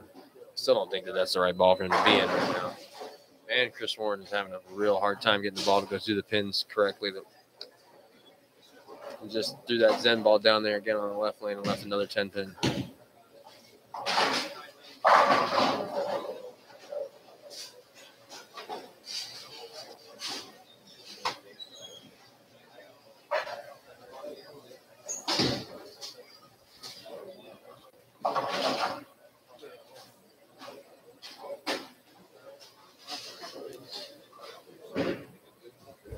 The look on Tom Carter's face right now says, I feel like I'm doing the right things, but I can't get the ball to go through the pins the right way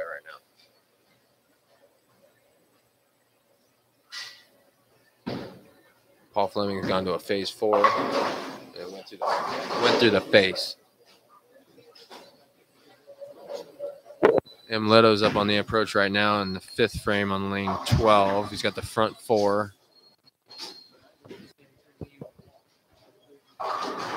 That ball hooked up and went through the face. Don't know if it hooked early or hooked a lot or if he got it in or what, but he's looking at a 610.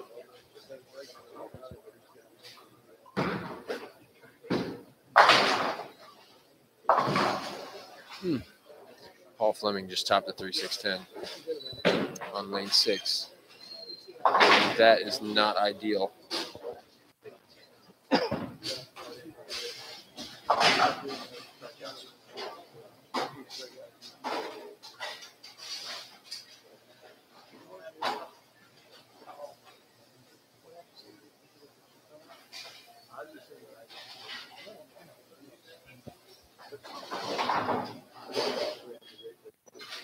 Gary Faulkner up on the approach on lane 9 right now.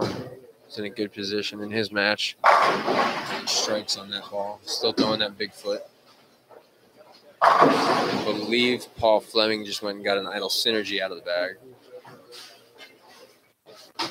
Yeah, he's taking the phase 4 and the X1 and he's putting them away right now. Tom Carter still got that strat out.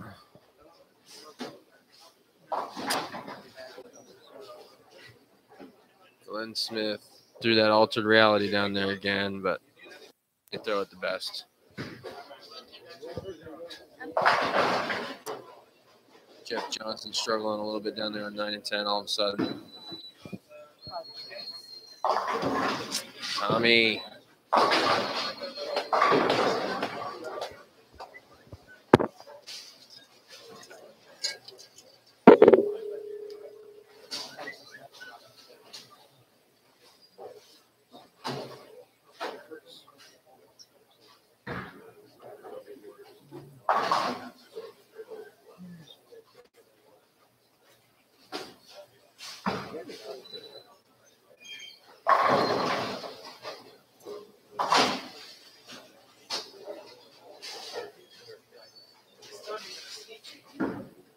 Amuleto ended up picking up that spare and then getting back on the strike train on lane 11 for frame number 6 down there on 11 and 12.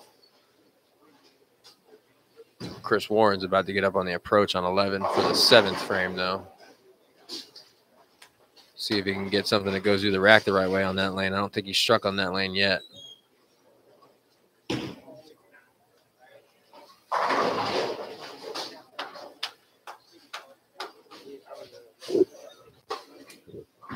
Still throwing the Zen ball. He finally gets one to go down on that lane.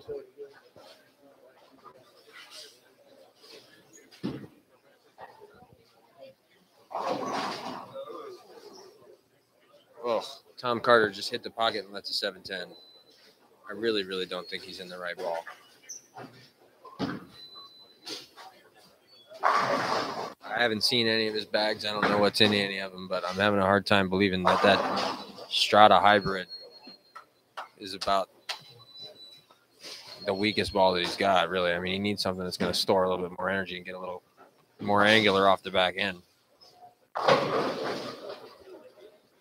But at the same time, it's not like he's got gobs of ball speed to make it get down the lane.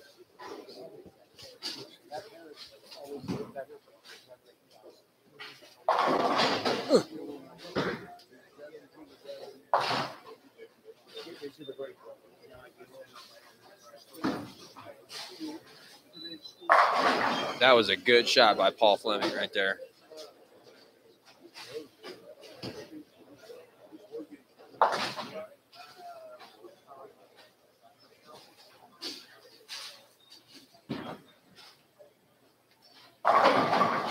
Oh my goodness, Amuleto almost just pocket 710 with his power torque. Yeah, almost pocket 710. Yeah, Bird Dog took out the 10.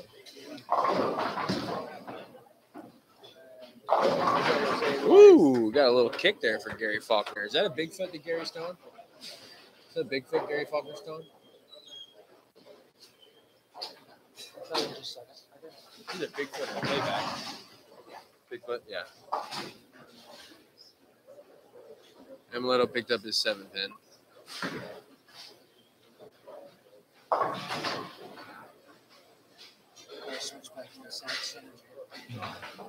Oh, Fleming did? Yep.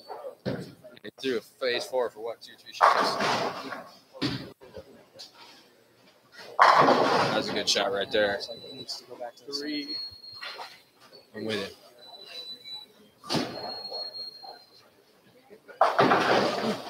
Chris Warren just got a little lucky to strike there in the 8th frame in lane 12.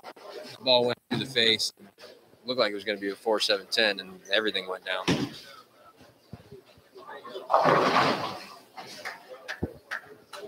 Tom Carter getting up on the right lane here after an open. Trailing in the match by technically 8 right now, but I can see that number going up quite a bit here in a minute. He got that one to go through the right rack the right way.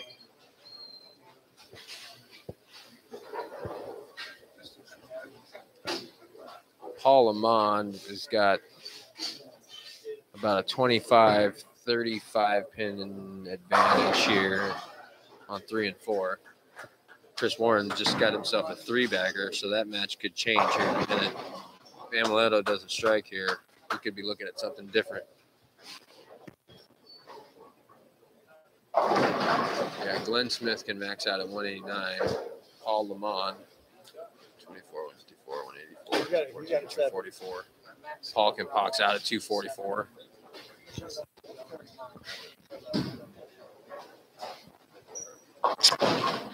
Tommy. Amuleto shots away in the 9th frame. It's a strike. He's got a max at 257. Chris Warren, I believe, can max at 239. So, if Amuleto gets that one, that match is kind of almost basically over. Tom Carter having a hard time here. Games 2 and 3.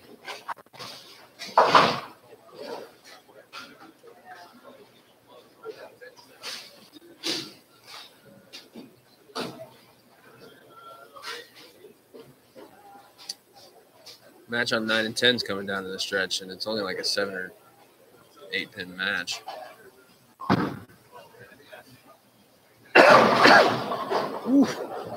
Gary Faulkner just set the bird dog across the lane on that one. Took out the 10 pin. Smith got himself a little something going right now. Punch out for 179, but he got a little something going on right now. See if he can carry it into the next lane. Paul Fleming almost just left a 4.9 there. And we'll get up on the approach on 11 to start. That? Shut him out, right. Yeah, yep. Hook. Oh, hooked too much. Hooked too much. If he was right here next to me and tell me to keep my mouth on this ball. And so if he picks this up and strikes, it's going to be 237, and Chris Warren can strike out for 239. That's a little bit of a development there. Gary Faulkner's got himself a 3-bagger going in the second shot in the 10th frame. That match is pretty much over. I mean, there ain't no pretty much about it. It's over. 78, 208. He can strike out for 238. Jeff Johnson can strike out for 191. Amuleto converts. Yeah, it was big. Yeah. Amuleto strikes is 237 and forces Chris to double and get a 9 count to win.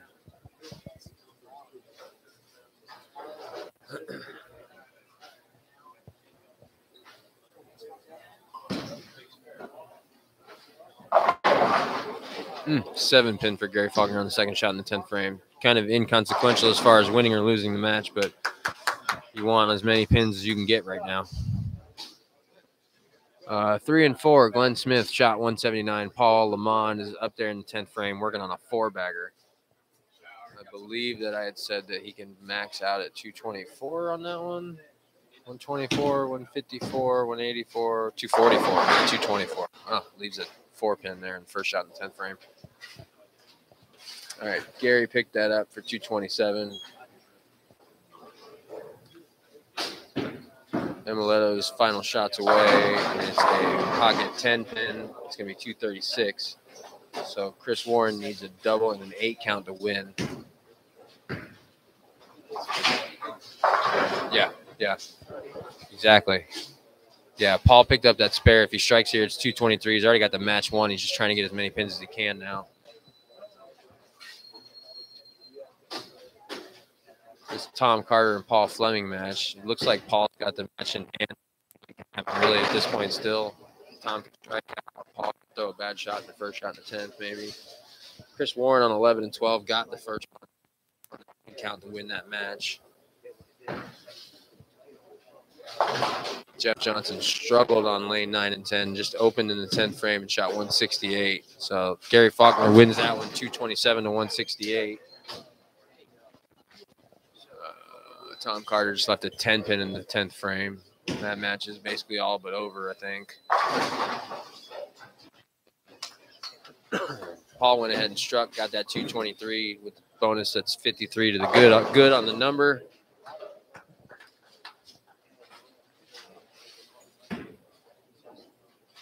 Tom Carter's going to spare. If he strikes, it's going to give him 169. And that match is pretty much over. Chris Warren got the second one in the 10th frame. He just needs an 8 count here to shut out Amuleto. That match is going on 11 and 12.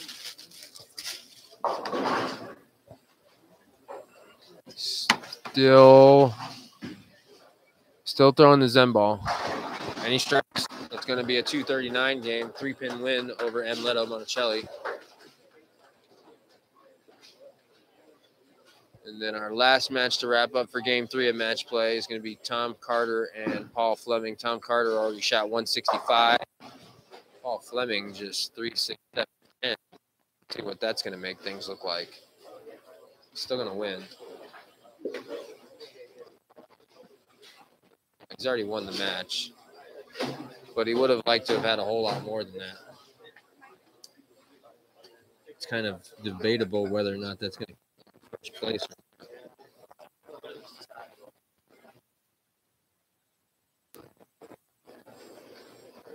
He had 76 pins. Chris Warren, who just gained 66 on the number.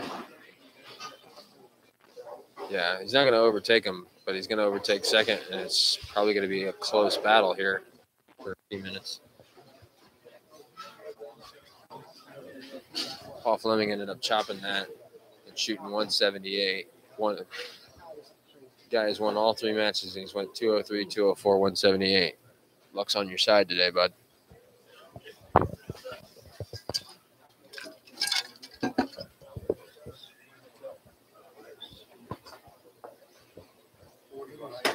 All right, lanes 3 and 4 for game 4. We're going to have Gary Faulkner and Amuleto Monticelli.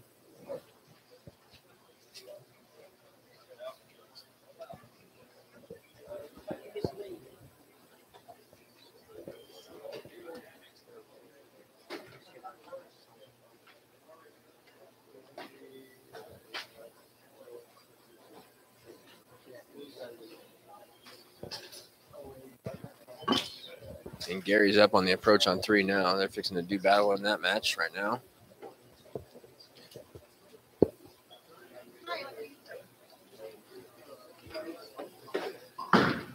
Amuleto might be starting with a different ball.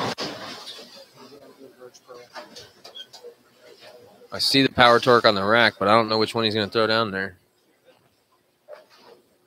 Lanes 5 and 6, you got Jeff Johnson versus Chris Warren. Oh, he's Verge Pearl on the rack, but he's picking up the power torque for the first shot.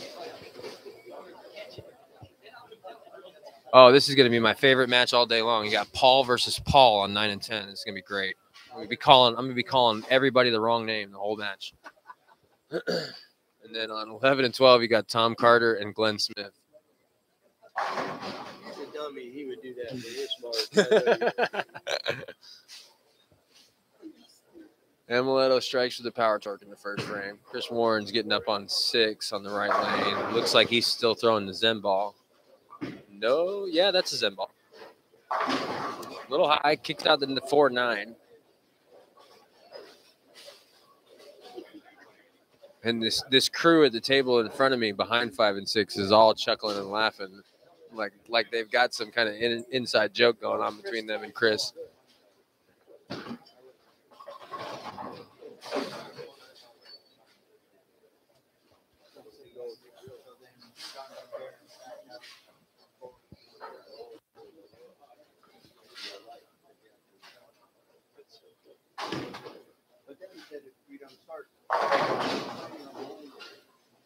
That was a good shot from Chris. Amuleto's up on lane 3 for the second frame. He's going to strike there too with the power torch though. Last match to kick off is on 9 and 10 between the two Pauls. Paul Fleming's going to get up on the left lane first. Glenn Smith struck on the first shot in the 12th on lane 12. Sorry.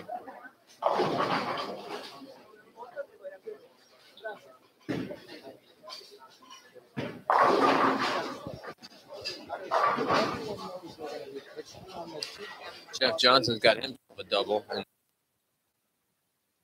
that match. Gary Faulkner struck on the first frame and is now up on the second frame on lane 4. Still appearingly throwing that big foot. Yep. And that one strikes. Shot. Paul Fleming left a 2-8. He's going to try and attempt to convert that right now.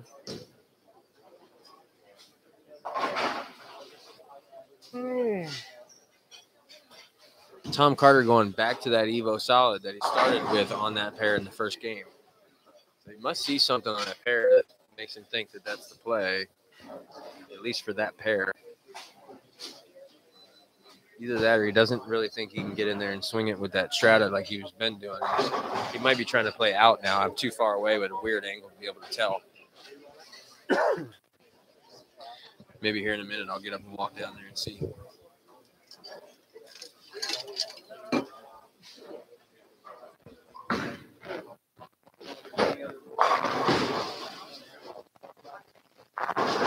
Gary Faulkner with the 7-pin in the third frame.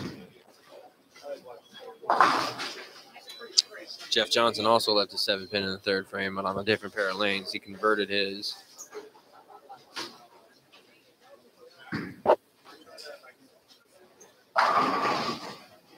Mostly notes from yesterday. I was watching on the stream while I was working. Till the C Squad started, then I went to the beach and watched that one.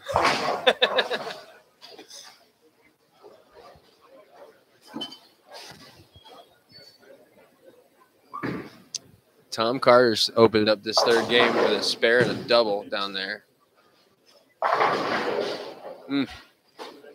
Paul Lamont just threw a good shot. Got pretty unlucky there with a solid 9-pin. I've seen more solid 9-pins today than I feel like I can remember in recent memory. At least of a tournament that I'm not bowling in. Amuleto just got a little lucky to throw a double there. It easily could have been a 4-7.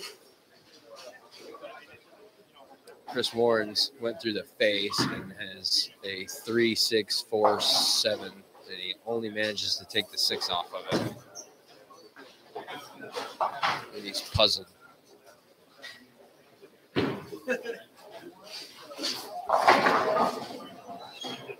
Glenn Smith may be finding something here.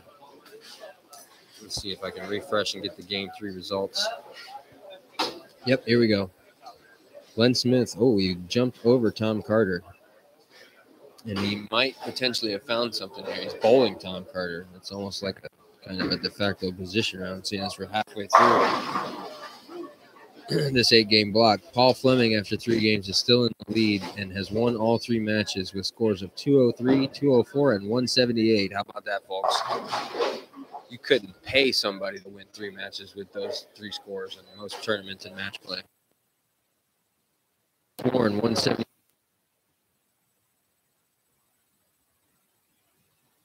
Gary Faulkner was 4th and just shot 2. Place Paul Lamont that just shot that 223. Going into that last game. Jeff Johnson finds himself in 6th place now after that 168 last game. Glenn Smith, like I said, overtook Tom Carter for 7th place with that 179. Tom Carter had shot 165 that last game. Glenn Smith actually hasn't won a match yet. And, I'm not going to say that he's going to win this one because it's way too early. But, he's got himself a little bit of a look here, it seems. Tom Carter had just left the baby split and picked it up for the 4th frame. Amuleto is perfect through 4 on 3 and 4. Gary Faulkner is up on the approach right now to attempt to convert a 10-pin that he left in the 4th frame.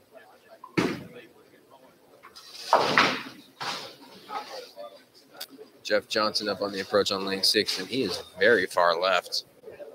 Still throwing that power torque.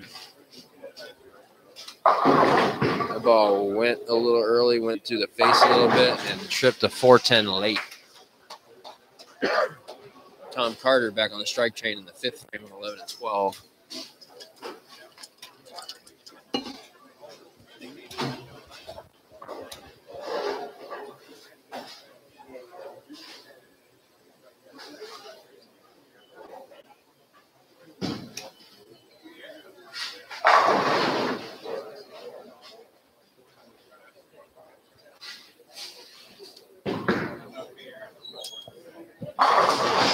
Ooh, Gary Faulkner got one out to the right, barely tickled the head pin, and he is looking at a 2-4-6-10 conversion here. I just heard somebody off to my right who I can't see because I'm screened out by the candy machine that's sitting next to me, but ask where Walter Ray was and why he ain't balling right now. Well, Walter Ray didn't make it to today. He started out, actually dug himself a big fat hole and shot 158 in game 1. But by the time we were through game 5 games, he was 50 over. That was, well, he bowled the morning squad, so technically that was inside the cut line. But it was hard for him to know that he still needed to shoot about another 215 for the last game to actually put himself in the cut. But he only shot 170 the last game. I think that was the squad where everybody started furthest to the right. But I think just, everybody knows how Walter usually plays the lanes. I think that he just got into a situation where he had to play the lanes too far left and couldn't get the ball to go through the pins the right way. Emiletto converts for the 5th one. Easily could have been a 9-pin. Something chopped it over.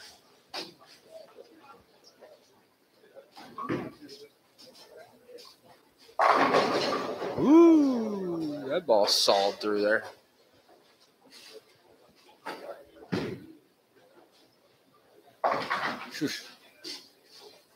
Paul Lamont just picked the 3 off of the 610. Paul Fleming's up on the right lane now to start the 4th frame.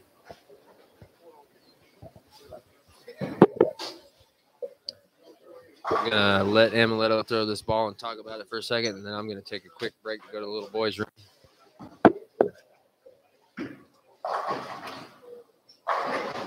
Yep, you got it. Kick the 10 out of there. Tomahawk that deal out of there. I'll be right back.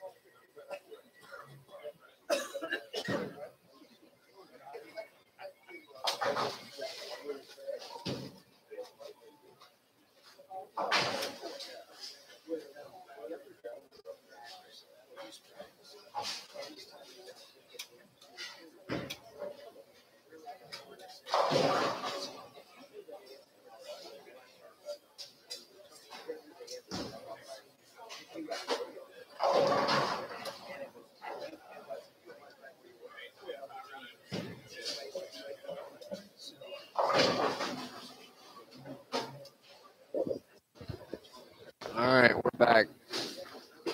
Glenn Smith just left a 7 count down there on 11 and 12.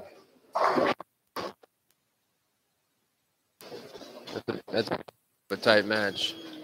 That open that Glenn's got in the 2nd frame ain't helping him, but Paul Lamont is staring at a 7-10 split. I don't know if it was a good pocket shot or if he maybe went a little high and went to the base or something.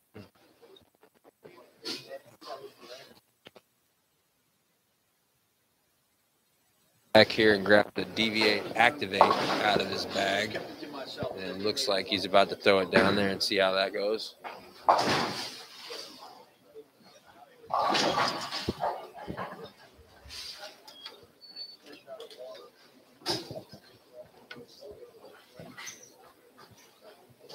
Yeah, that's a ball change for Jeff.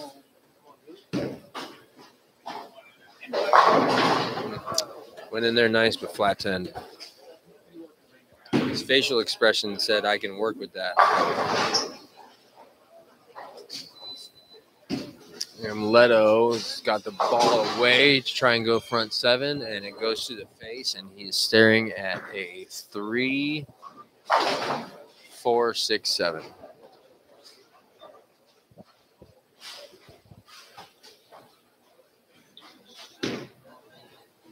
Got a big upper hand in that match, though, against Gary Faulkner. Gary Faulkner started out with a double and then had 2 9 spares before he had 2 opens and another 9 spare.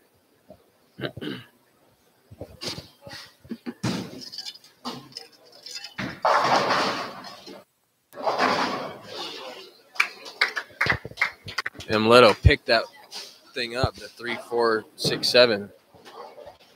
So he stays clean and he stays on a 276 pace. Chris Warren is very far left with that Zen ball, and it hooked early. It went through the face, left him at 3, 6, 9, 10. He is actually trailing in this match to Jeff Johnson. And he is really talking to himself. I don't know what layout he's got on that ball or what his PAP is or anything like that. But for me, that ball is too early for what he's trying to do here. But mine's been up.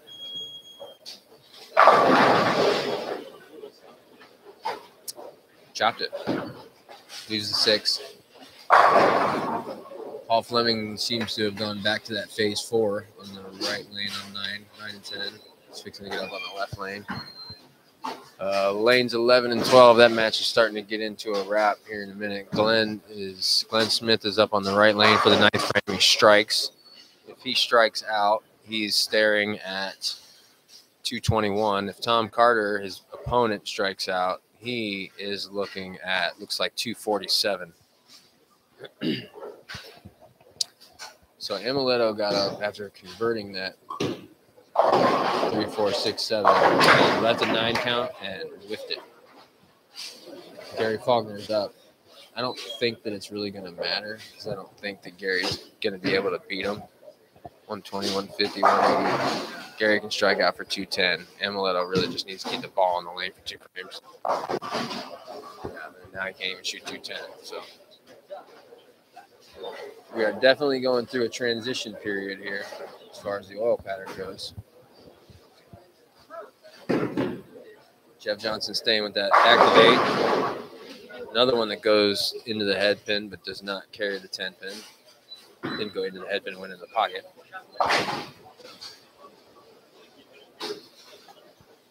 That's kind of the thing that you run into with those lower end, weaker balls that aren't super expensive, and that's what that DV8 activate is. It's like an entry level ball almost. And sometimes they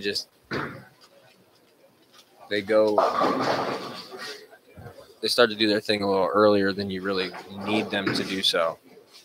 And then it's a weaker ball, and you can maybe play a little bit further right, play where you already were, but you have a hard time getting it to go through the pins the right way to carry all 10. You know what I mean? So Glenn Smith ended up shooting 1. Up first shot in the 10th frame right now on the right lane. He doesn't really need much, honestly. That one went through the face, and he's looking at a 3-6-10. But the match is already over. Converts it and throws it in the gutter. It's 214. Amoletto's about to get up on the right lane right now after opening in the 8th frame. This match is already over. I mean, it's not. He needs a 5 count, but it's already over.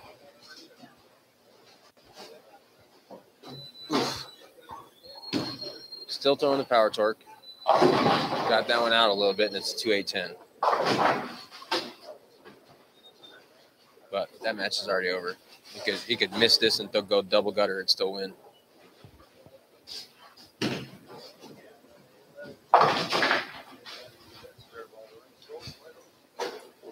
Lanes 5 and 6. Chris Warren's getting up in the 9th frame right now on the right lane. And he can max out at 205. Jeff Johnson, his opponent, can max out at 213. So this is a tight match. And Amoletto opened again on lane 4 in the 9th frame. Chris struck.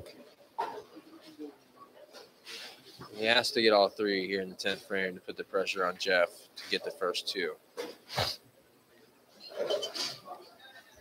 First 2, and I believe a 6 count for Jeff, and he wins.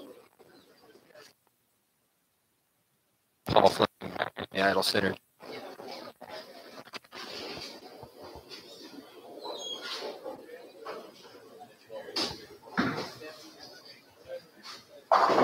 Oh, and he gets the love tap. That ball was high and left the 4 pin, and then it didn't.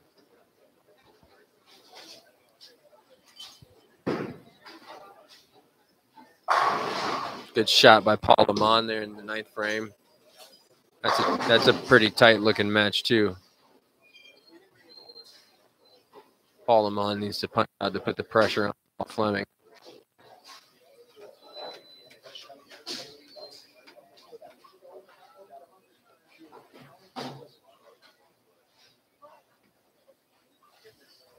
And Leto up on the approach on lane 3 now.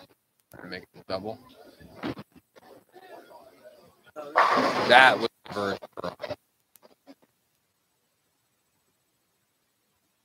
Complete ball change, or we're just going to see what this thing's doing right now because it doesn't matter.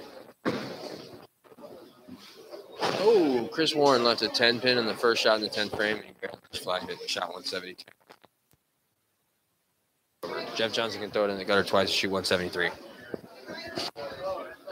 So that's not ideal for Chris Warren. The man was on fire yesterday, and he's kind of had a little bit of a pedestrian day. Emleto gets all 3 in the 10th for 233. Gary Faulkner can punch out for 198. Ooh, jeez. Wow.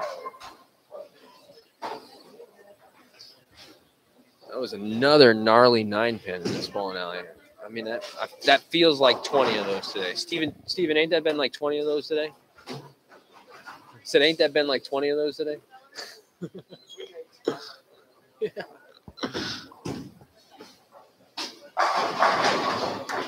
Gary Faulkner struck the first shot in the 10th frame, but it's inconsequential to the match. He needs to get as many pins as he can get, but it's inconsequential to the match. That match is over. Paul Lamont shot 169 on lane 9. Paul Fleming on 9 and 10 is got that match won. He's just trying. That's your number 1 seed going into this game. He's got the match won already. Again, he's just trying to get as many pins as he can. He can punch out for looks like 222, I believe. What's up, Nick? How's it going? How you doing, man? Good. Bad. Not bad.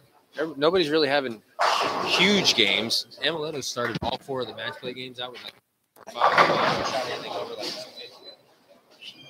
Not that that's not huge, but the guy won all 4 match play games. 203, 204, 180.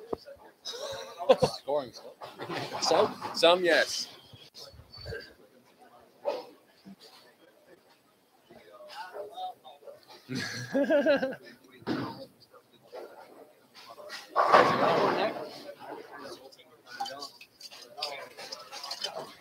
Our 2022 Southwest Florida Proprietors Invitational Tournament champion just walked up and stood up next to me. It's Nick Larson, bowling for Weber International right now. I believe that he's a junior this year.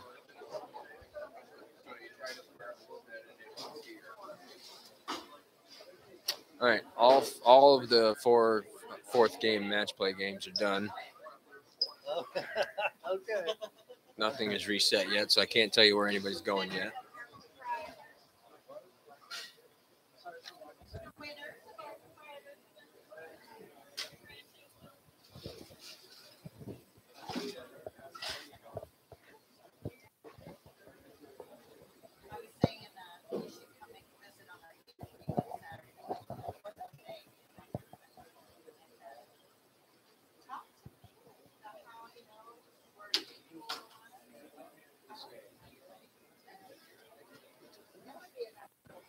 Just letting you know, so you're not surprised. It's a no doubter.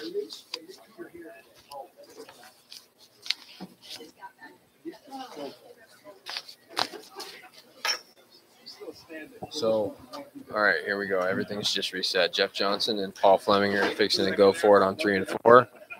We got to have Glenn Smith and Emleto Monticelli on 5 and 6.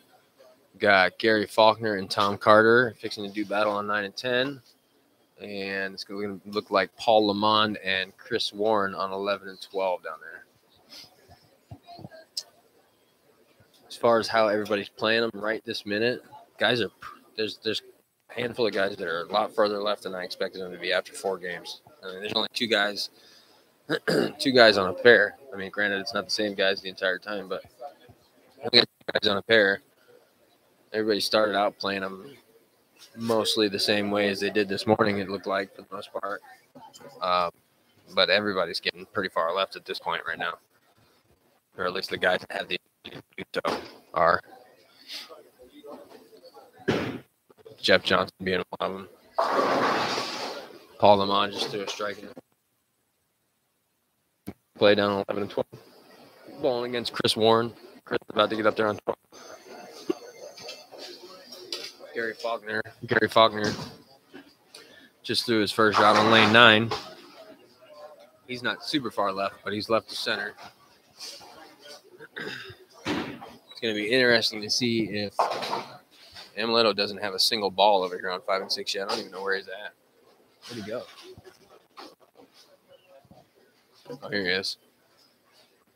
Yeah, he doesn't even have a single ball up there yet on 5 and 6 on the ball return, but it's going to be interesting to see if he decides to go back to that power torque or stick to that damn good Verge Pearl.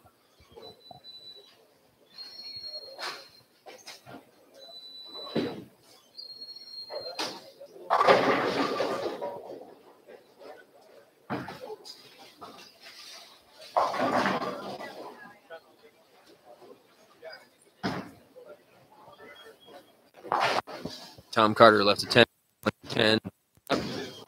Glenn Smith's first shot of the match is away. It's through the face, and he leaves a 3-10. Sorry.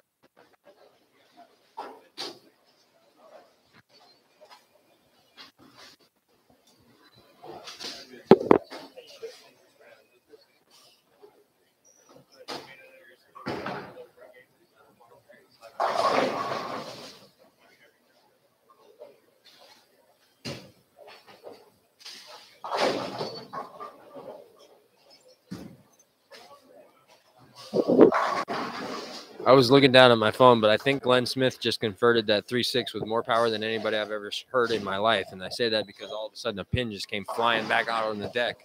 I didn't see what happened, but it probably got caught up in there and then fell down late or something like that. But it sounded like he made him a badass.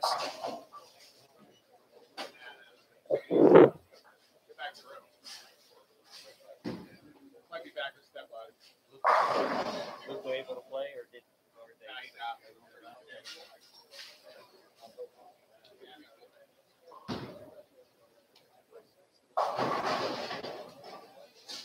Gary Faulkner is either going to need to jump a zone left or get out of that big foot. It's hooking too early for him. Either that or he made a mistake.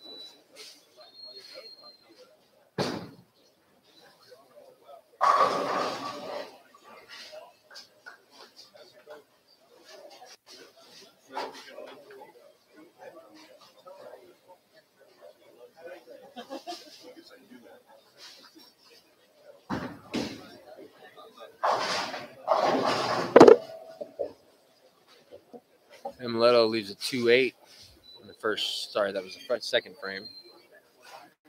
See if the result or the scores are in from the first game, and I'll let you guys. Yep, here we go. All right, after 4 games of 8 games of the match play. Now remember, we're cutting the top 4 for the Stepladders. Got 4 more games of match play. Well, we got this one and 3 more. Paul Fleming is still in first place. Just shot 221 to win his 4th match. The only player that is undefeated through match play so far. Second place, Amaletto Monticelli just shot 233. Third place, Chris Warren just shot that 172 game. 4th place, Gary Faulkner, 198. 5th place, Jeff Johnson, 199. 6th place, Paul Lamont, 169. 7th place, Tom Carter, 224. And 8th place, Glenn Smith. As of right now, Paul Fleming has a 20-pin lead on Amaletto. And then we've got quite the gap, a 74-pin gap between Amaletto and Chris Warren. And then Chris Warren's got 21 pins on Gary Faulkner. Gary Faulkner is your cut line for the next round. And he is currently 115 pins behind first place Paul Fleming. And he has a 100-pin lead on 5th place.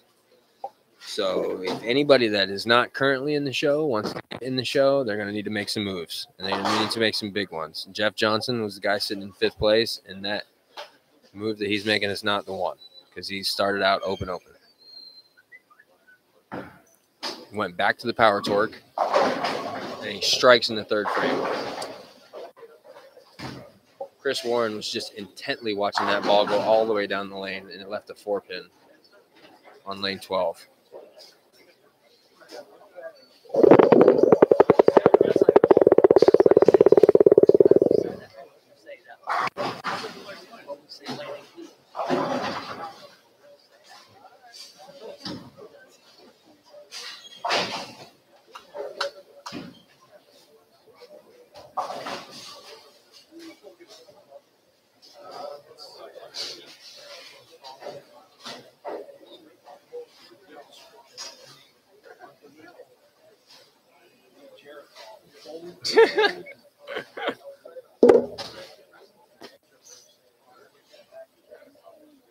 Glenn Smith says he needs some Geritol. Emiletto has elected to stay with that damn good Verge Pearl, and he's gone strike, spare, strike to start this match. Paul Fleming on 3 and 4 started out spare, double, and just turned that double into a 3-bagger. Chris Warren approaching on 11 balls away. Ring 10. He's not got whatever he had going on yesterday.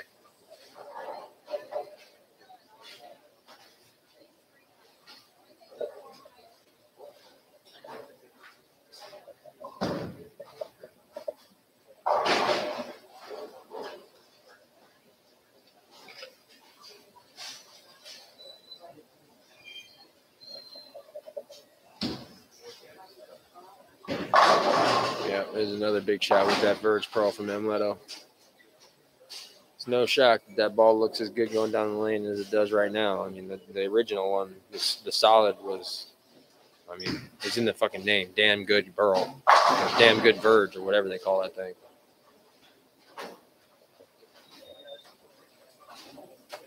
And Jeff Johnson has just left another ring 10 pin.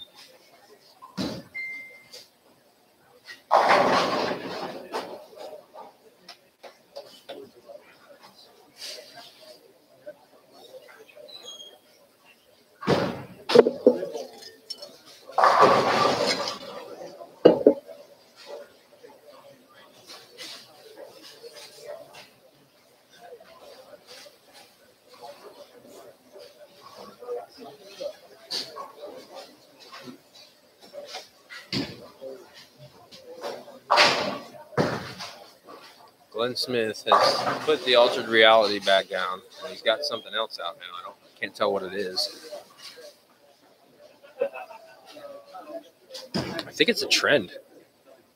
I think it was a trend. To me, that was kind of surprising. I didn't expect to see that ball going down the lane.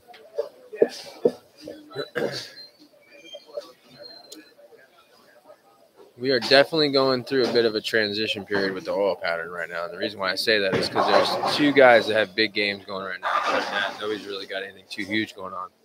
Paul Fleming's got a spare in the next 3, so he's technically on a 290 pace. And then Emiletto's got strike spare in the next 2, so he's technically on a 280 pace. But other than that, got some opens, we got some spares, got a couple strikes.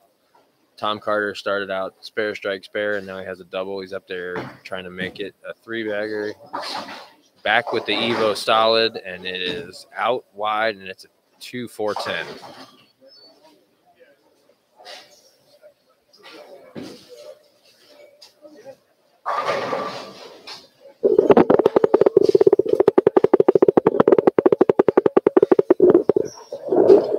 Sorry if that noise was a little weird. I had to spin my table because I keep trying to tip it over.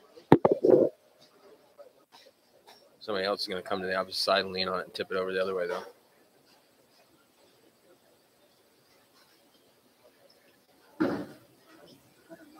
Yep.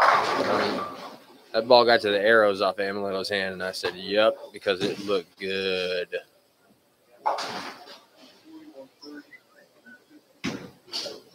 Paul Fleming. Oof. Tried to turn that 3-bagger into a 4-bagger. Leaves another solid 9-pin. That is the storyline of the day right now. It's how many solid 9-pins, really, but a handful of solid 8-pins, too. I got to stand up for a minute. My legs are starting to hurt from sitting here.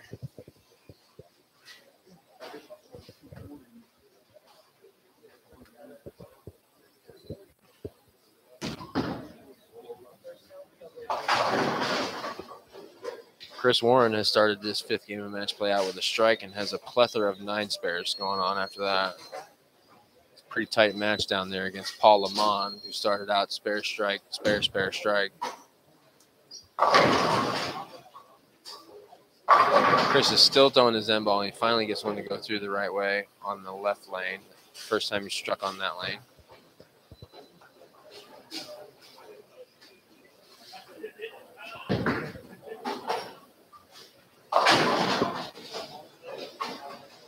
Fleming just left a 210 on lane 3. Leto left a 10 pin on lane 5. He's about to get up there and trying to convert. Yes, and he does so.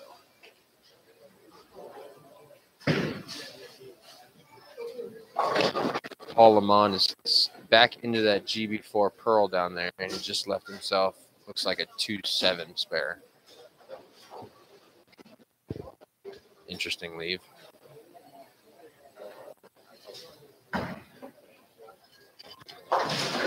Well, we know exactly where we're at with the match on 9 and 10 because both players opened in the 6th frame. And Tom Carter had a 7-pin lead. Gary Faulkner struck in the 7th frame.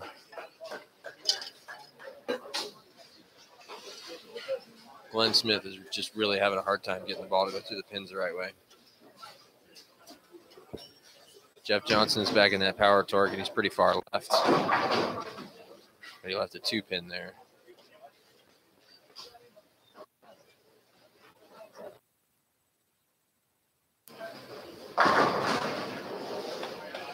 Tom Carter just threw a big strike there on lane number 10 in the 7th frame. He's going to keep that match more or less all square. I mean, it's a 7-pin match right now.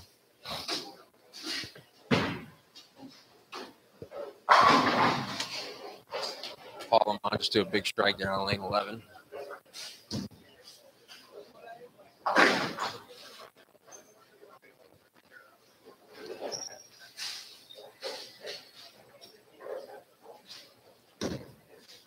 Jeff Johnson is grabbing Web MB. I believe that was a Web MB.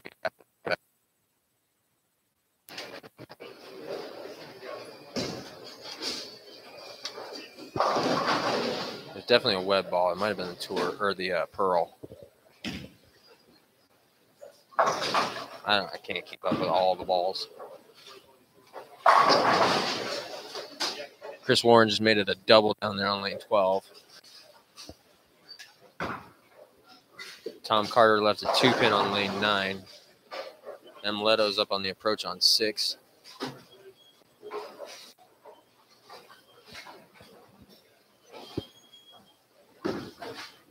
Still throwing that damn good Birch Pearl, and that ball is just sawing through the racks. Jeff Johnson's trying to pick up a 2-8 here on lane 3.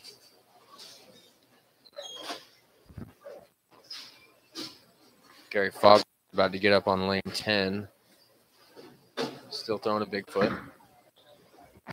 Trailing in the match by 7 pins.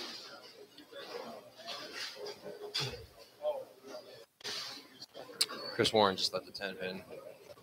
He's about had it with not striking it.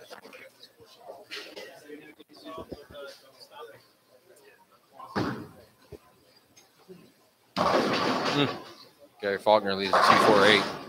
And Emiletto just struck, but I feel like that went Brooklyn. I kind of didn't see the ball going down the lane. I just looked and saw pins flying, and the ball looked a little bit too far left to have gone through the pocket. Oh, Paul Fleming just threw a really good shot. Threw a bird dog at a 10 pin, and it dove out in front of it.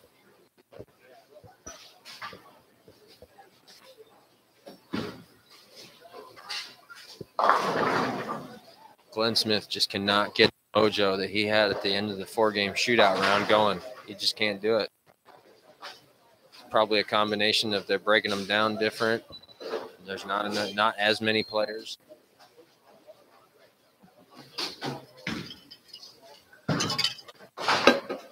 It's also something where you're not following the same people anymore. Like in that 4-game shootout round, you're following the same dudes to all 4 pairs, or all 3 pairs, whatever. In this round, it's kind of just a random call as to what pairs you go to and who was there before. The match on 9 and 10 is fixing to start wrapping up. And it's really still an all-square match, honestly. If Gary Faulkner strikes out, it's going to be 196. Sorry, 206. And if Tom Carter strikes out, it's going to be 213. So it's still a 7-pin match. And there's one for Tom Carter. He got the one in the 9th frame.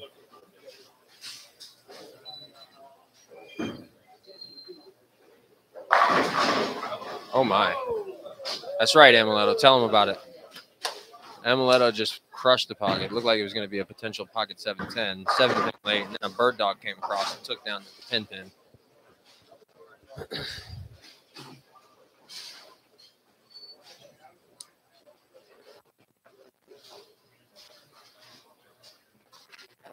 Match on 11 and 12 is pretty close right now, too. I think Chris Warren has the upper hand on Paul Lamont. Tom Carter just left a 2-pin, or excuse me, a 4-pin in the first shot in the 10th frame of 9.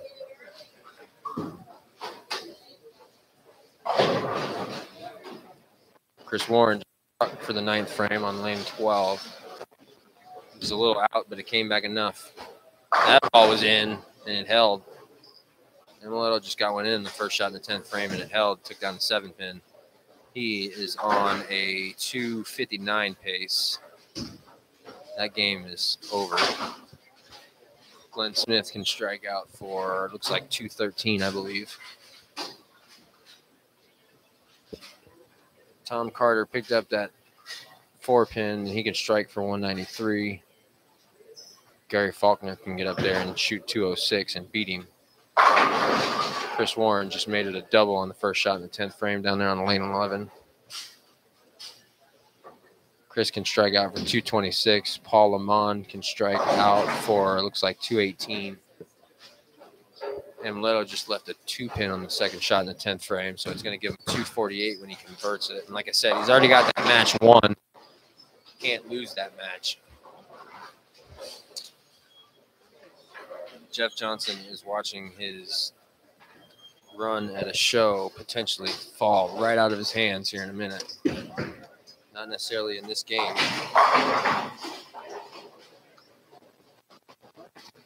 No, that's right. He was already out of the show by 100 before, so his bid to get into a show is getting a lot harder for these last 3 games. Especially because Gary Faulkner in 4th place is going to probably shoot about 190, 200, something like that. And Jeff can max out at 182, and that's max out. That's if he throws 3 in a row. He hasn't thrown a strike since the 3rd frame. Gary just left a 10-pin in the 10th frame, first shot in the 10th, so all he can shoot now is 186. But he's still going to stay ahead. There's no doubt about it. All right, Chris Warren just wrapped up that match and shot 215. Paul Lamont, I believe, can shoot 218. Potentially win by 3 if he gets all 3 here. Gary Faulkner just whiffed that 10-pin. That's a development. So that's going to give him a 174 loss to Tom Carter's 191. Paul Lamont still throwing that GB4. Needs all 3 here. He needs the first 2 in an 8 count. Got the first one.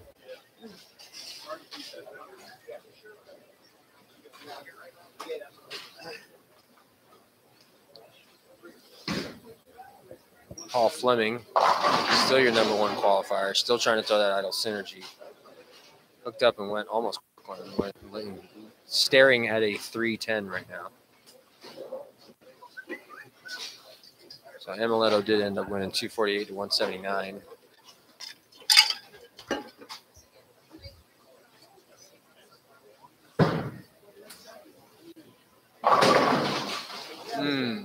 Paul Lamont just left the bucket on the second shot. Actually left the bucket with the 7-pin. He needed the strike in an 8 count to win, and he's now going to lose by 12 pins, 215 to 203 if he converts.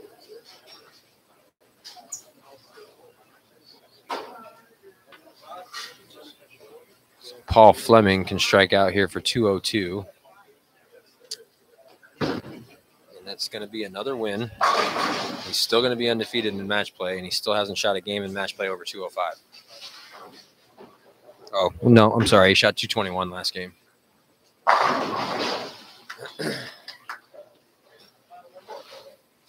His opponent can strike out for 182.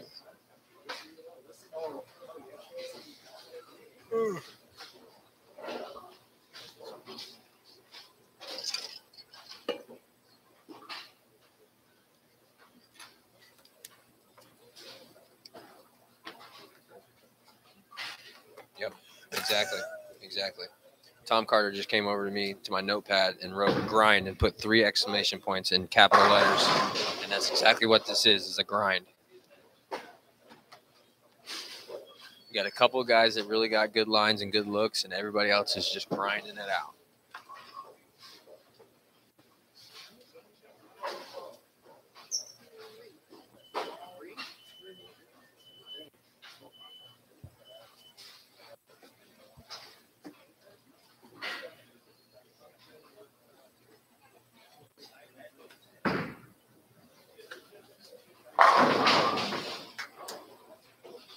Paul Fleming got all 3 in the 10th for that 202. More than likely staying in first place. He had 20 pins on Chris Warren, who only shot 215. And they both won. So Chris is going to gain. It's going to be even tighter between first and second. It's going to be like an 8-pin ball game between first and second. No, I'm sorry. Chris was down in third, way back. My apologies. Amoletto was in second. He may very well take over Paul for first place after that game. Did he just shoot?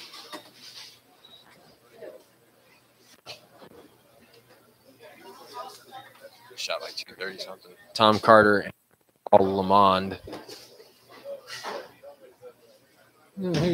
Didn't they just bowl each other down there?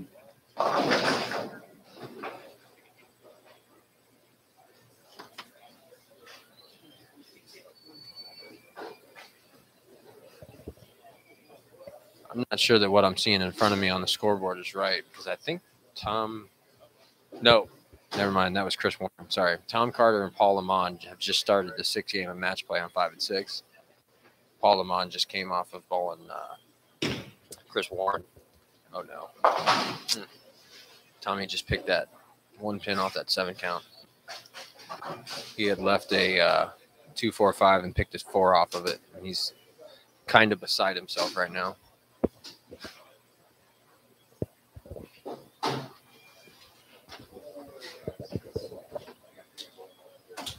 He's kind of beside himself right now.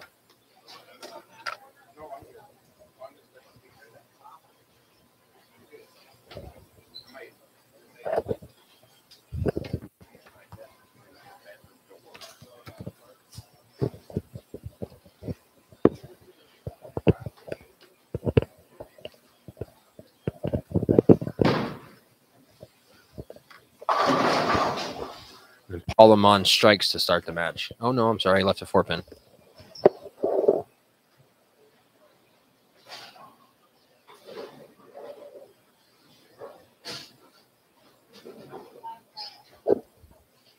Testing.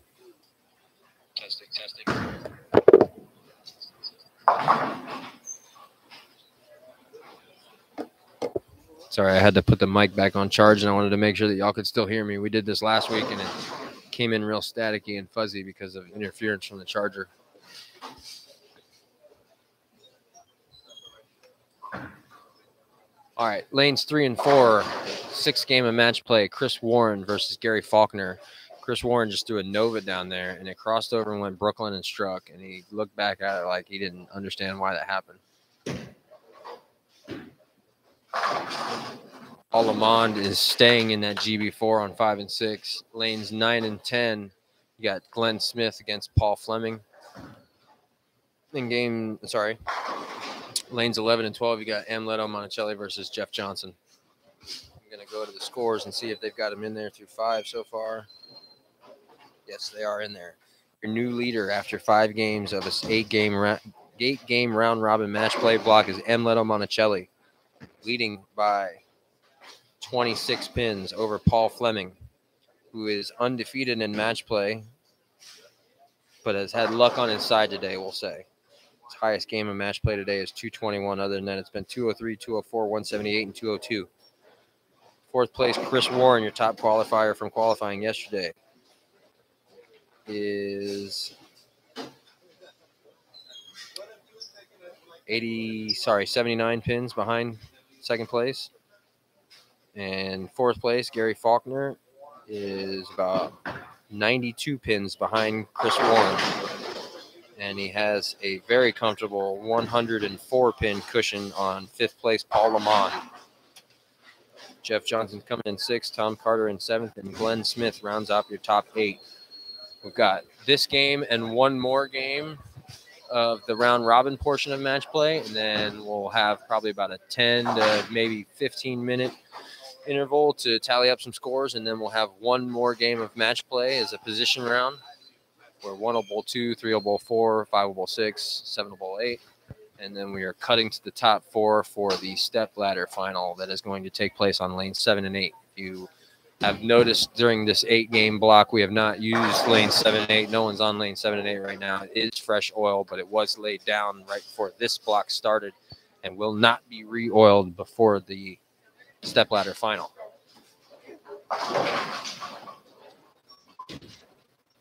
Chris is staying with that Nova, and it got real flat off the back for him. He just left a 2-8-10.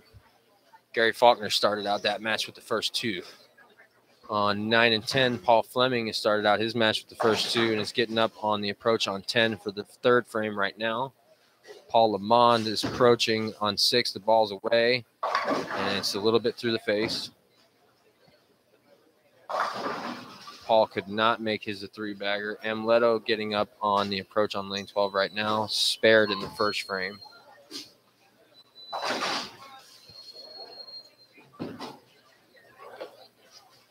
Still throwing that damn good vintage pearl, and it is still sawing through the racks. And Paul Lamont just completely whiffed that 8 count. That's going to be an unforced error.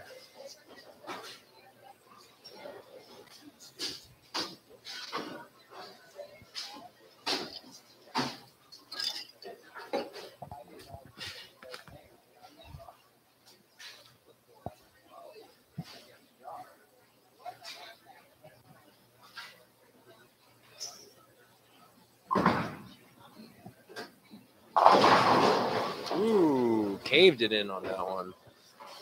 Chris Warren just threw that Nova down there in the 3rd frame again and struck again on the 3rd frame in very similar fashion to the way he struck on the 1st frame. Not pretty. Man, I don't know. I'm having a hard time believing those big balls and getting that far left is the way to go.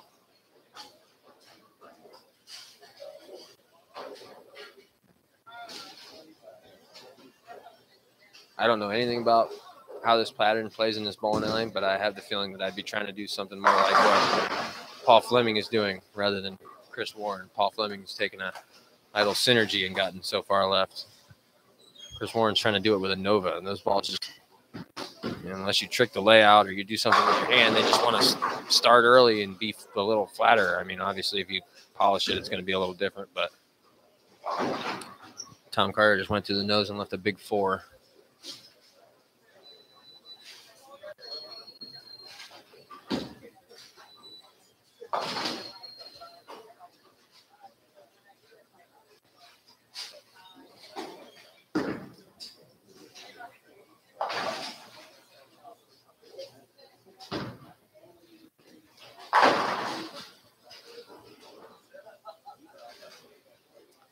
Tom only picked probably, it looked like the 10 pin off of that big 4 there.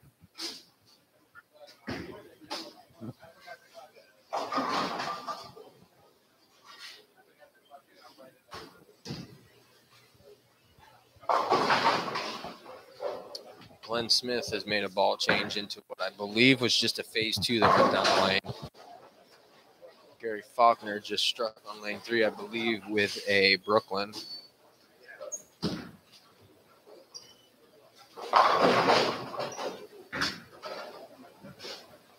He's now into what looks like a payback. He was throwing a Bigfoot. Now he looks like he's throwing a payback.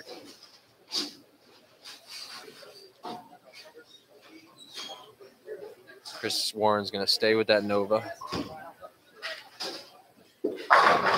That was a good-looking ball, but it ring 10. And that's kind of what I feel like usually happens when you get that far left with a big ball. Even if it gets to the pocket, it's kind of too forward and flat off the back.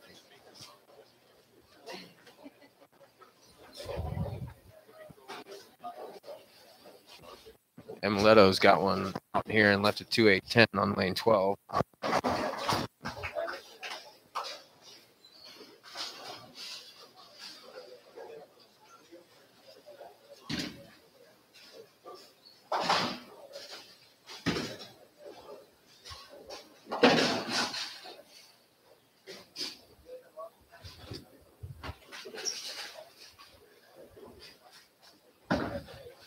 Fleming on lane 10 is looking to turn. He was looking to turn one strike into a double, and that was a good looking shot. It's just like a 10.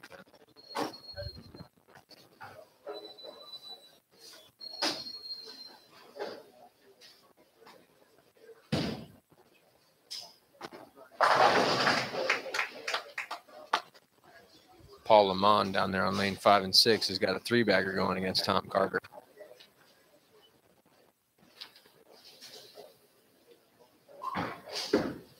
Emleto is very far left with his feet, and that ball is just sawing through the racks.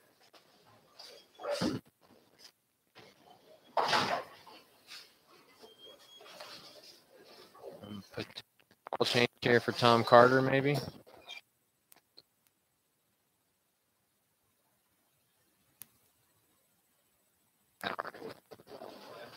I'm pretty sure that was a Bigfoot that Tom just threw. They're down on 5 and 6.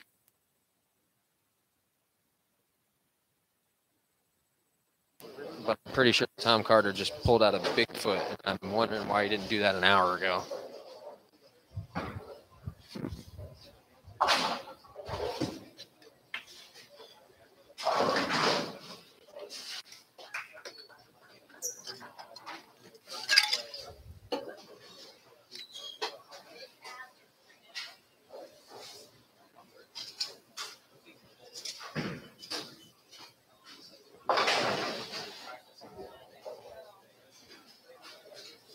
Yep, that's a Bigfoot. Man, Tommy, that should have been the ball an hour ago. It's easy for me to say that standing back here, but I feel like he's been trying to force that Strata and that Evo down there for about an hour.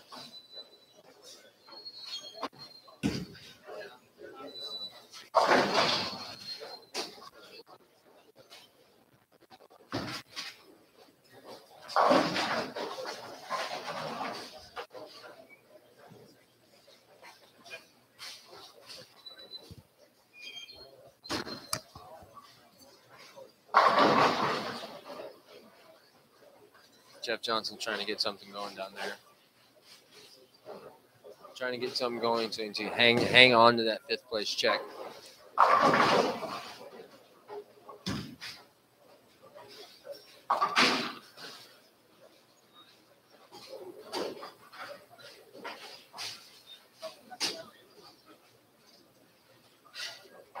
Paul Lamont on a 3-bagger up on 6. Still throwing that GB4 Pearl through the face a little bit. Leaves a 6-10. And Leto still on the strike train down there on lane 12.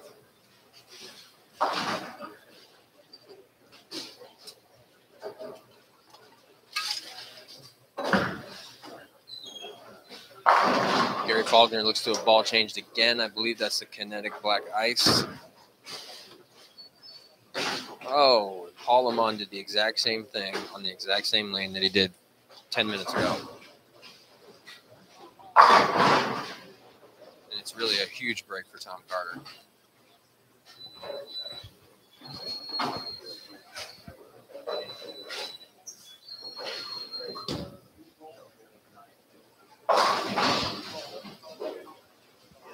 Tom Carter back here messing with the Tournament director Steve Taylor. Can't tell what he was messing with him about, but something.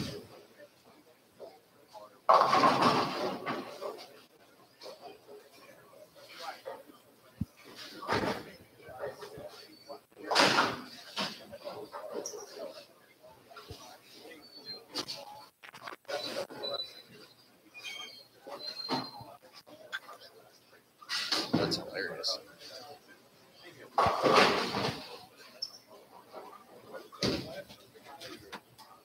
Jeff Johnson is really having a hard time down there on lane 12. It's almost to say that Amaletto's got that match in hand already, and we're only about halfway through it. Same thing with Paul Fleming on 9 and 10 against Glenn Smith.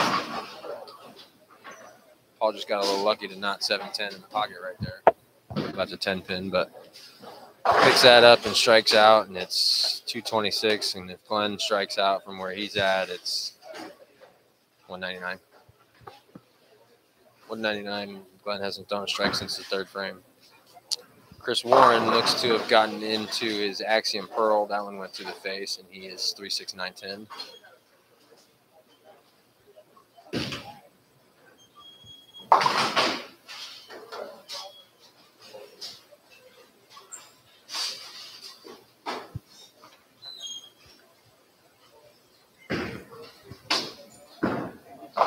That looked like a good shot from Tom Carter. Yep, that was a good one out of his hand, and it went in there and it blew up the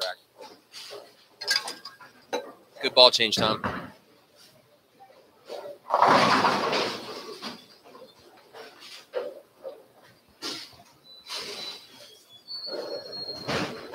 That didn't sound good, whatever it was.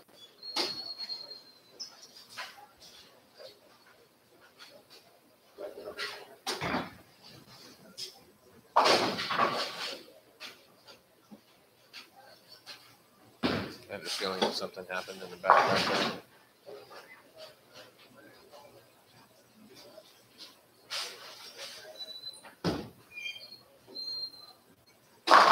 Good shot, Tom.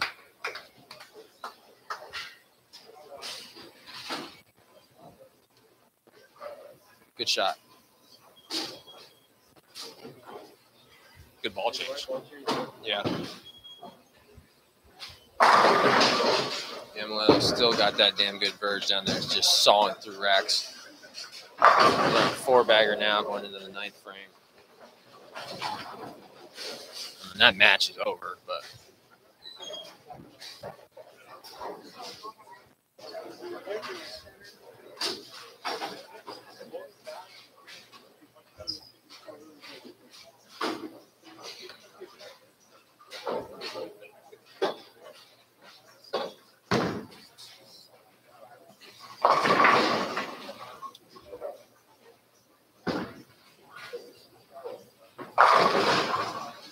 Paul Fleming has thrown the ball great all day, and he's just really had a hard time getting the ball to go through the pins the right way.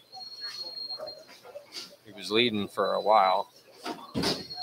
He's in second now. I don't feel like he's in any kind of danger to fall out of the show, but he could easily,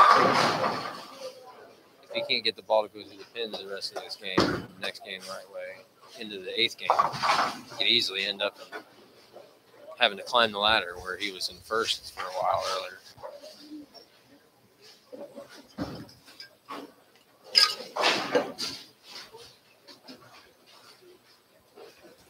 You can see it on his face, too. He's getting a little bit frustrated. He just wants to throw a damn strike.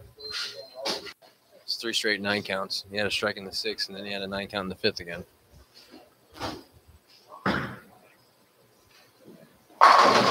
Gary Faulkner might be back onto something with that kinetic black ice.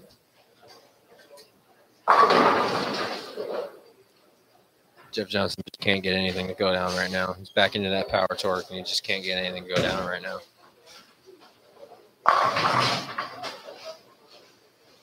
See if Paul can get one to strike here. Good looking ball. Yeah, that was a good looking shot. Good shot, Paul. That was the first shot in the 10th. If he strikes out here, it's 215.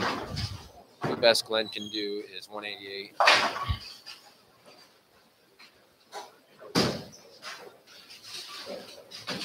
Oof.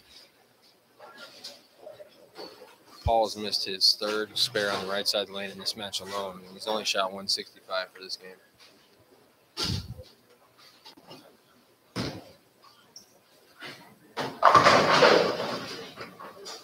Oof. Chris Warren just whiffed a 4-pin on lane 4.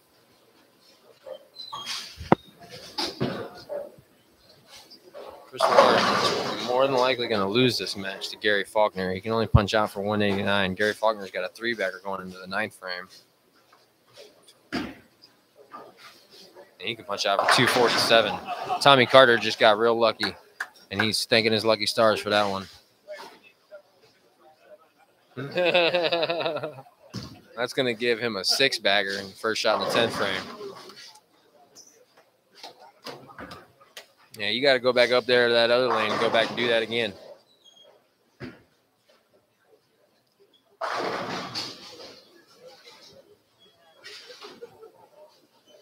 And Jeff Johnson leaves another something over there. And Leto, meanwhile, is on a 5-bagger going in the 10th frame. He can punch out for 255. And Leto can punch out for 255. There's another good ball by Tom Carter for a 7-bagger. Tommy, I wish you'd have pulled that ball out an hour ago, buddy.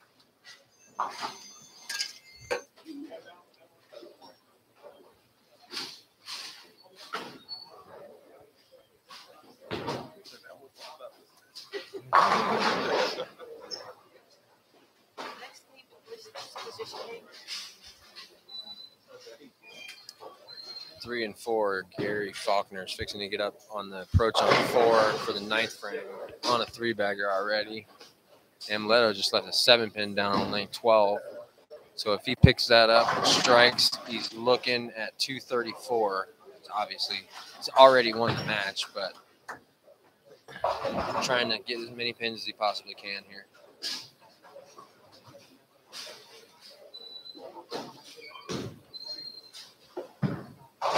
Gary Faulkner, weak 7 pin. Leto converted. Strike gives him 234. Jeff Johnson, already shot 186. Paul Fleming just shot 215 against Glenn Smith's 187. Tom Carter ended up shooting 230 that game against Paul Lamont, who shot 165.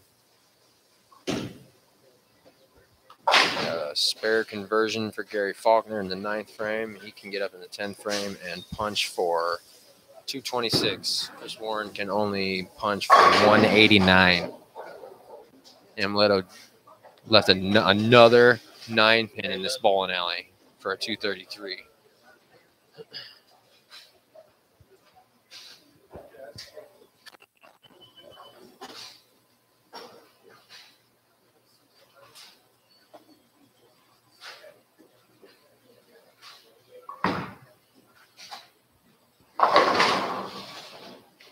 Gary Faulkner gets the first one in the 10th frame.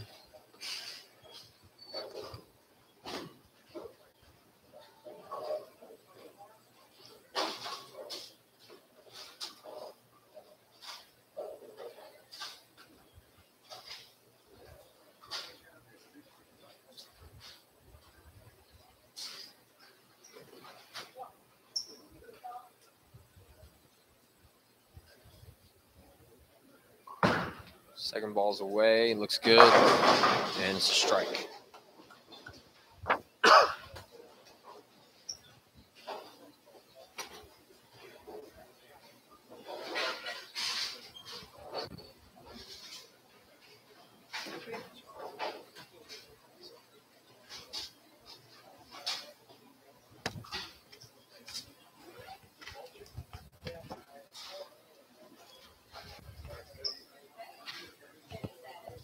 All right, one more shot for Gary Faulkner in this 6th game of match play. And then Chris is going to wrap his 10th frame up. Gary leaves a 10-pin. It's going to be a 225 game. And he's definitely got the match in hand. Chris Warren can only punch out for 189. I'm going to step away for a couple minutes and order me some lunch and probably go use the restroom real quick. I'll be back.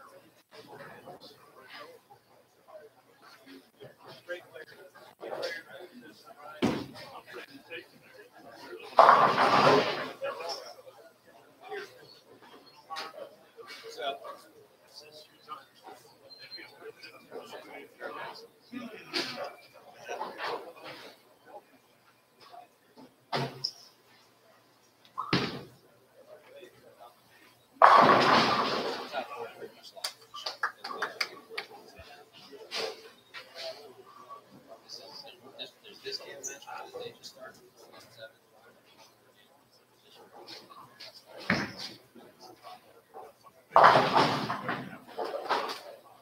We're still talking about it. What time is it?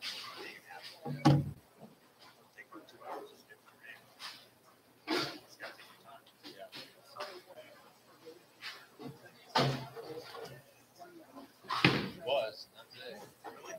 I mean, he's still in the top four. But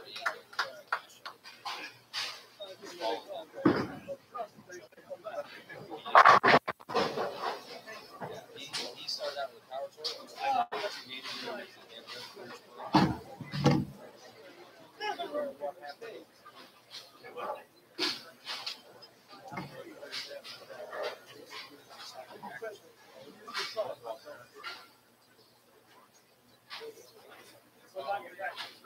Oh yeah, we're good.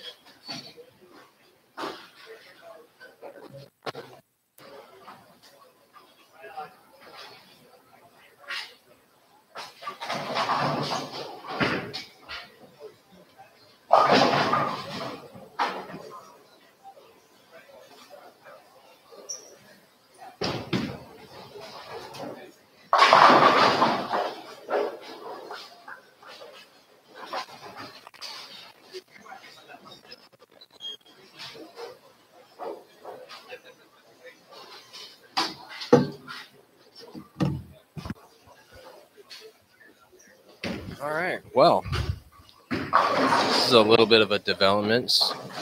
Amuletto's struggling in the 7th game of match play on 5 and 6. The very first shot he did, he got up there. He threw that damn good Verge Pearl again. I think he's still throwing it. Hooked up and went through the face. I didn't see what the 9 count was in the 2nd frame. He struck in the 3rd frame, and then he opened in the 4th frame.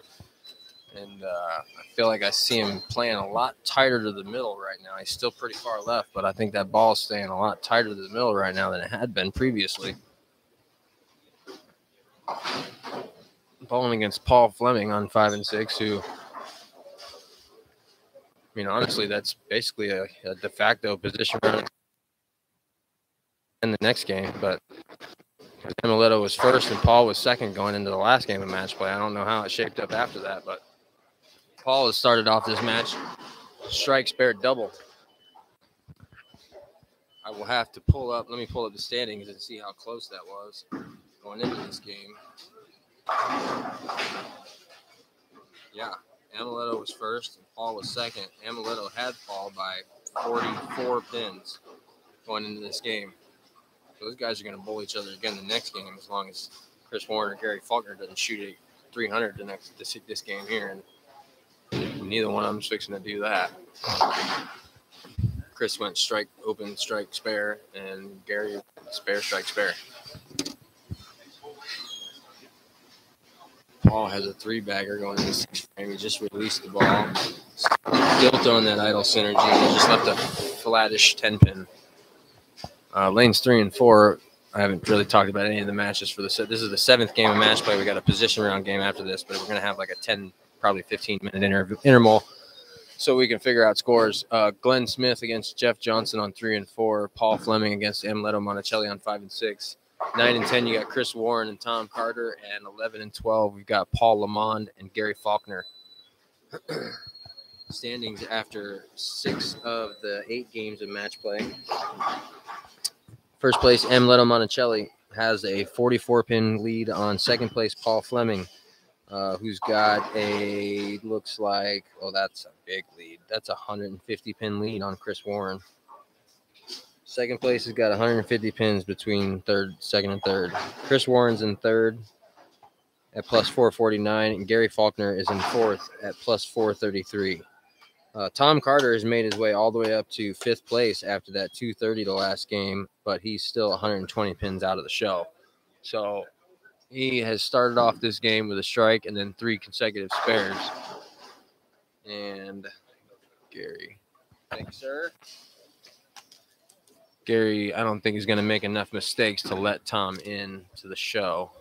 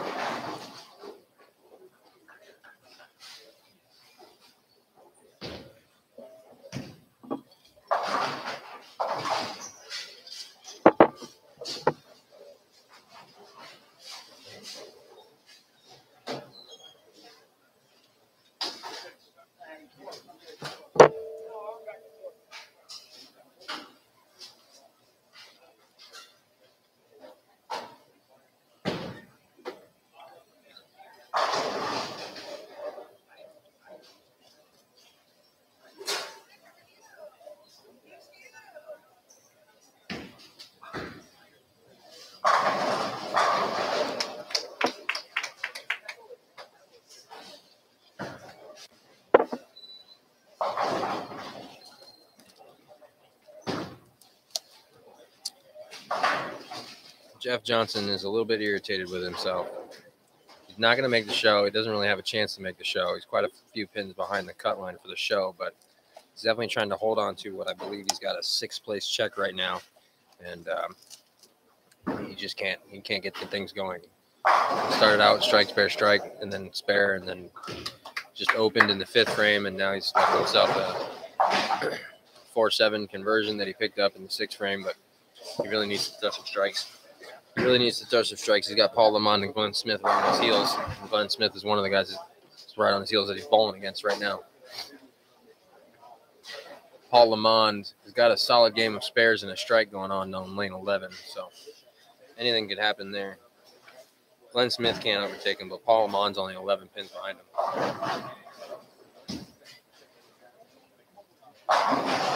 That was a big shot by Paul Fleming right there to give himself a double going into the 9th frame.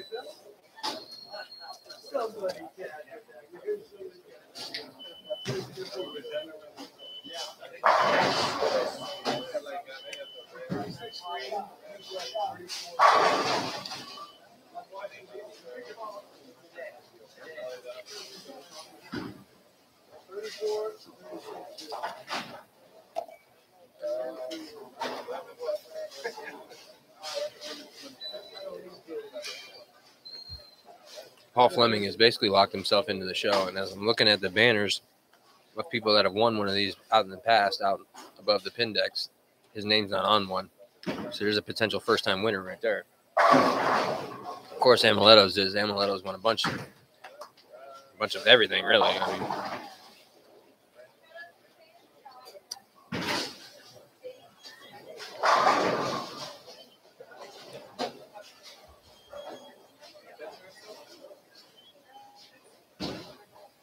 I mean, that would be your only potential first-time winner that would make the show.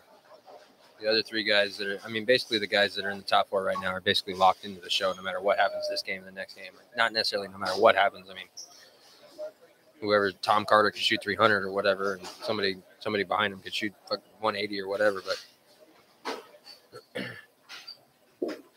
Paul Fleming is the only one who does not have a banner hanger of the 4 guys that are basically in the show.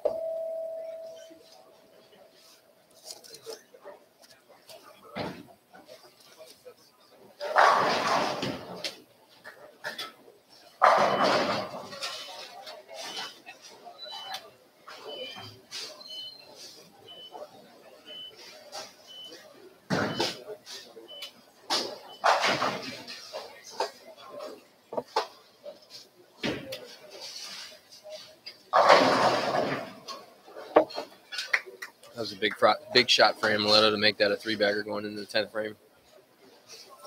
If Amaletto punches out, he's looking at 223. If Paul Fleming punches out, he's looking at 259. So that would more than likely be another flip-flop scenario, at least going into the last game of match play. The position round game. That ball crossed over and carried. It was a good break for Paul.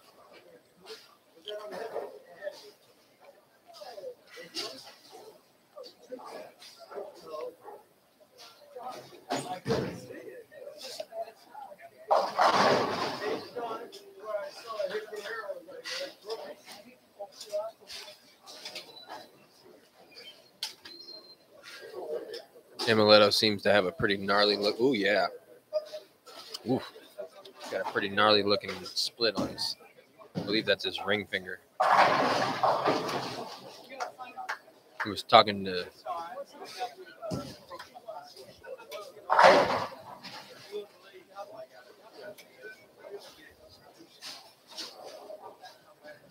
asking our pro shop operator here, Wes Mcneely, for some sort of a tool. I couldn't really understand, or not necessarily understand. I really couldn't hear him is what it was.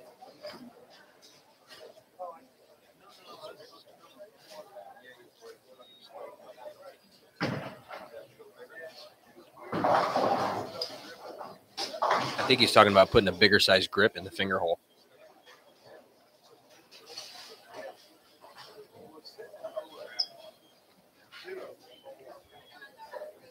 Yeah, that's exactly what it was. Wes McNeely just brought over a handful of grips, and they're going to pull that. They're probably going to pull that grip out of that ball after this game and change it.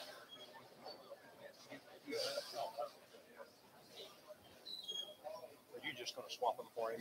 Yeah, whatever he wants. Yeah, okay. Yeah, I'll just stay out of the. After he finishes the game, I got position anyway. Yeah, he's going to go ahead and finish this game, and then they're going to pull a grip out of that ball and change it.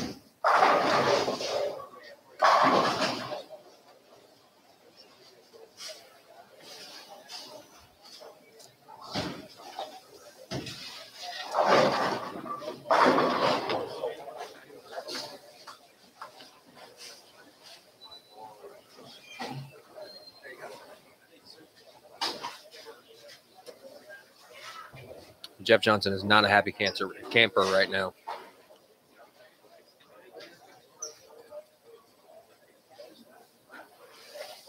Paul Lamont could easily overtake him for 6th place right now. Would kind of be inconsequential to the tournament, but would take a few dollars out of Jeff's pocket, put a few extra dollars into Paul's pocket.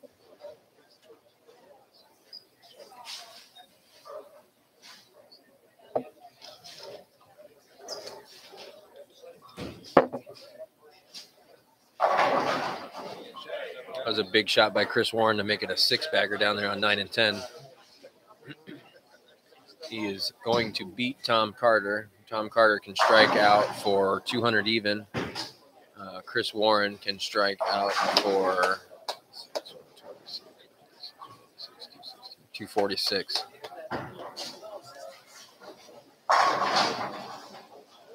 Paul Lamont just struck out for 259 against Amleto.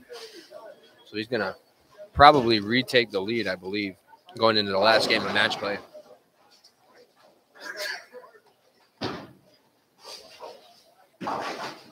Well, powerful wrap 10 fin for Amleto in the first shot of the 10th. I believe that I was wrong about Michael Hogan being on big staff because he just walked by me wearing a Brunswick sweater. So he likes them all, folks.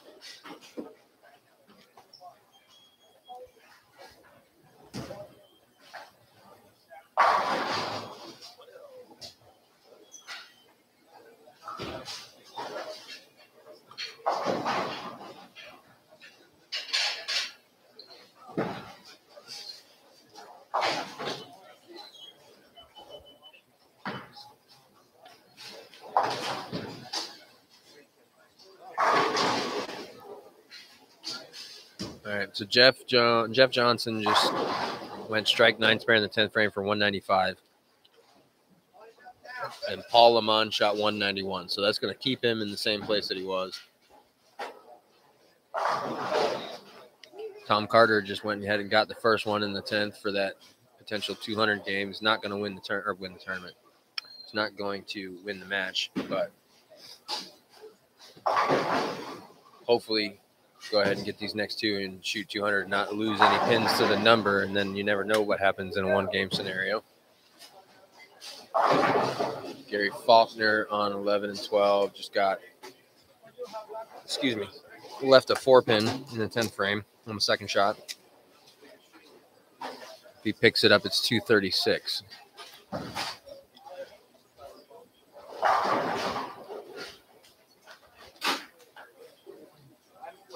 Amleto ended up shooting 200 even, and yeah, Wes McNeely's pulling that grip out of that ball on the table right in front of me.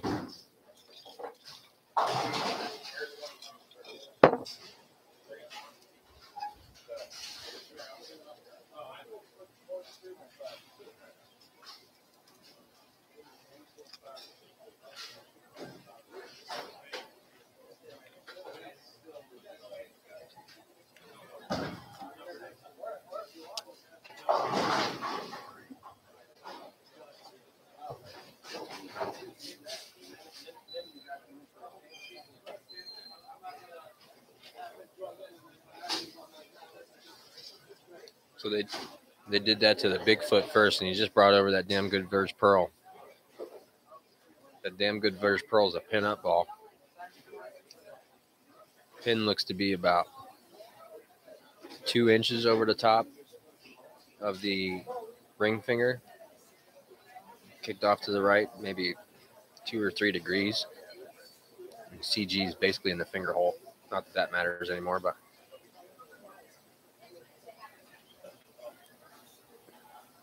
It's a pretty ball. I think he's got the same layout on that Bigfoot.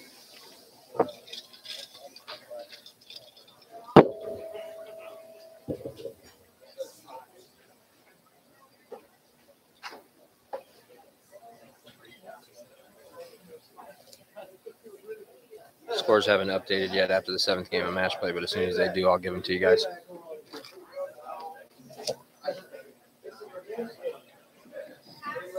All right, bowling fans, give me a few minutes scores, and then I'll arrange all the bowlers from 1 to 8, and I'll assign the lanes for the final position. Thanks very much.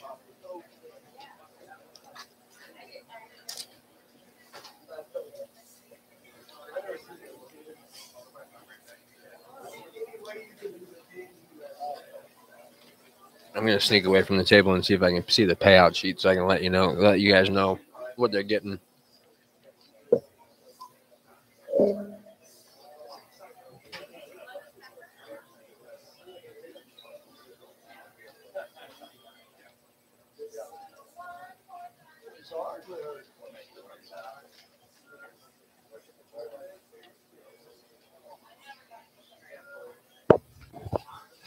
As we're getting ready for this last game of position round, or last position round game of match play, we've already got bowlers showing up for the tournament that's supposed to take place after this one.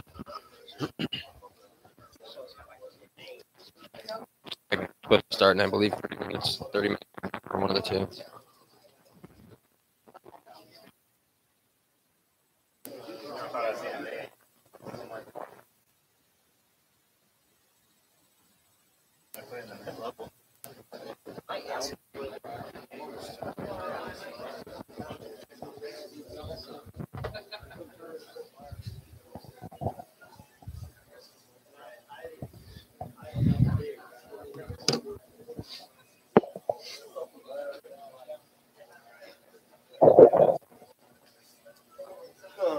Where is this class?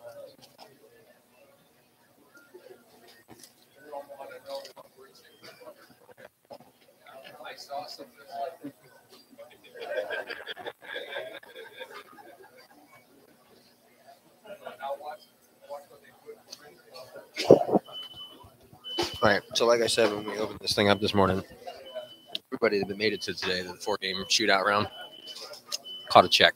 22 players caught a check. And then after the shootout round, everybody from 22nd up to 17th checked for $475. From 16th up to 9th, got $560. And then everybody else that was left is still here bowling. So whoever doesn't make it to the 4-man step ladder is going to get a check for $675. And give me 1 second, and I will be able to tell you what the entry fee was for this tournament. It was more than likely $310 for non-members and $240 for members. But give me just a second.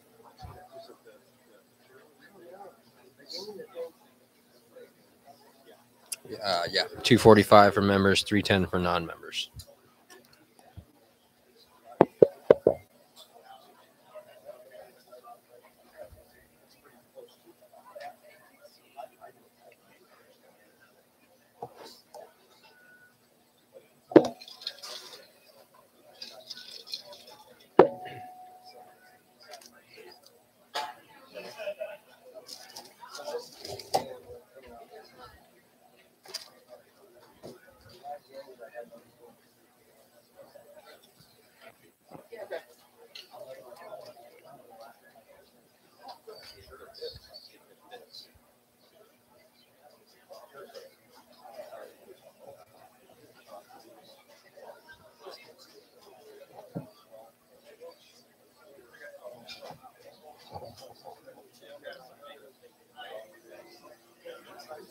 All right, bowling fans, here's the rundown 1 through 12.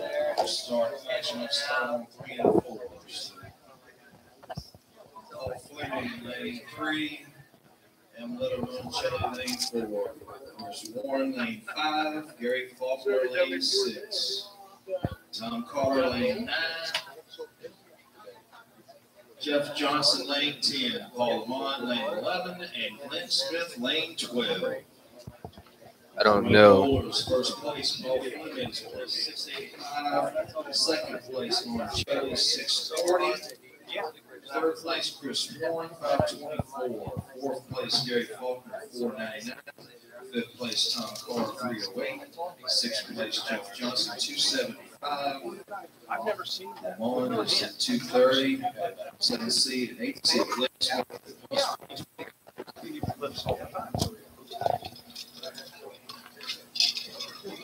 All right. I don't know how well you guys were able to hear that, but I'll basically give you pretty much a rundown of what he was saying, probably in a slightly shorter version. I'm going to give you the standings through 7 games in match play, and it's also going to be the matches for position round game on lanes 3 and 4. Your first place qualifiers, Paul Fleming at 685 over, and versus Amuleto Monticelli at 640 over. So 5-pin lead there. Lanes 5 and 6. Wes, is this yours back here too, buddy? That was the one that went rolling. Oh, okay. Lanes 5 and 6. Third place, Chris Warren at 524 over against Gary Faulkner at 499 over. And those 4 are basically locked into the show because Tom Carter in 5th place, bowling against Jeff Johnson on lanes 9 and 10, is at 308 over. And that's almost a lead between 4th and 5th place. 4th and 5th, not 1st and 5th, 4th and 5th. 499 over and 308 over. Yeah, and so Tom Carter's bowling against Jeff Johnson, who's 275 over. And then on 11 and 12, we've got 7th place Paul Lamont at 230 over against 8th place Glenn Smith at 130 over, 129 to be exact. So not going to be a whole lot of flip-flopping with seeds here. You know, maybe Tom Carter and Jeff Johnson change places or something like that. Or Jeff Johnson and Paul Lamont change places or something like that. But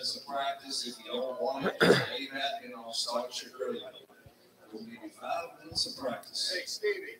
Hey, we just want to go? All right. Just want to go. you boys are just waving off to practice.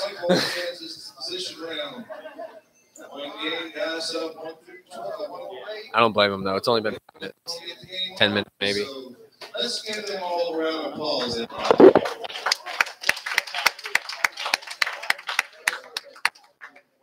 Good luck.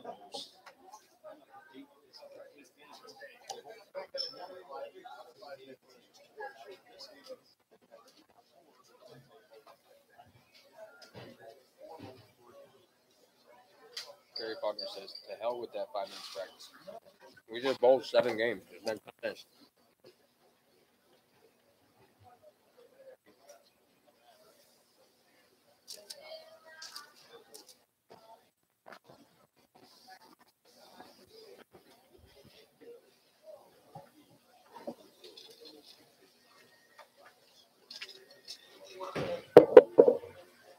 Chris Warren throws your first shot on lane 5, and it's a high and tight strike.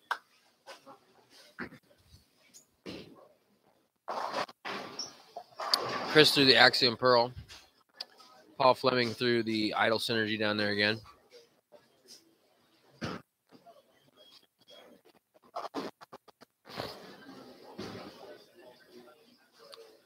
Glenn Smith on lane 12 just threw a strike. He threw an Altered Reality down there. Gary Faulkner going right now, throwing that Kinetic Black Ice still. Our ball went through the face.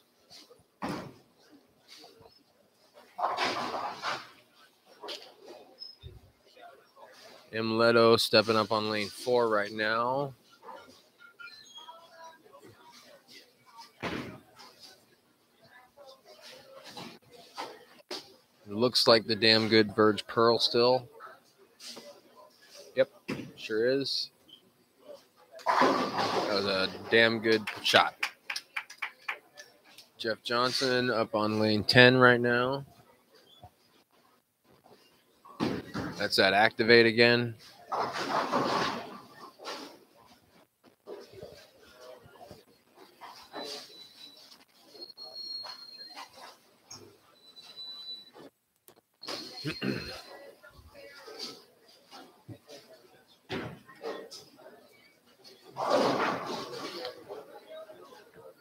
Paul Lamont looks to be getting into a Quantum Evo Pearl again.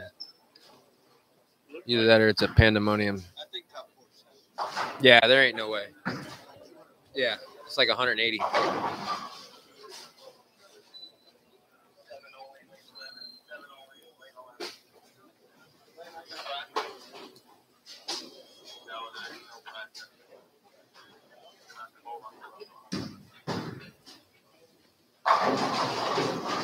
Gary Faulkner opened in the first frame, but then just threw a really good shot to come back from it. Still with the same ball.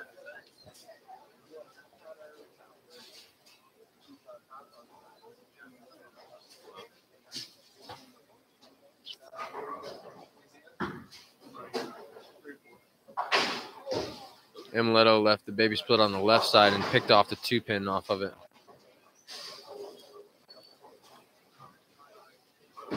Chris Warren pretty far left with that Axiom Pearl. That's funny. I do that hip bump thing too.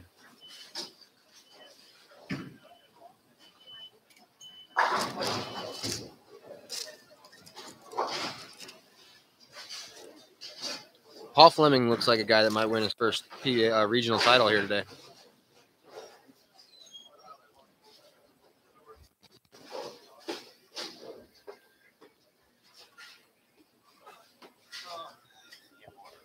We are going back to the fresh for the Stepladder Final, but it's been sitting for about 4 hours. 7 and 8. They haven't used 7 and 8. Oh, are they? Yeah. Nobody's bowled on 7 and 8 since this morning. Why is this still a stepladder? Huh? They're not doing. Nick said they're not doing a stepladder. What are they doing? They're doing.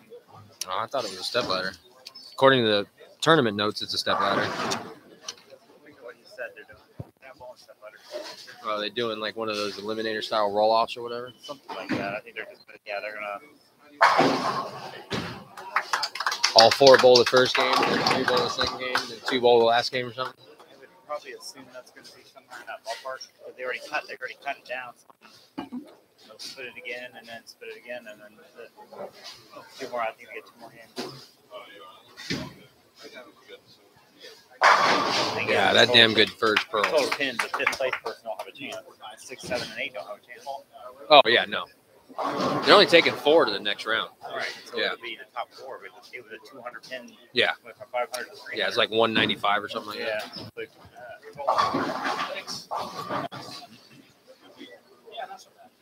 yeah, they don't do step ladders, I guess. They do match play. Got it.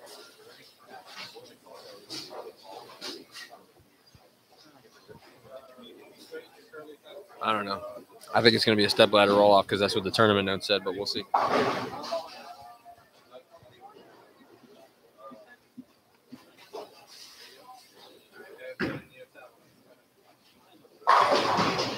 Yeah.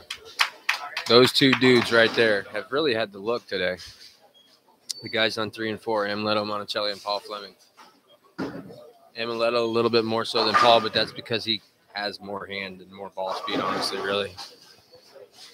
I think Paul's doing everything he can right now to get the ball to go through the pins the right way, as far left as he is, and how he plays.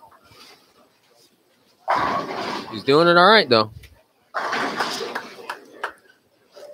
It looks good on him.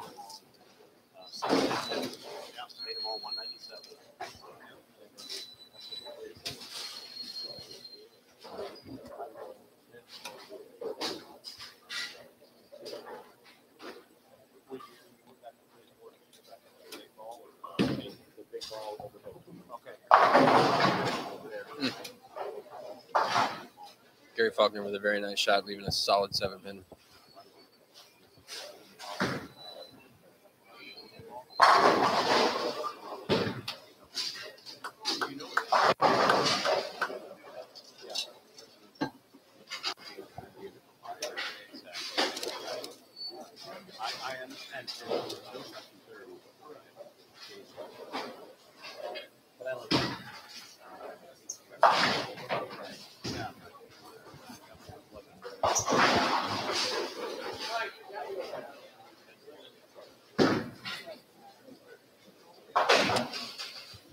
Was kind of sort of listening into a conversation that Chris Keene was having with, I'm not really sure who this gentleman is, but he seems to know Leto.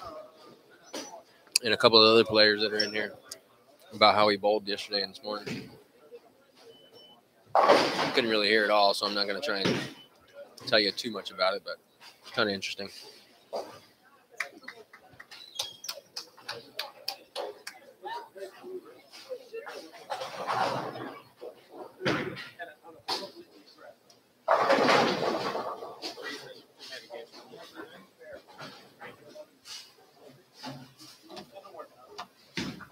Sorry, man. No, you're fine. Tom Carter still seems to be throwing that Bigfoot out there, striking. Emileto's got himself a 3-bagger going in the 6th frame. That opened in the 2nd frame. Chris Warren just sawed through that one.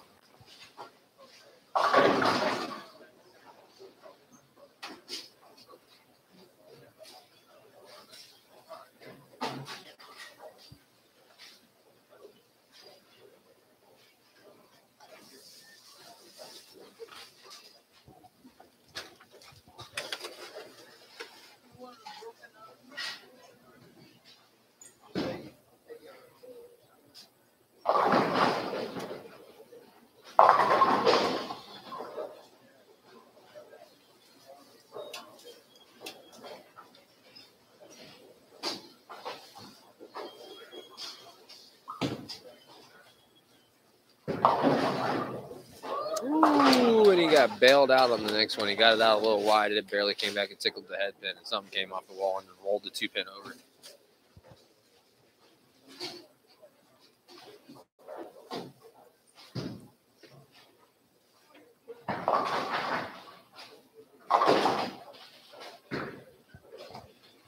Mcneely converted that 8 count that he left. Paul Fleming's got a 4-bagger going in the 6th frame. Started out spare 4-bagger.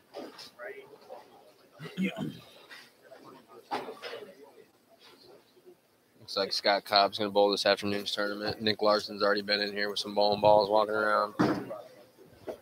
I see one guy from Naples down there on the end behind lane 1, Vinny Spangola.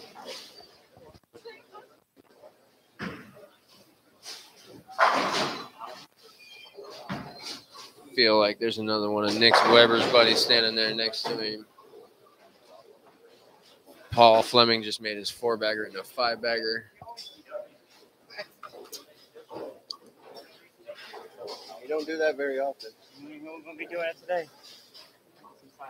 Curious as to whether or not Wes McNeely is going to bowl in this event after this one. Jeff Johnson is just having himself about one of the hardest times.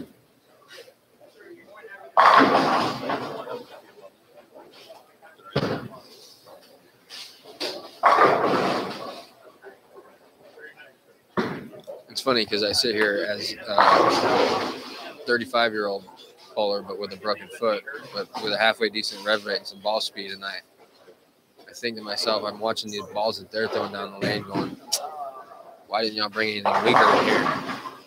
Jeff Johnson's still trying to make a power torque work down there, but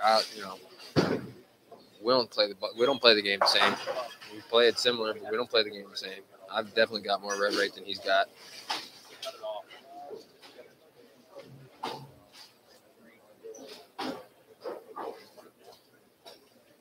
Chris Warren seems to have some nice things going on, but I'm kind of surprised that he hasn't gotten out a hustle of some kind yet, or the hustle camo or a hustle line or something.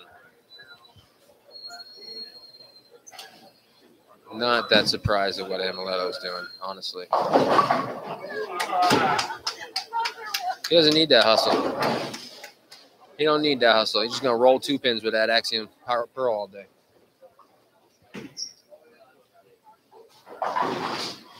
Yeah, see, even that damn good first Pearl starting to hook up a little bit too much for Emileto over there. That ball looked good, and all of a sudden it hung to the left.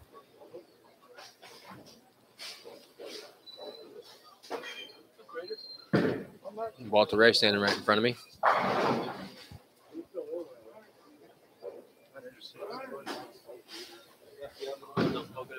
Not in a bad way, standing right in front of me. Just Walter Ray standing right in front of me.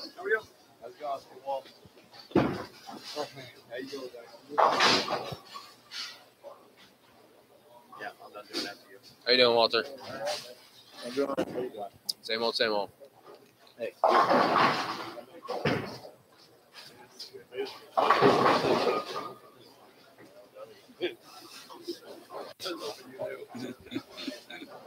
You don't know? So bad.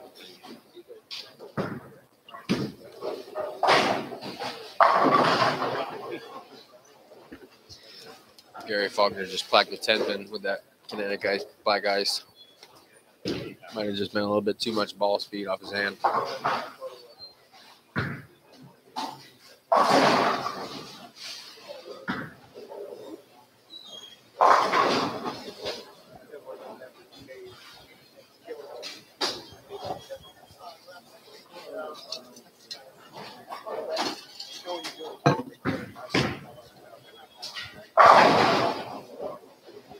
So Paul Lamont has got himself a 6-bagger going in the 8th frame.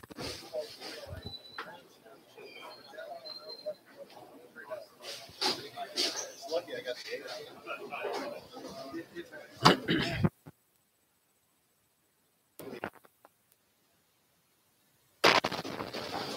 Amleto had left another 8 count in the 8th frame. I believe it was a 3-6. So that ball is starting to hook a little bit on him. And that's kind of what I'm getting at. Like, I don't know what bags he's got in here, what he's got in them. For all I know, he's got 2 or 3 balls weaker now in him. But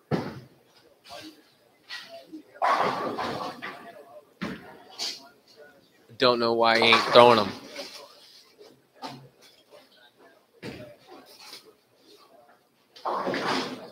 Paul just left the 3-6.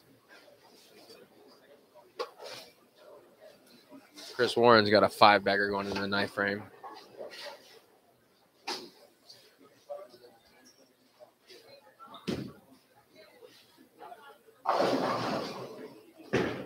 Another big shot right there. Where was he at going into this game?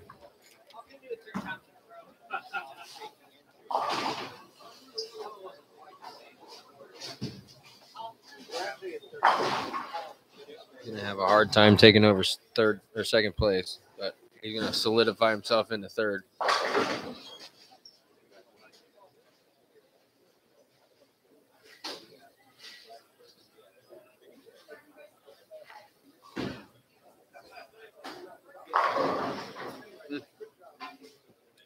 Another 10 pin for Gary Faulkner.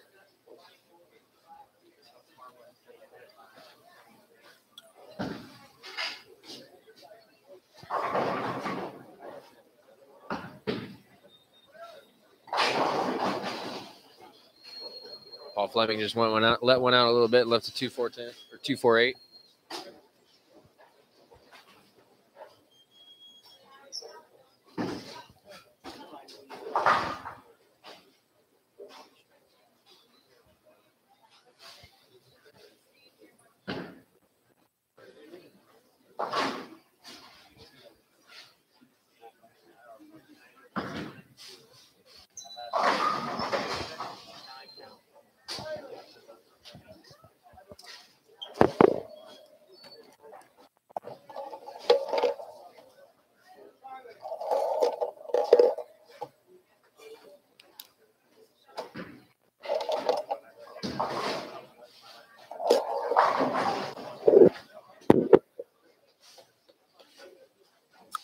Gary Faulkner got the first one in the 10th. If he strikes out, it's 2-15. Amleto's up on the approach on 4. That is a ball change, but I don't see what ball it is. I saw it late. If he strikes out, he's got 2-12. Paul Fleming's got a 9 spare in the 9th frame. If he strikes out, he's looking at 255. So that's going to he was already in the lead, but that's just going to extend his lead, obviously.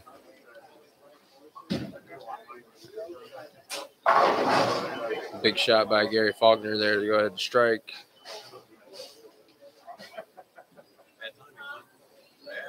Chris Warren can strike out here for 275, and you add the 30 bonus, it's going to put him plus 105 to the number. And Amleto, if he goes 105 over, that's 629. If Amleto just left a 10 pin. And if he picks it up and he strikes, it's 192. So he's going to lose 8 to the number. Yeah, he can't overtake him unless he whiffs this 10-pin. If he whiffs this 10-pin, or if he picks it up and does like a 5 count or a 6 count, then Chris can strike out and overtake him. Picked up the 10-pin, so I mean, he's got to throw like a 5 or a 6 count for Chris to be able to overtake him. Gary Faulkner shot 214.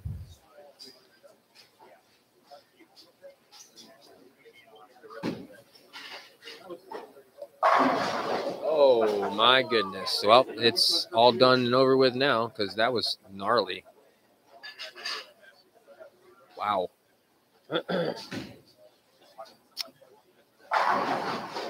Chris Warren just threw a very good shot and left a stone solid 7-pin with a messenger shooting across the deck, and it wiggled a little. And Amuleto crossed over for a Brooklyn on his last shot to go ahead and shoot the 192. Chris picked up the 7-pin. If he strikes, it's 254. So definitely can't get to second place now.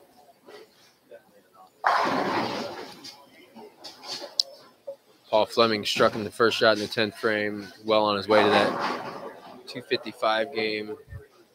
Jeff Johnson got the first 2 in the 10th so far, can get the last one for 197. Tom Carter started struggling a little bit coming down the stretch of this game and is only going to shoot 191. So Jeff is pretty much all but got him beat here. He just needs a 5 count to lock him out. 5 count to lock him out, but it's not going to help him any. Score 250.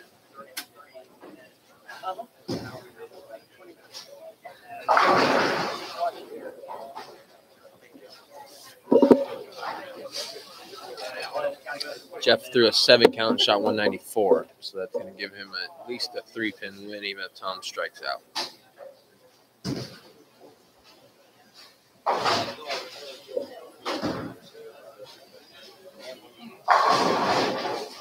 Tom did get the first one. Good looking ball. Paul ended up shooting 245 in that game.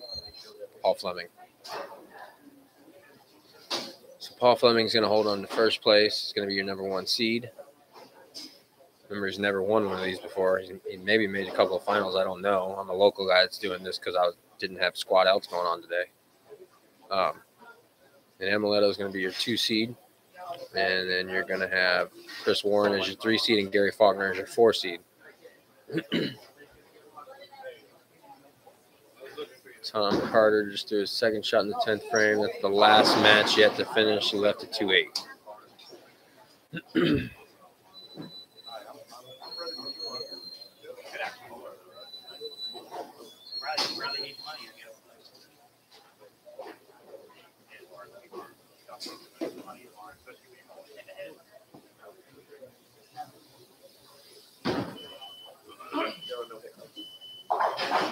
Tom Carter picked up that 2-8 and shot 181. And that is going to wrap it up for the match play portion of this tournament. Just told you who your top 4 is. We're going to be bringing that to you on lanes 7 and 8 here. And what the format actually is, there's been a little bit of debate. I kind of thought we were doing a step ladder, but somebody else said it's not going to be a step ladder. So we'll see.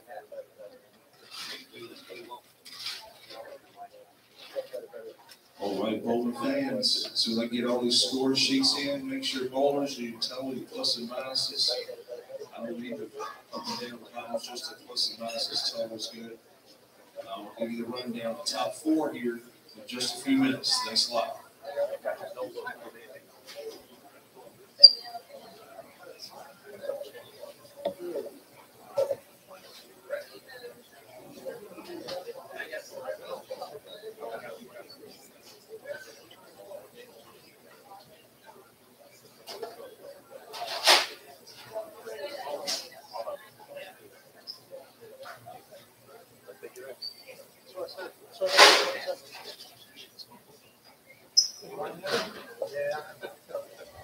Sell my spot for 200. 100. I try to get it for 100. Thank you very much.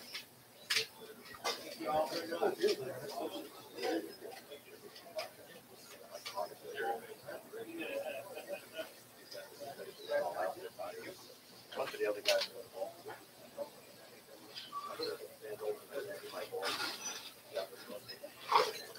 Nothing. What are you doing? You bowling the other one?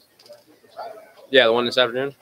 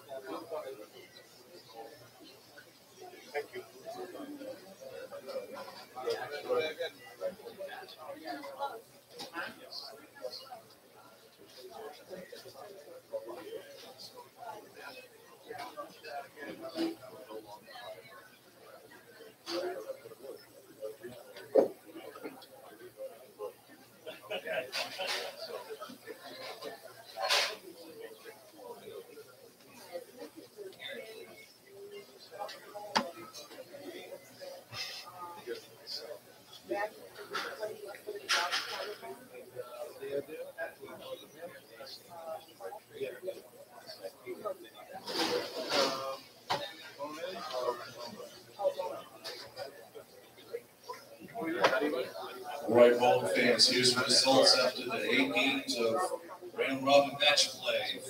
First seed, Fleming out of Fort Worth, Texas, plus 760, 228.89 average. Second seed, Mcneely, Venezuela, plus 632, 226.78 average. Third seed, Chris Warren out of Grants Pass, Oregon, plus 608, 225.4. And number 4 seed, Gary Faulkner out of the Villages, plus 513, 221.83 average. The rest of the places 5 through 8 will be cutting your checks here shortly. And the championship pair will be laying 7 and 8. All right, so it does appear that we are doing a step ladder. It's going to be Gary Faulkner against Chris Warren. Chris Warren was your number 1 qualifier from yesterday. Started off, I don't want to say slow. He had games of 214 and 200 before he all of a sudden jumped into a proton physics from a gen and went 300, 278 and had a chance to shoot 800 for the 3rd, 4th, and 5th games, but found his way onto 1 and 2 and only managed to shoot 220, but he needed 222 for the 800. 798 for games 3, 4, and 5 of qualifying, and then flipped over to the next pair for the last game and shot a 278 on that pair. I mean, basically, once he got into that proton physics and then got into a Helios at the end of the first 278 game, he just ran everybody over. Didn't have the same exact look today, but didn't have a terrible look either. Shot decent games today. Position round game, he shot 254. And the rest of match play started off 174, then went 212, 239, 172, 215, 179, 245. So did enough to keep himself in the show, basically.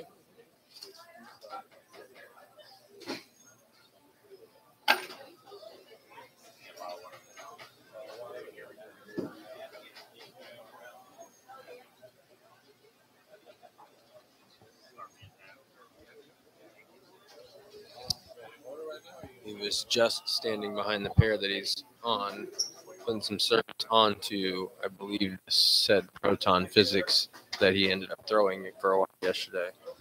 It'll be interesting to see how these two players start this match. They are back on the fresh, but the machine's been in the back for a good 4 hours. Like they oiled this pair when they oiled the beginning of the match play, and it's just been sitting there. Nobody's been bowling on it. He's over there putting some surface on a Zen Master right now too.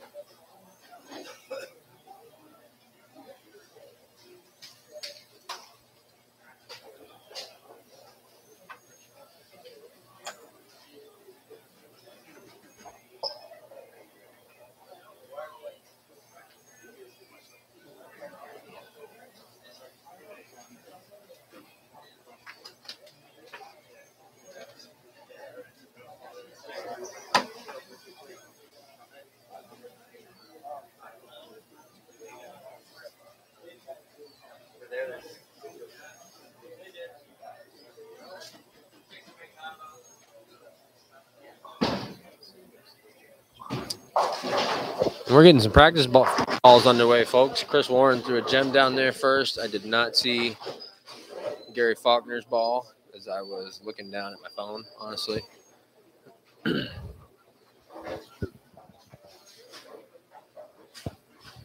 Hold up, bowlers. Please, hold up, bowlers. You don't need to practice. You don't have not time yet, guys. Not time yet. I haven't finished cutting the checks for the rest of the guys yet, please. Hold up. We're going to hold up. We're going to cut some checks first.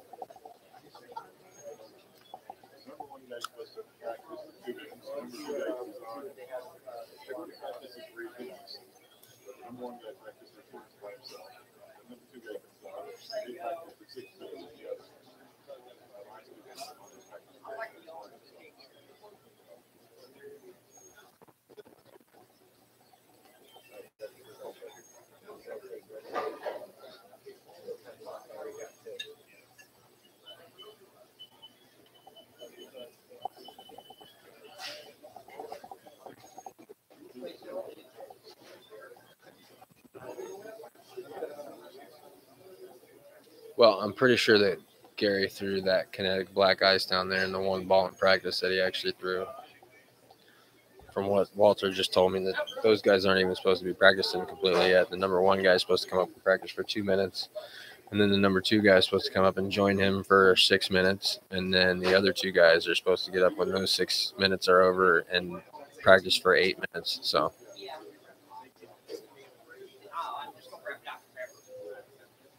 I don't understand why they can't practice.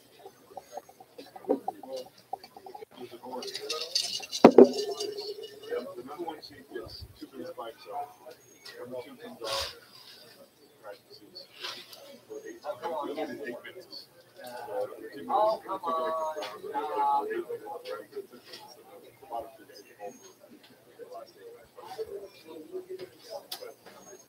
Get them started.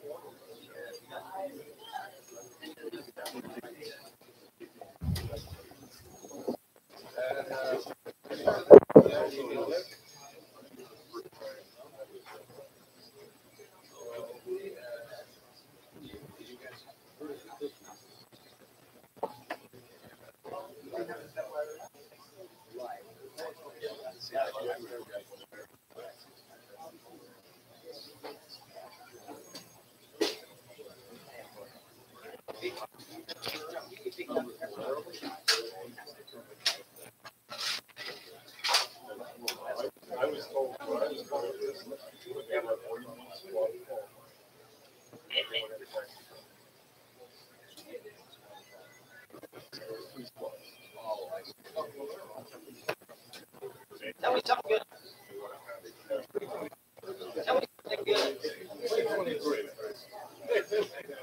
something even better.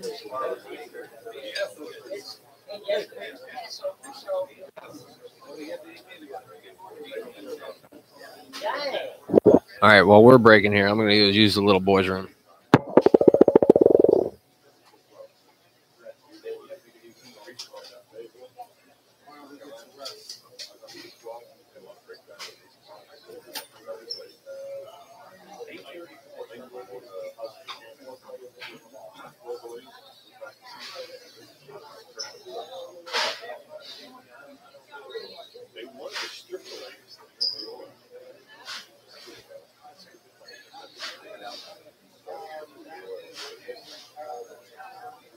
Test 1, 2. Places 5 through 8 and the alternate. Your checks are ready here at the desk. Thank you.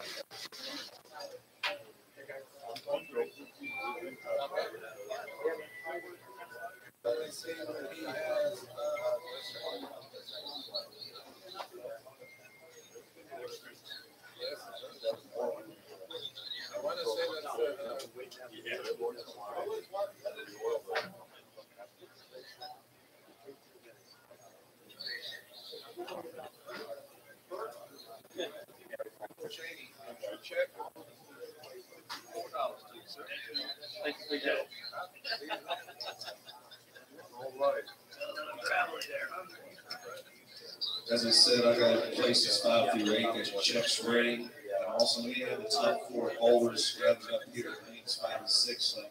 So I'm with the practice is intended. Thank you. Babe, what rest?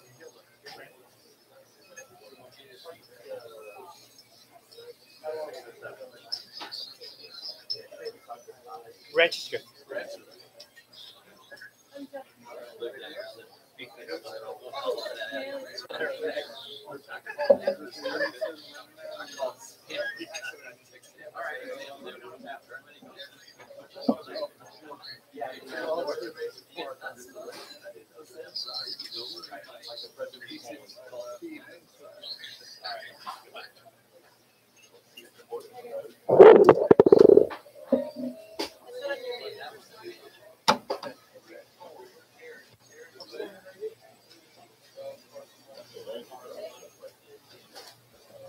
Chris Warren. Chris Warren, Jerry, and Leto. Just need squeak. Everybody keeps calling Chris Warren Squeaks.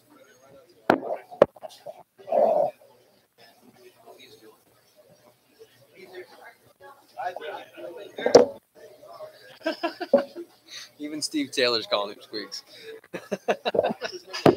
That's what he was telling me. I was calling him Squeaky. I don't know what he's talking about. Squeaks. He's squeaky. That's hilarious.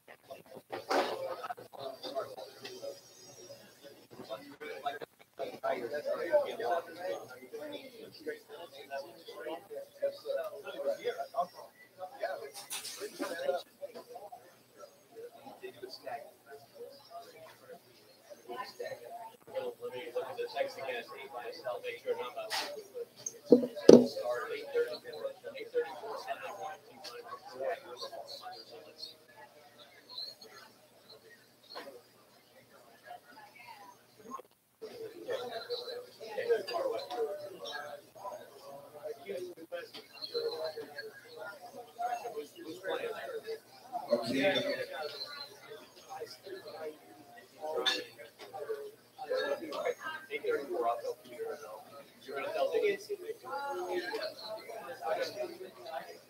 All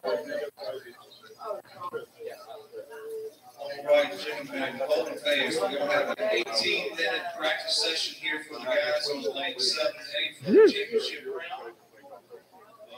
First, the number 2 seeded player, which is Untitled Chapter, will have 8 minutes warm up, starting on lane 7-8 by yourself. When you are ready, I'll be ready to do it. You get 3 first ball, we'll start the time clock.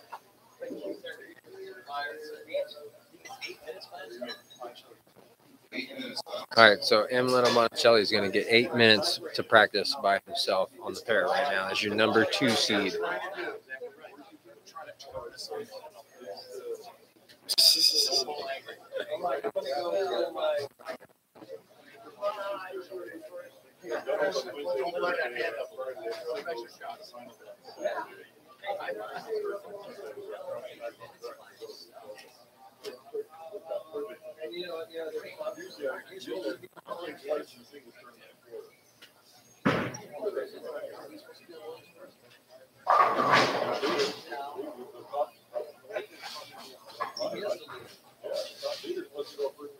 Mike Bailey.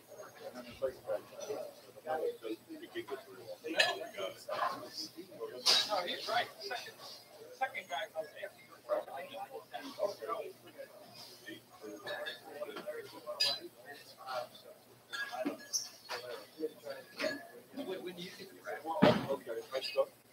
Actually, at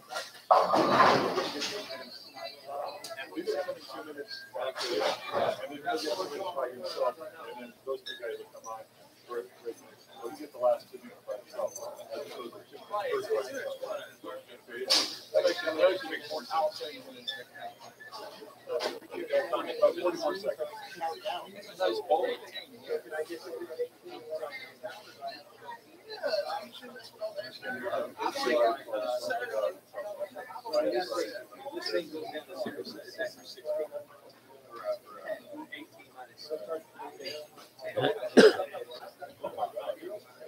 Oh, yeah.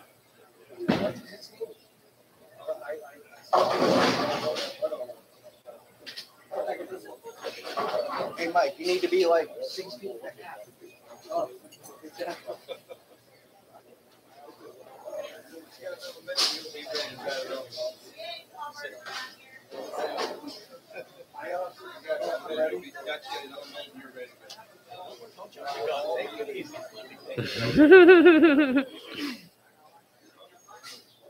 There's a table directly in front of me. It has Chris Keene sitting at it, Michael Hogan, Walter Ray, and Gary Faulkner. And those are the only 4 seats available at the table. But Paul Fleming, the number 1 seed, the guy who I mentioned earlier, has never won one of these before, was standing at the end of it. And there's a debate about how practice goes for these things. It's like what it actually is the number 2 seed gets 8 minutes, but after 2 minutes of his 8 minutes, the number 1 seed comes and joins him. And then once Amileto's 8 minutes runs up, the number 1's still up there for another 2 minutes, but the 3 and 4s come and join the number 1 is what it sounds like to me. But it's a little bit confusing, obviously. I'm sure it sounds confusing coming out of my mouth. But Paul was about to get up there about a minute early, and Chris Keene was like, calm down, son. Just you know you've never done one of these before, but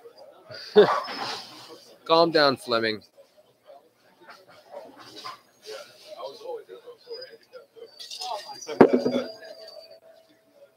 It was really ugly last time I tried.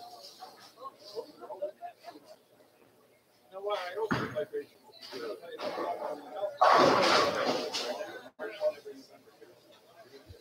Oh, yeah.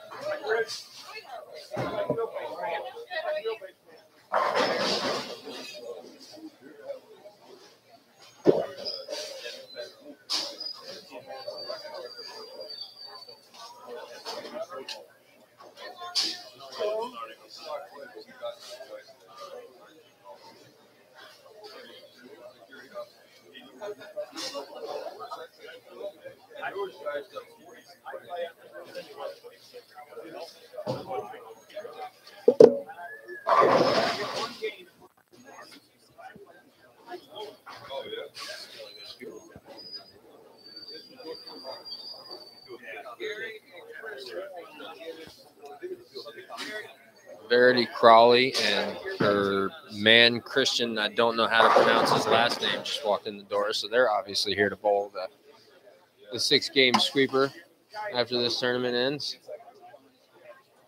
There's a decent handful of people walking in the door right now trying to bowl this tournament. It's going to take probably about another hour to maybe an hour and a half before it gets kicked off.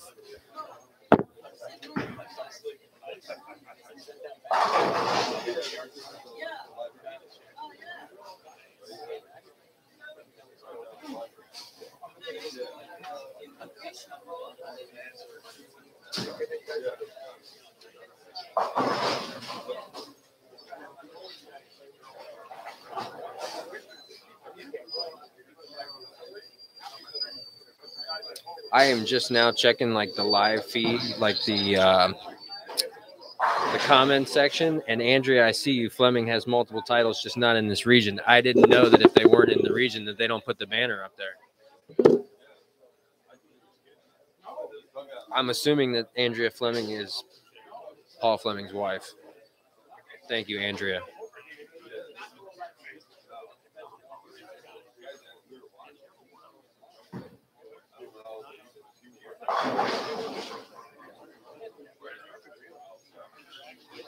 Chris Bellissimo, if you're still watching, you'll probably remember me from that regional over here about a month ago. We bowled right next to each other the whole time.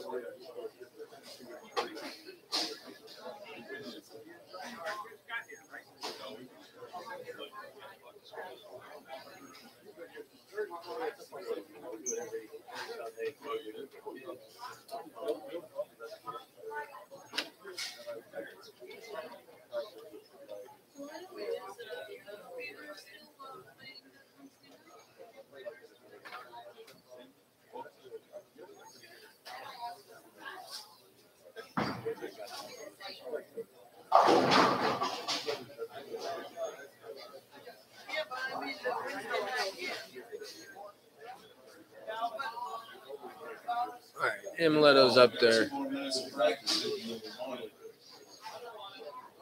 Amuletto's still up there practicing. Paul was just informed that he has 2 more minutes up there if he wants it, and he said he doesn't want it. So I believe that they're going to go ahead and let Gary and Chris go.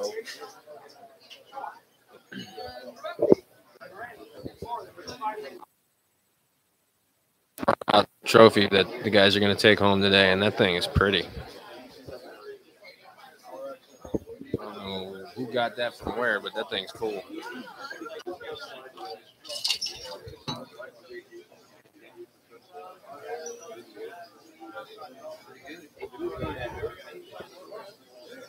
It's funny, all the Weber kids are here for the tournament this afternoon.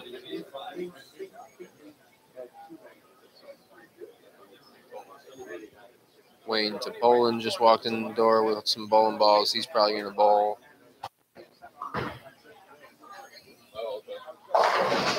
Yeah, 3 and 4 are getting it on practice balls wise.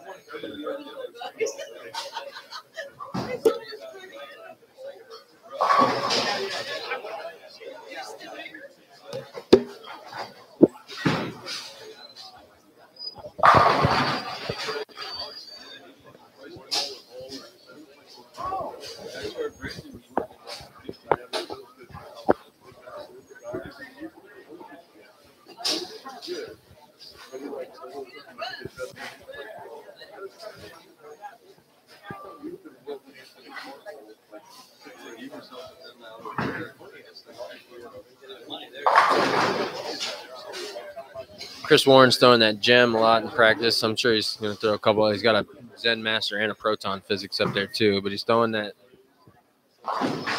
gem a lot in practice. Gary really only seems to be throwing that kinetic black ice, and that is, I don't even see another ball up there that doesn't belong to Chris Warren.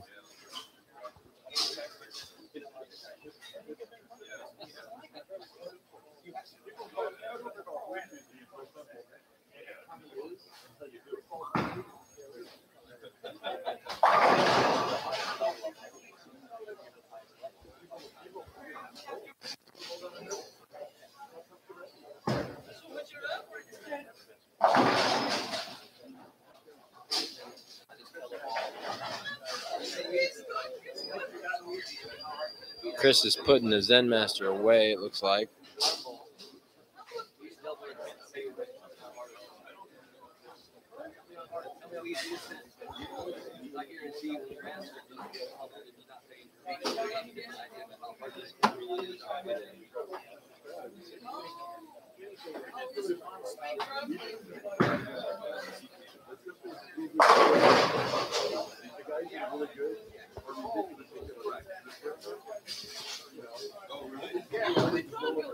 Yep.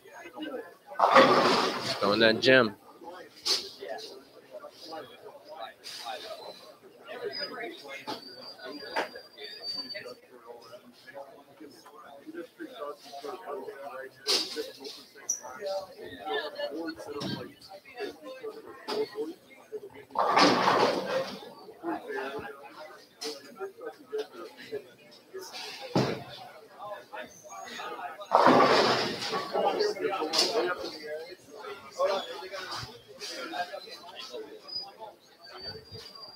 Chris is done with practice. He's ready to go. Looks like Gary just threw his last shot, and they're going to kill this practice time earlier, and they're going to start.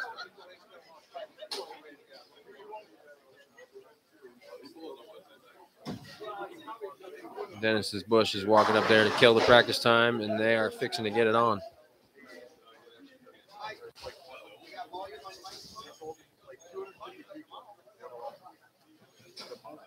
Just 1, 2. All right, bowling fans, here's the first national championship. Number 3 seed, test. Number 3 seed, Chris Warren out of Grand Spanish, Oregon. He has 6 national, 57 regional titles. Let's give him a hand.